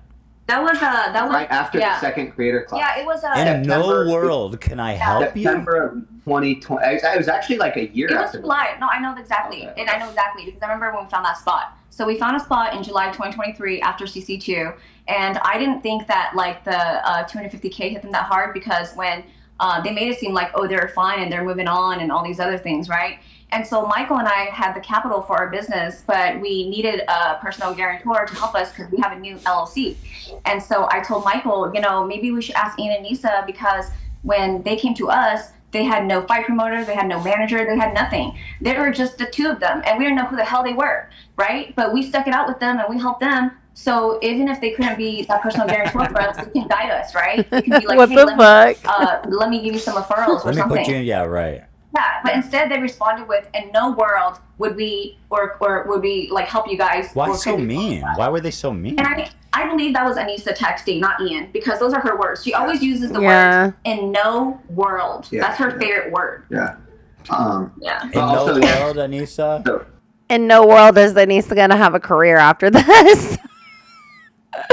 Eat your words. Should Biatch. you ever be running an event again? Yeah. Thank God. Thank God. Well, yeah. But so we were trying to. They open don't a gym no. That hasn't gone through, but we're Ian and Anissa don't deserve to be trusted with an event ever again after this, especially since everyone's coming out and being like, they were shit to us. Yeah. Have fun on the bottom, guys. still working on it. But otherwise, I'm right now. I'm working on getting a couple guys into the UFC. I have a couple pro boxers that I'm working with as well. Yeah. So where a couple of my fighters are really close. Actually, one of my fighters was supposed to be fighting on the UFC this weekend, but he had got a concussion. Oh no! So he wasn't able to get Just into like the. Anissa. Yeah, exactly. Yeah. Actually, exactly like that. But it was a real one. It was a real. Yeah. It's a real one. Yeah. Yeah, it was Real one. CT scans. But I have a website, bonafideboxing.com, and we do have apparel, Okay. like the T-shirt I'm wearing now. Okay. Like mugs. I think we're at the end of this segment now. I wanted to get into her story, but we have a lot to get through, and I need to take a 5-minute break because I've been streaming for like 3 hours already. I just need a second. But maybe here, if we have a little time at the end of this, we can come back and just like a quick little, because I did kind of watch some of her stories. She was a child bride and went through some really difficult things with that. And she took her kids and got out of that situation. And she's really strong, really brave. It was an incredible story. So if you guys have a chance to, so I don't know if we'll have a chance to get to that on this stream, go check out this the H3 podcast where they're on here, and please check out Kate's story. I think it's really important. She's really like her story is just really moving, and she's very brave, very strong, amazing person. I guess she was married off at 12 years old, and yeah, she just has an incredible story. So go check that out. I don't think we're going to have time for it tonight. I would like to. I really, really would like to. But it's just, we have too much to get through. We still have to get through the Elon Musk and Trump stuff. And then quick ask Trevino. And then I got to get to bed because I have dialysis tomorrow. But yeah, so real quick. So let's go ahead. I'm going to go ahead and I'm going to I'm going to take like a 5-6 minute quick break.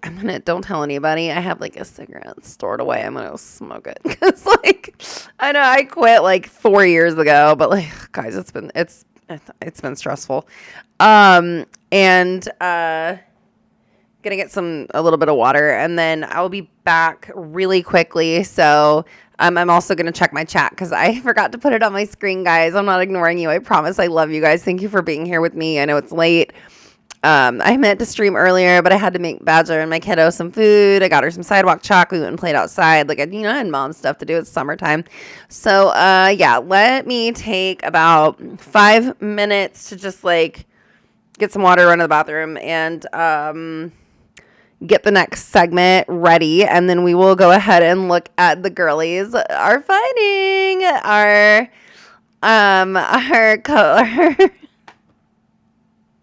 Oh my God. The mom and dad are breaking up. Trump and Elon. I wonder who's going to get custody of JD.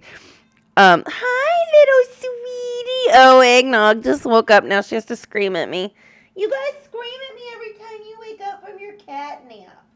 Why are you screaming at me? You're so Siamese. I love you. Siameses like to talk. Anyway, so I'm going to be right back, guys. Please stick around. And then we'll get to the next segment. And then Astrovino. And then I'm going to bed. So, all right. I'll be right back, y'all. I love you for being here.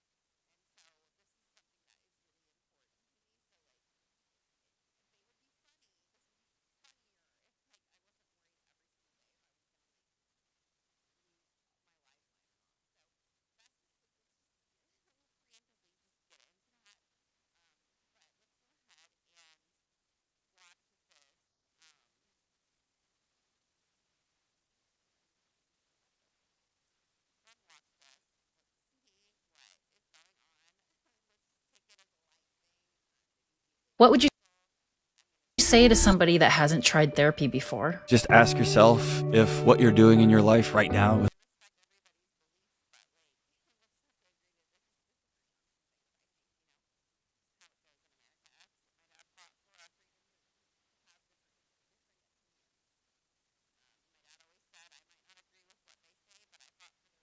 So there's been a big falling out between.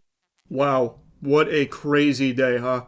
No foreplay, we're just going to get right into the actual meat here. So there's been a big falling out between Elon Musk and Donald Trump. I'm not sure all the particulars around it. I wasn't a little fly on the wall that observed everything that led to this crumbling relationship, but it is messy. Maybe Trump found out about Elon's stolen valor in Path of Exile. He said, you're a fraudulent Path of Exile player, scram, get out of here. I don't know. It was pretty shocking to see, considering that only like a month or two ago, Elon made this post about loving Donald Trump as much as a straight man could. And it really seemed like they had a really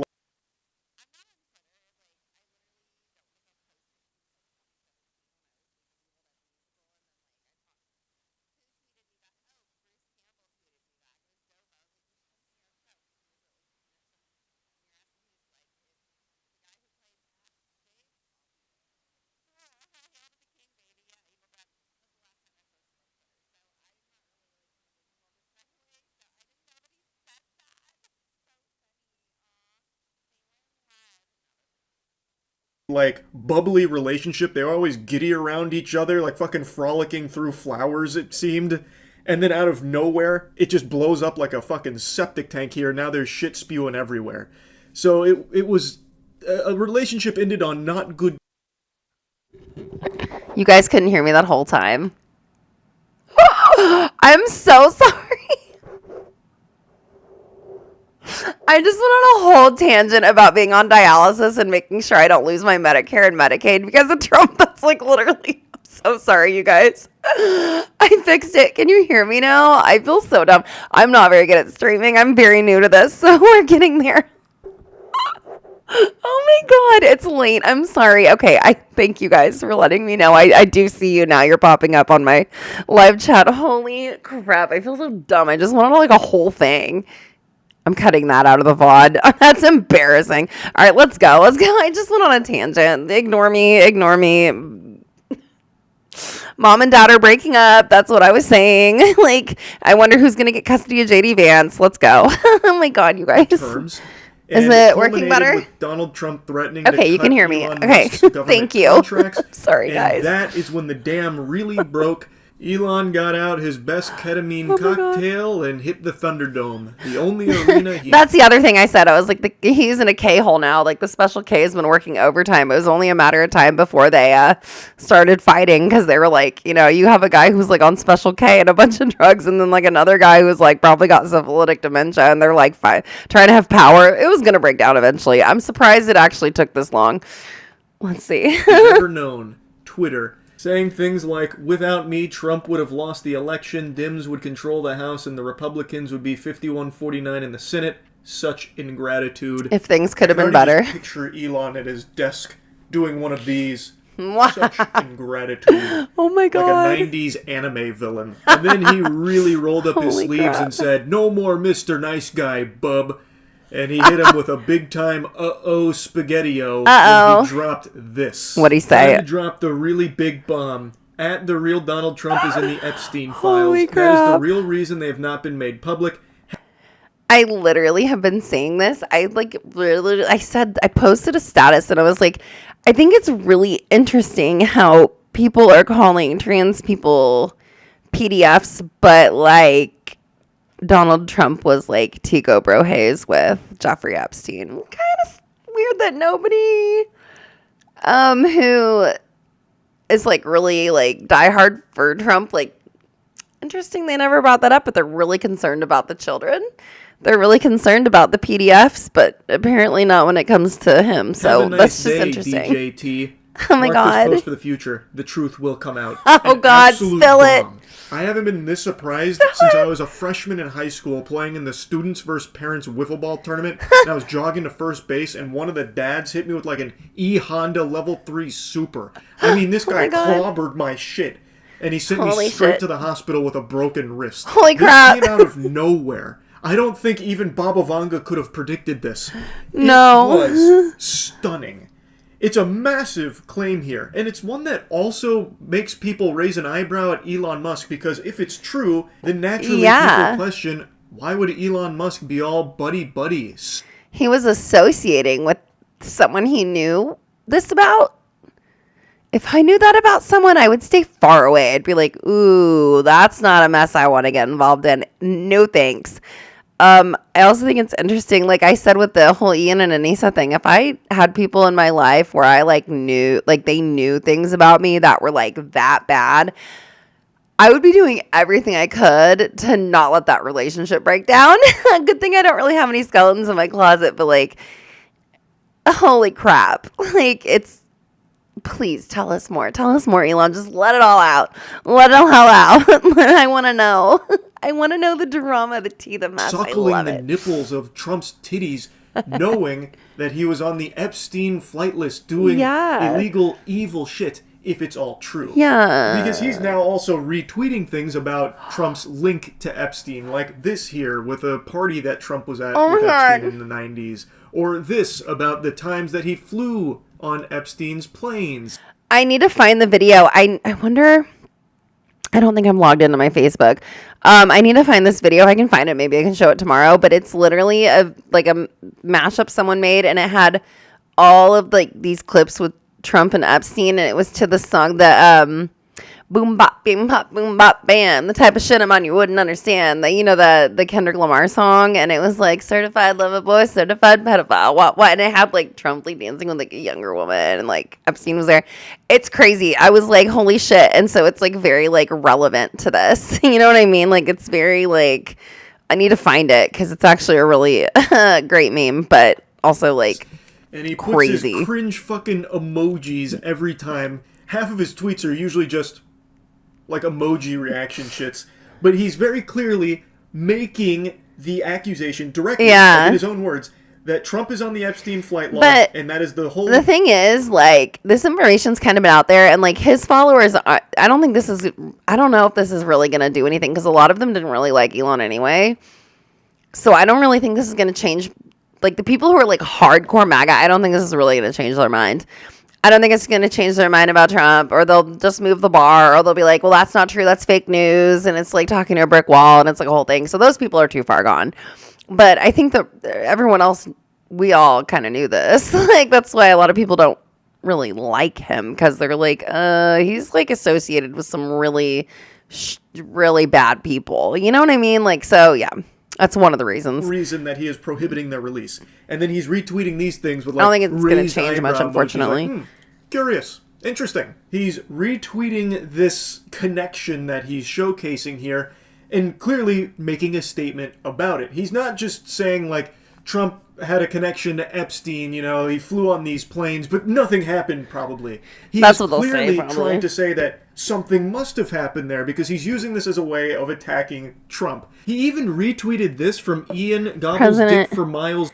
President versus Elon, who wins based on Elon Trump should be impeached, and JD Vance. Ew, JD Vance should replace. I don't know if that's a better option. I like the new pope because he doesn't like JD Vance. Says trying to mark this post if you. Okay, so he said Trump should be impeached and JD Vance should replace him. And Elon Musk just wrote yes. What a messy bitch.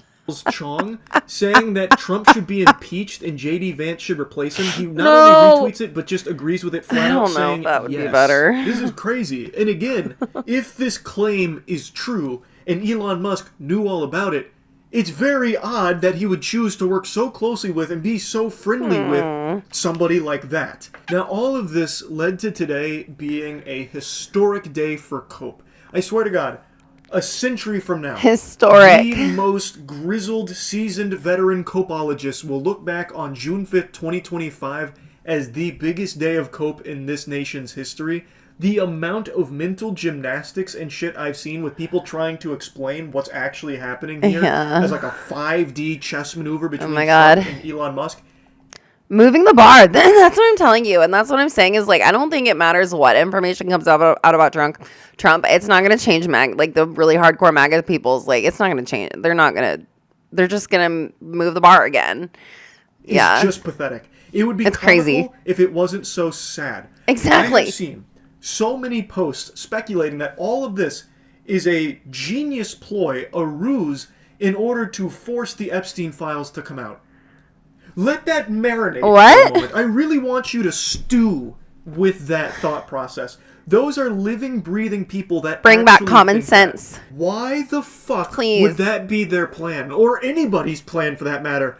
What a dog shit strategy. That is a worse idea than Concord. I agree. You're telling me that the President of the United States would willingly work with Elon Musk to have him be insinuated a pedophile in order to try and get the Epstein files to come out? Just stop for a minute. Just fucking put that. Can we please bring back common sense and rationality, please? I'm begging you guys. I'm begging you. Like,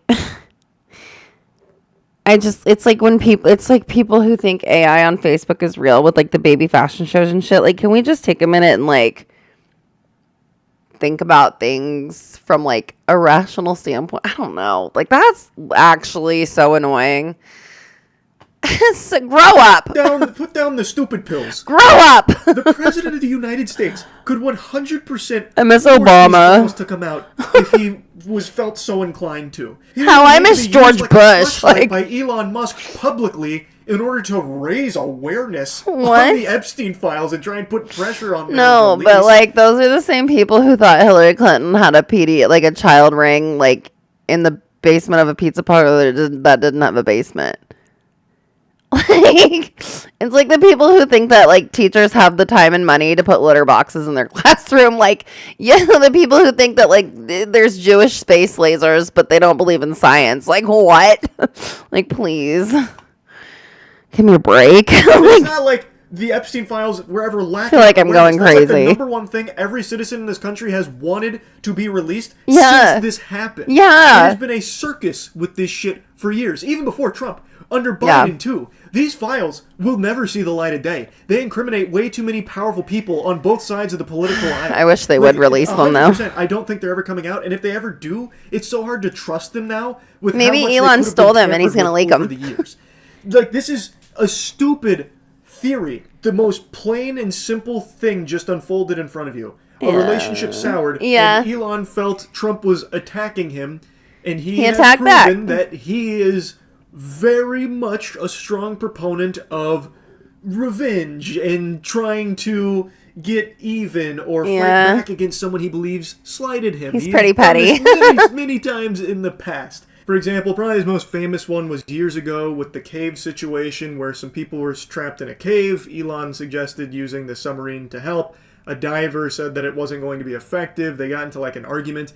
And then Elon randomly called the diver a pedophile. Went to a lawsuit and everything. But the point is, he has proven that if he believes someone is like insulting him or belittling him, why is everyone called a pedo now? And like lash out against them. He has proven numerous times that he is going to retaliate if he feels that someone has.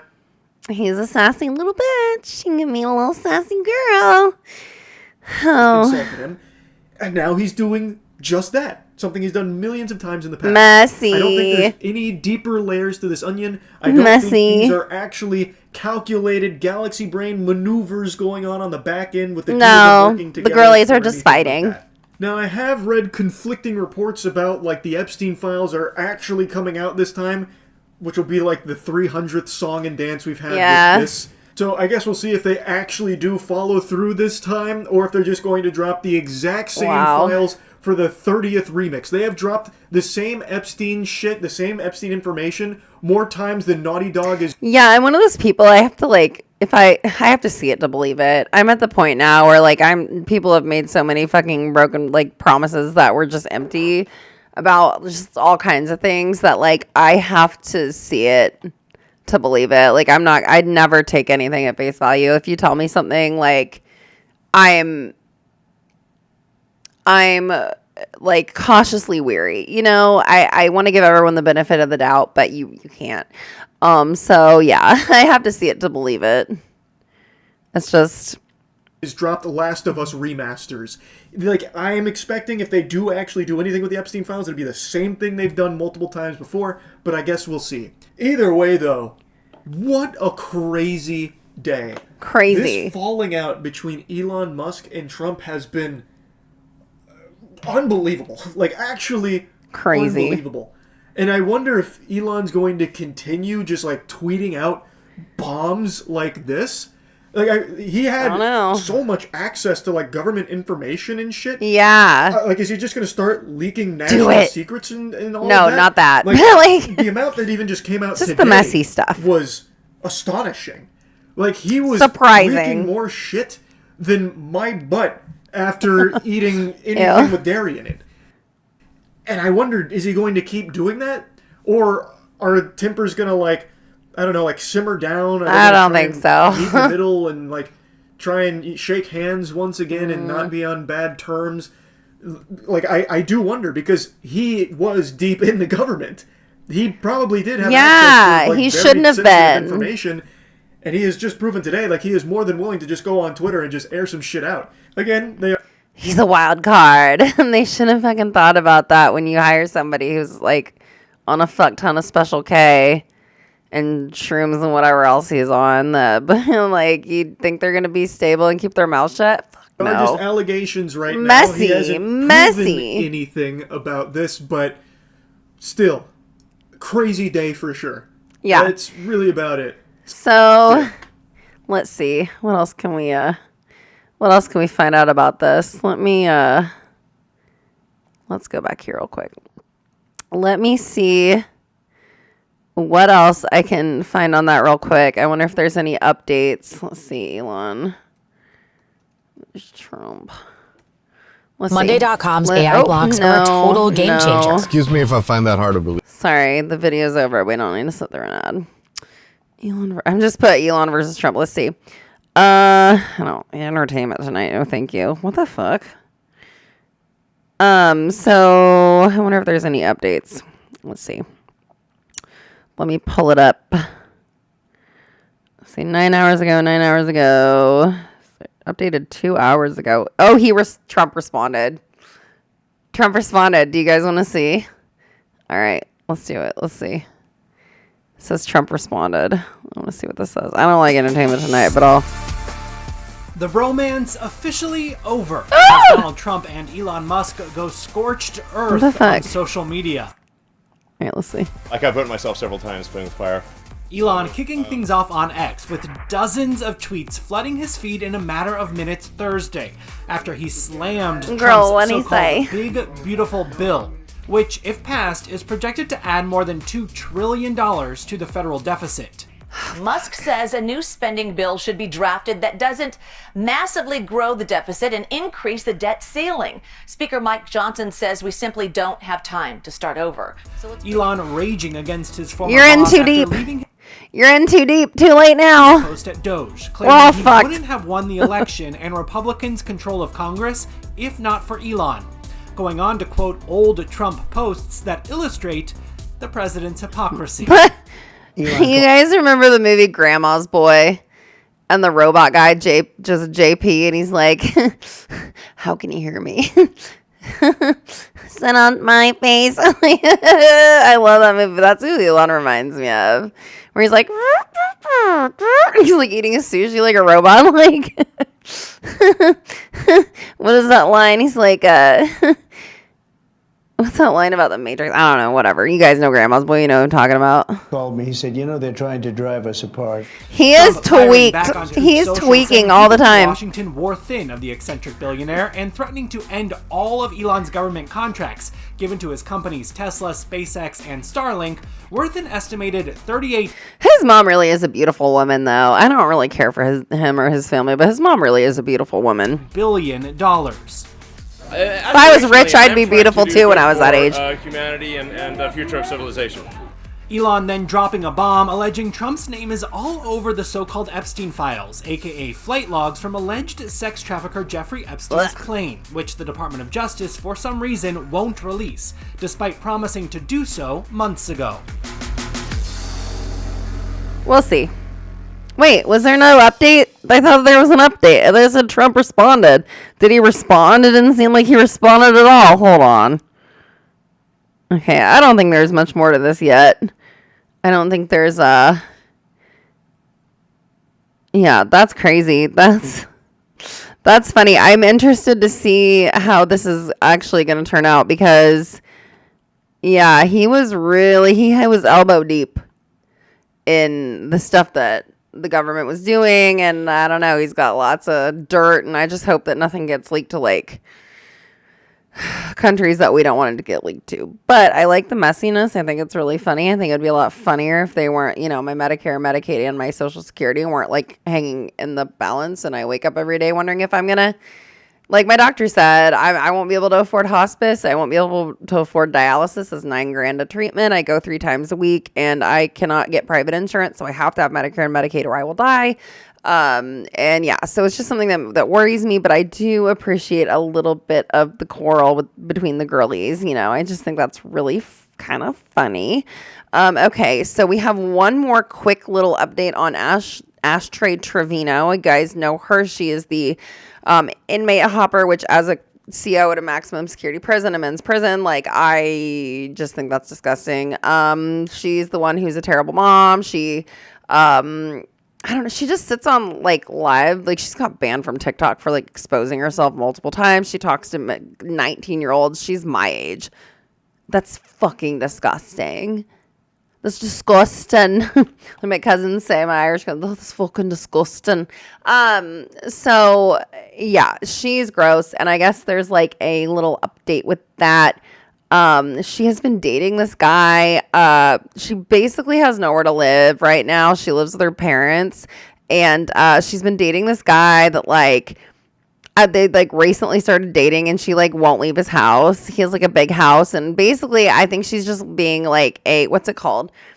She's just like couch hopping. Like she dates to have a place to stay. Like she's like, ooh, I got it made now. I'm dating this new guy and I have nowhere to live. So I'm just going to go like shack up at his house. And it's weird. And she's like for like besties with his niece. And it's like a whole thing. So it said that this channel Yellow Rich, she has been putting out work. She puts out a video like every single day or multiple videos a day about these people, Bree, Santos, Ashtray, all them. So it says Ash Trevino finally left. They call him the hot tub guy because I guess they were like in the hot tub and like, I don't know, it was being gross. And Ash Trevino finally left the hot tub guy's house for a week. Addresses the dog situation because she has these 2 dogs that I guess she had the dogs at his house, but like the dogs aren't there. Talks about her mother-in-law. I don't know what this is all about, but we're going to find out because I want to see an update on this. Just because it's messy. So I'm ready. Let me get this set up and then I will pull it up for you guys so you can see it. Let's get Four past warning the ad signs really you are quick. a witch by blood. This is why your birth date isn't random. Join as a There member. are 12 witch- I won't have to pay for premium. Okay, let me pause this really quick and let me get you guys pulled up so you can see it. Let me know if you can't see it or if you can't hear anything. And we're just going to go get to this update because I want to hear. She's been living on her parents' porch, basically. And, like, I don't shame anyone right now, especially right now. If you have to live with your parents, I get it. Like, I'm very frugal with my money. And like I said, I live on $900 a month and I live on my own. I don't live with my mom, but I'm not going to, judge people for having to live with their parents. But, she's making all this money on TikTok. Like, she made so much money. And, she just, I don't know what her deal is. She's a loser. Ash Trevino's a fucking loser. I'm sorry. She's a bum. She's a bum ass person. Ugh, she's disgusting. Video, I just got out of the shower, but Ash Trevino just got home. She left the boyfriend's house and he was smiling from ear to ear. He's like, bye. I haven't been kicked out. Wait, Filter working overtime. Watch, her nose will change shape. It's really funny. I'm still fresh with my boyfriend. We're still good. We just went to go eat a while ago. Yeah, so. What's going on with her they're at bangs? home, they're not abandoned. Those fucking extensions. Look at her hair. Like she has like bangs like short ass pieces because she had those extensions in for like 6 months. It was disgusting. Promise. Perfectly fine, perfectly fed. I don't know who started that rumor. But Alma Rose needs to get her stuff together because, again, that's false accusations. You're defaming my character, baby. Oh my so God, I'm so... Okay, listen, my mom's a judge. I'm so fucking sick of all these people saying defamation, like, y'all don't fucking know what defamation is. Defamation has to, like, affect your income and your money. And, like it has to be, like something that actually is provable. And not only provable, but, like, it has to be, like, affecting somebody's, like... income, life, like it has to be seriously disruptive to the other person, and like there's like a whole thing that goes into it. Like people are in court for years over defamation cases, so like stop just throwing that around because like that's not what it is. Like they're just talking shit about you. That's all it is. They're fucking talking shit because you give them shit to talk about. Like what do you expect? And she knows this. She's just fucking rage baits. I would just be quiet if I was Alma. She don't know anything. My dogs are at home. They're good. Good. Okay. And my boyfriend did not kick me out. Still clearly at his house. Girl, you're overstaying. I met some more of his family, so yeah. I'm pretty locked in if you ask me. I'm sure they love you. One day I came over here for a date. We went on our first date, and I've been here almost every day since. Whoa! Like occasionally though. But yeah, like we went on a date, and that was 2 months ago, and I mean for the last... Girl. You just need a fucking place to stay. Run, dude. She's using you for your house. Run. This is enmeshment, bro. This is crazy. This is so toxic. 2 weeks I've literally been staying here, so... But I'm going home tomorrow. Why are you smiling? Maybe you should. He wants you out of his house. Enough that she noticed. And she was like, where are you smiling? Of course he's smiling because you're leaving. He wants you gone. His house is a mess. There's always noise. There's people everywhere. I bet his mom is coming back home. That's why you have to leave. About like being at your dad's house, like, and that like he's not like cheating or like he's being faithful to me. None of her lives have ever been good. Have you guys literally watched her? She'll sit there on her phone like this. Yeah, tap. Cineglab, or whatever. Like tap on it. She'll be like on her phone, ordering food, like sitting there in silence with her that fucking Selena song playing. Like her lives have never been good. They've never been entertaining. She never has anything like interesting to say. She never has like nothing. Like she's so boring. Like hours, and she'll just sit there and not pay attention to the live. Like she just sits there on her phone. It's like when you hang out with a friend who's on their phone the whole time and you're like, are you actually gonna hang out with me or are you just gonna fucking be on your phone the whole time? Like it's so boring. She's never had good lives. None of her lives have been good. The only lives that have ever been like somewhat entertaining was when she had other people in them who were causing like she was being messy. And I'm like, fuck. No, like I have his kids here. She's boring. His niece. No substance. I'm in his nice house. I was like, but I'm not showing y'all the house because out of respect for your dad. I was like, but it's 4 bedroom, 3 bath. Like, there's the patio outside. We can go outside, but that's it. Like, it's not your house though. You don't live there. No. Yeah, one time. But I was like, they have a jacuzzi. I want to get a pool. I want to get a pool. And then just have him put it up. Right there in the corner? No. A pool. And he's going to have to maintain that pool. And he's going to have to clean it. And he's going to have to air it up and fill it up and spend the water on it. And like, she's so dumb. For the backyard. Oh. No, your uncle wants me to buy the house on the corner. For a relationship that might not work out. They had like parasites and infections and so skinny. And oh my God. Everybody was talking about the dogs. They had all those Listen, when I got eggnog, she came out she was for the streets. I'm sorry, sweet little sweetie. Oh, she's so gorgeous. And she had like tapeworm and she had a broken hip. She had been hit by a car.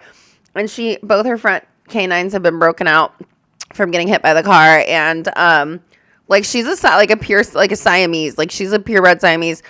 I actually got her at the shelter for $25, but she was in bad shape. And what I did was, the shelter will fix them and everything. I got her on deworming and flea medication, and I get that for her every month. And I took her to the vet. Like, I had to take her like 3 times, but like I took care of her so she could be I could never have a pet and let them be in that condition and I would panic. I was literally on the phone with the vet. Like, I think there's like, I just adopted this cat. Like, can I please bring her in? Like, because she had a cold. She had like a cat cold. They get them on this, like when they're strays or whatever. Like she had, you know, like a respiratory thing, and like she was in bad shape when I got her, and now she's like so spoiled. She's so cute and fluffy and chunky, and she's a little otter. I love her so much. But like, how could you let your pet get into that like bad of shape and not freak out and like take them to the vet? And I don't have money, guys. Like, I had to like I had to figure it out. I had to like ask my mom. I had to just like get it, you know, figure it out. And I did. And that's what you do for your pets because they're family and you love them. Like, how the fuck? I would have such anxiety if my pets were in shape, like that kind of shape. My dogs are at my parents' house. They're not with me. Oh, so your parents have to take care of your dogs and your kids? My dogs are well taken care of. They are at my parents' house. They are fed. And why is it your problem where they're at? Because people care about animals. I don't see y'all sending me puppy food money for them.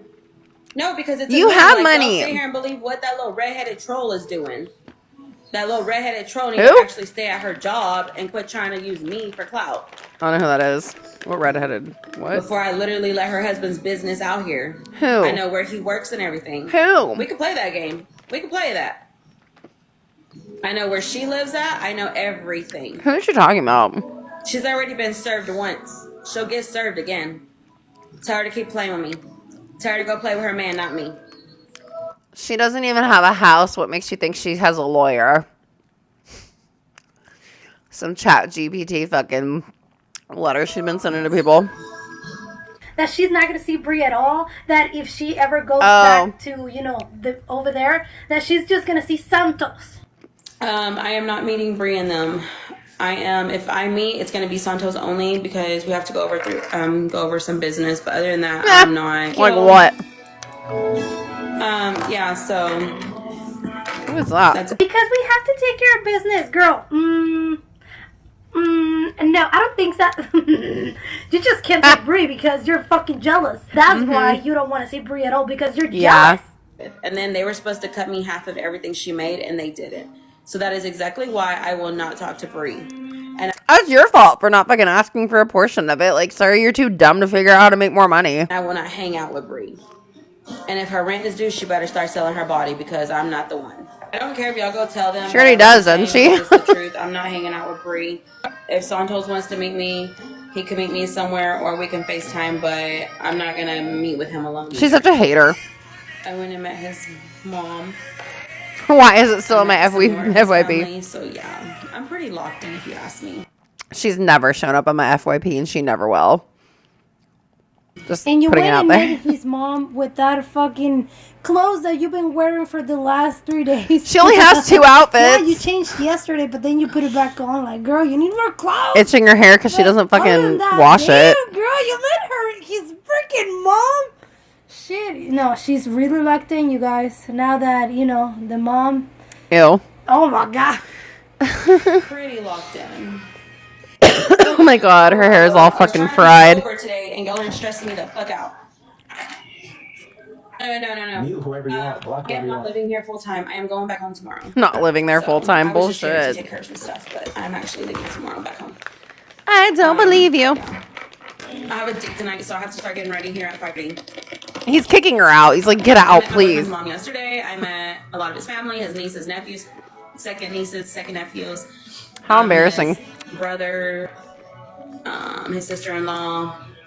I've met quite a bit of people yesterday.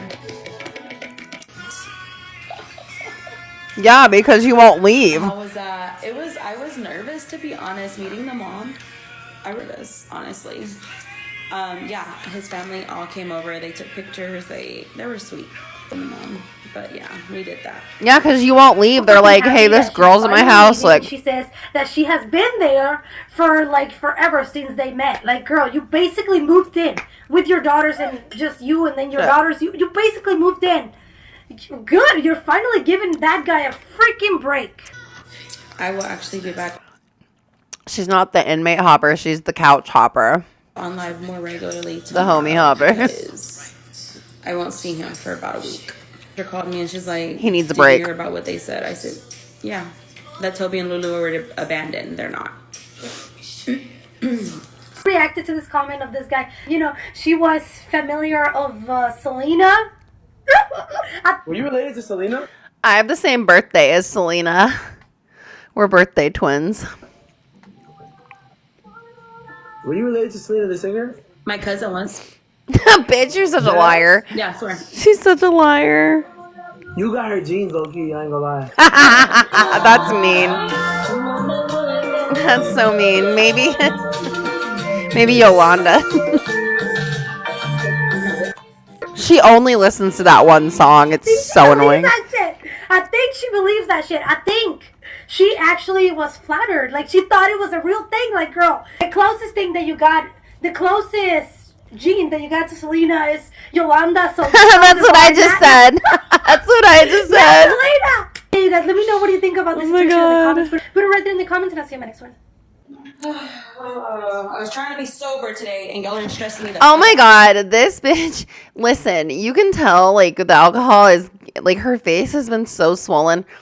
I'm not, like, a doctor, but, I mean, I do have, I have a few close family members who've died of alcoholic cirrhosis, and, I personally, with kidney failure, like, I do have, like, some liver dysfunction, and I don't know, man. She's looking pretty yellow to me and pretty swollen. Like, she drinks so much. I'm shocked. She literally, like, chug. Like, I'm shocked that she hasn't had liver problems at this point. Like, you can just see it in her skin and her, like, face. She's so swollen, and, like, you can start seeing the alcohol is really, like, she drinks a lot. And, girl, oh my god, I can't even have, like, 1 or 2 drinks anymore. I feel like shit the next day. I don't know. Like, you really gotta be. I wonder if she starts having the shakes. Like, my uncle, he gets the shakes really bad if he doesn't have a beer in the morning. No. Mute whoever you want. Block I whoever am you not want. living here full time. I am going back home tomorrow. You've been living there for 2 months. What are you talking about? I'm actually leaving tomorrow back home. Oh my god, I can't with I have this. a date tonight, so I have to start getting ready here at 5:30. Oh, what? I met my boyfriend's mom yesterday. I met a lot of his family, his nieces, nephews. Because you won't leave his house. His brother, his sister-in-law. I've met quite a bit of people yesterday. Oh my god. As soon as I meet you, I want to do something. Daddy, let me know that only girl, the only Funny. I don't know if I call it funny. There's nothing gangster about you. I'm about to lay with my bed bugs, yes. I'm about to lay with my bed bugs, yes. You have to wait. You have to wait, Nunu. Nunu, you better wait. Are you gonna finally get them a bed? I heard for Christmas. Ooh. Who told you that? I have some shit to say about this. Like you guys know, I live on $900 a month. I got a little bit of birthday money. My daughter outgrew her bed. So, what did I do? I bought her a new bed. Because I have a cute bed frame for her, but she's got a different style now. So I got her a new bed frame. I got her a mattress. I got her new pillows. I got her new, bunch of sets of sheets. And I got her a really cute comforter set. And, I spent probably $500, maybe a little bit more. But, I used all my birthday money and all the money that I've been saving. I can only save, guys, I can only save, $20 a month. Not even that, barely. But, I did. I've been saving. And I got my daughter a bed and everything to go with it because we're going to, fix her room up and, get it. She wants to be all grunge and stuff. So, but that's what you do as a parent. And I felt so, I haven't bought myself clothes in probably, 5 years. My clothes are falling apart. I can't afford it. But, because I put the money towards my child. And I feel fulfilled that way as a mom. I don't feel as good when I buy myself a bunch of crap. I would rather just get my daughter the stuff that she really needs and she wants and, she deserves. So it really pisses me off that this woman had all this money coming in. People offered to buy her these beds, and the reason I think that she didn't get the beds was because she knew she could milk it, and people would keep sending her money for her kids that she would never spend on her kids, but she could keep using, because if she got those things, people would stop sending money for it. And she couldn't use it on those ugly fucking knockoff Louis and shit. So it's like, as a parent, you do what you are supposed to do for your kids. And like, don't you want your kids to like feel like they never wanted for anything? I don't know. It's just so weird. If someone like me, a completely like, I'm literally terminally ill and can't work, and if I can get my kid it's the bare minimum, a bed. Like, what the fuck? Like, why the fuck can she not get her kids? It's just so pisses me off. No, I just saw that somebody said that you're gonna get a bed or something like that. What's going on with her face? It's crazy because it's like a lot of people call me ugly, a lot of people call me fat. Okay, that's fine. I might be ugly and fat to you, but I might be pretty to somebody else. But you're ugly on the inside. That's the problem. Oh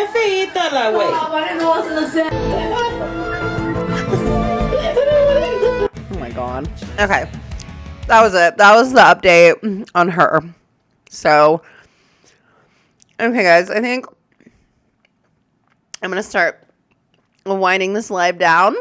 Thank you for being here. Tomorrow I will put the chat up on the screen so I can interact with you guys more. I really appreciate you being here. I love you guys.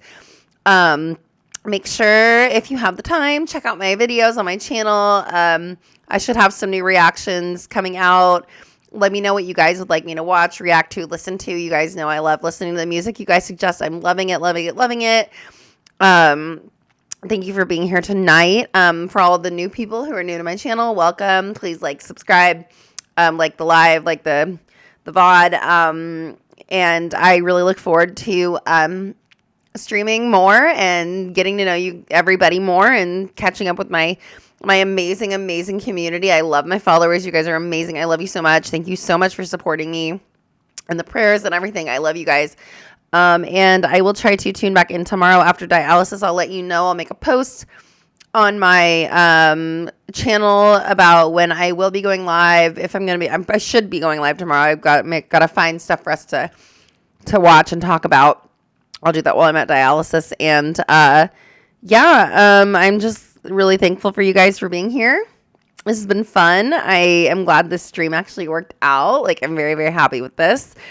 So we'll just keep it going. We'll keep the momentum going. And I'll try to stream a little bit earlier next time. It's like 2:30 in the morning, so I need to get to bed because I have dialysis tomorrow. But thanks guys for being here. I love you. I will be back with more stuff, more content. I'll put some more videos out for y'all, and I will just see you next time.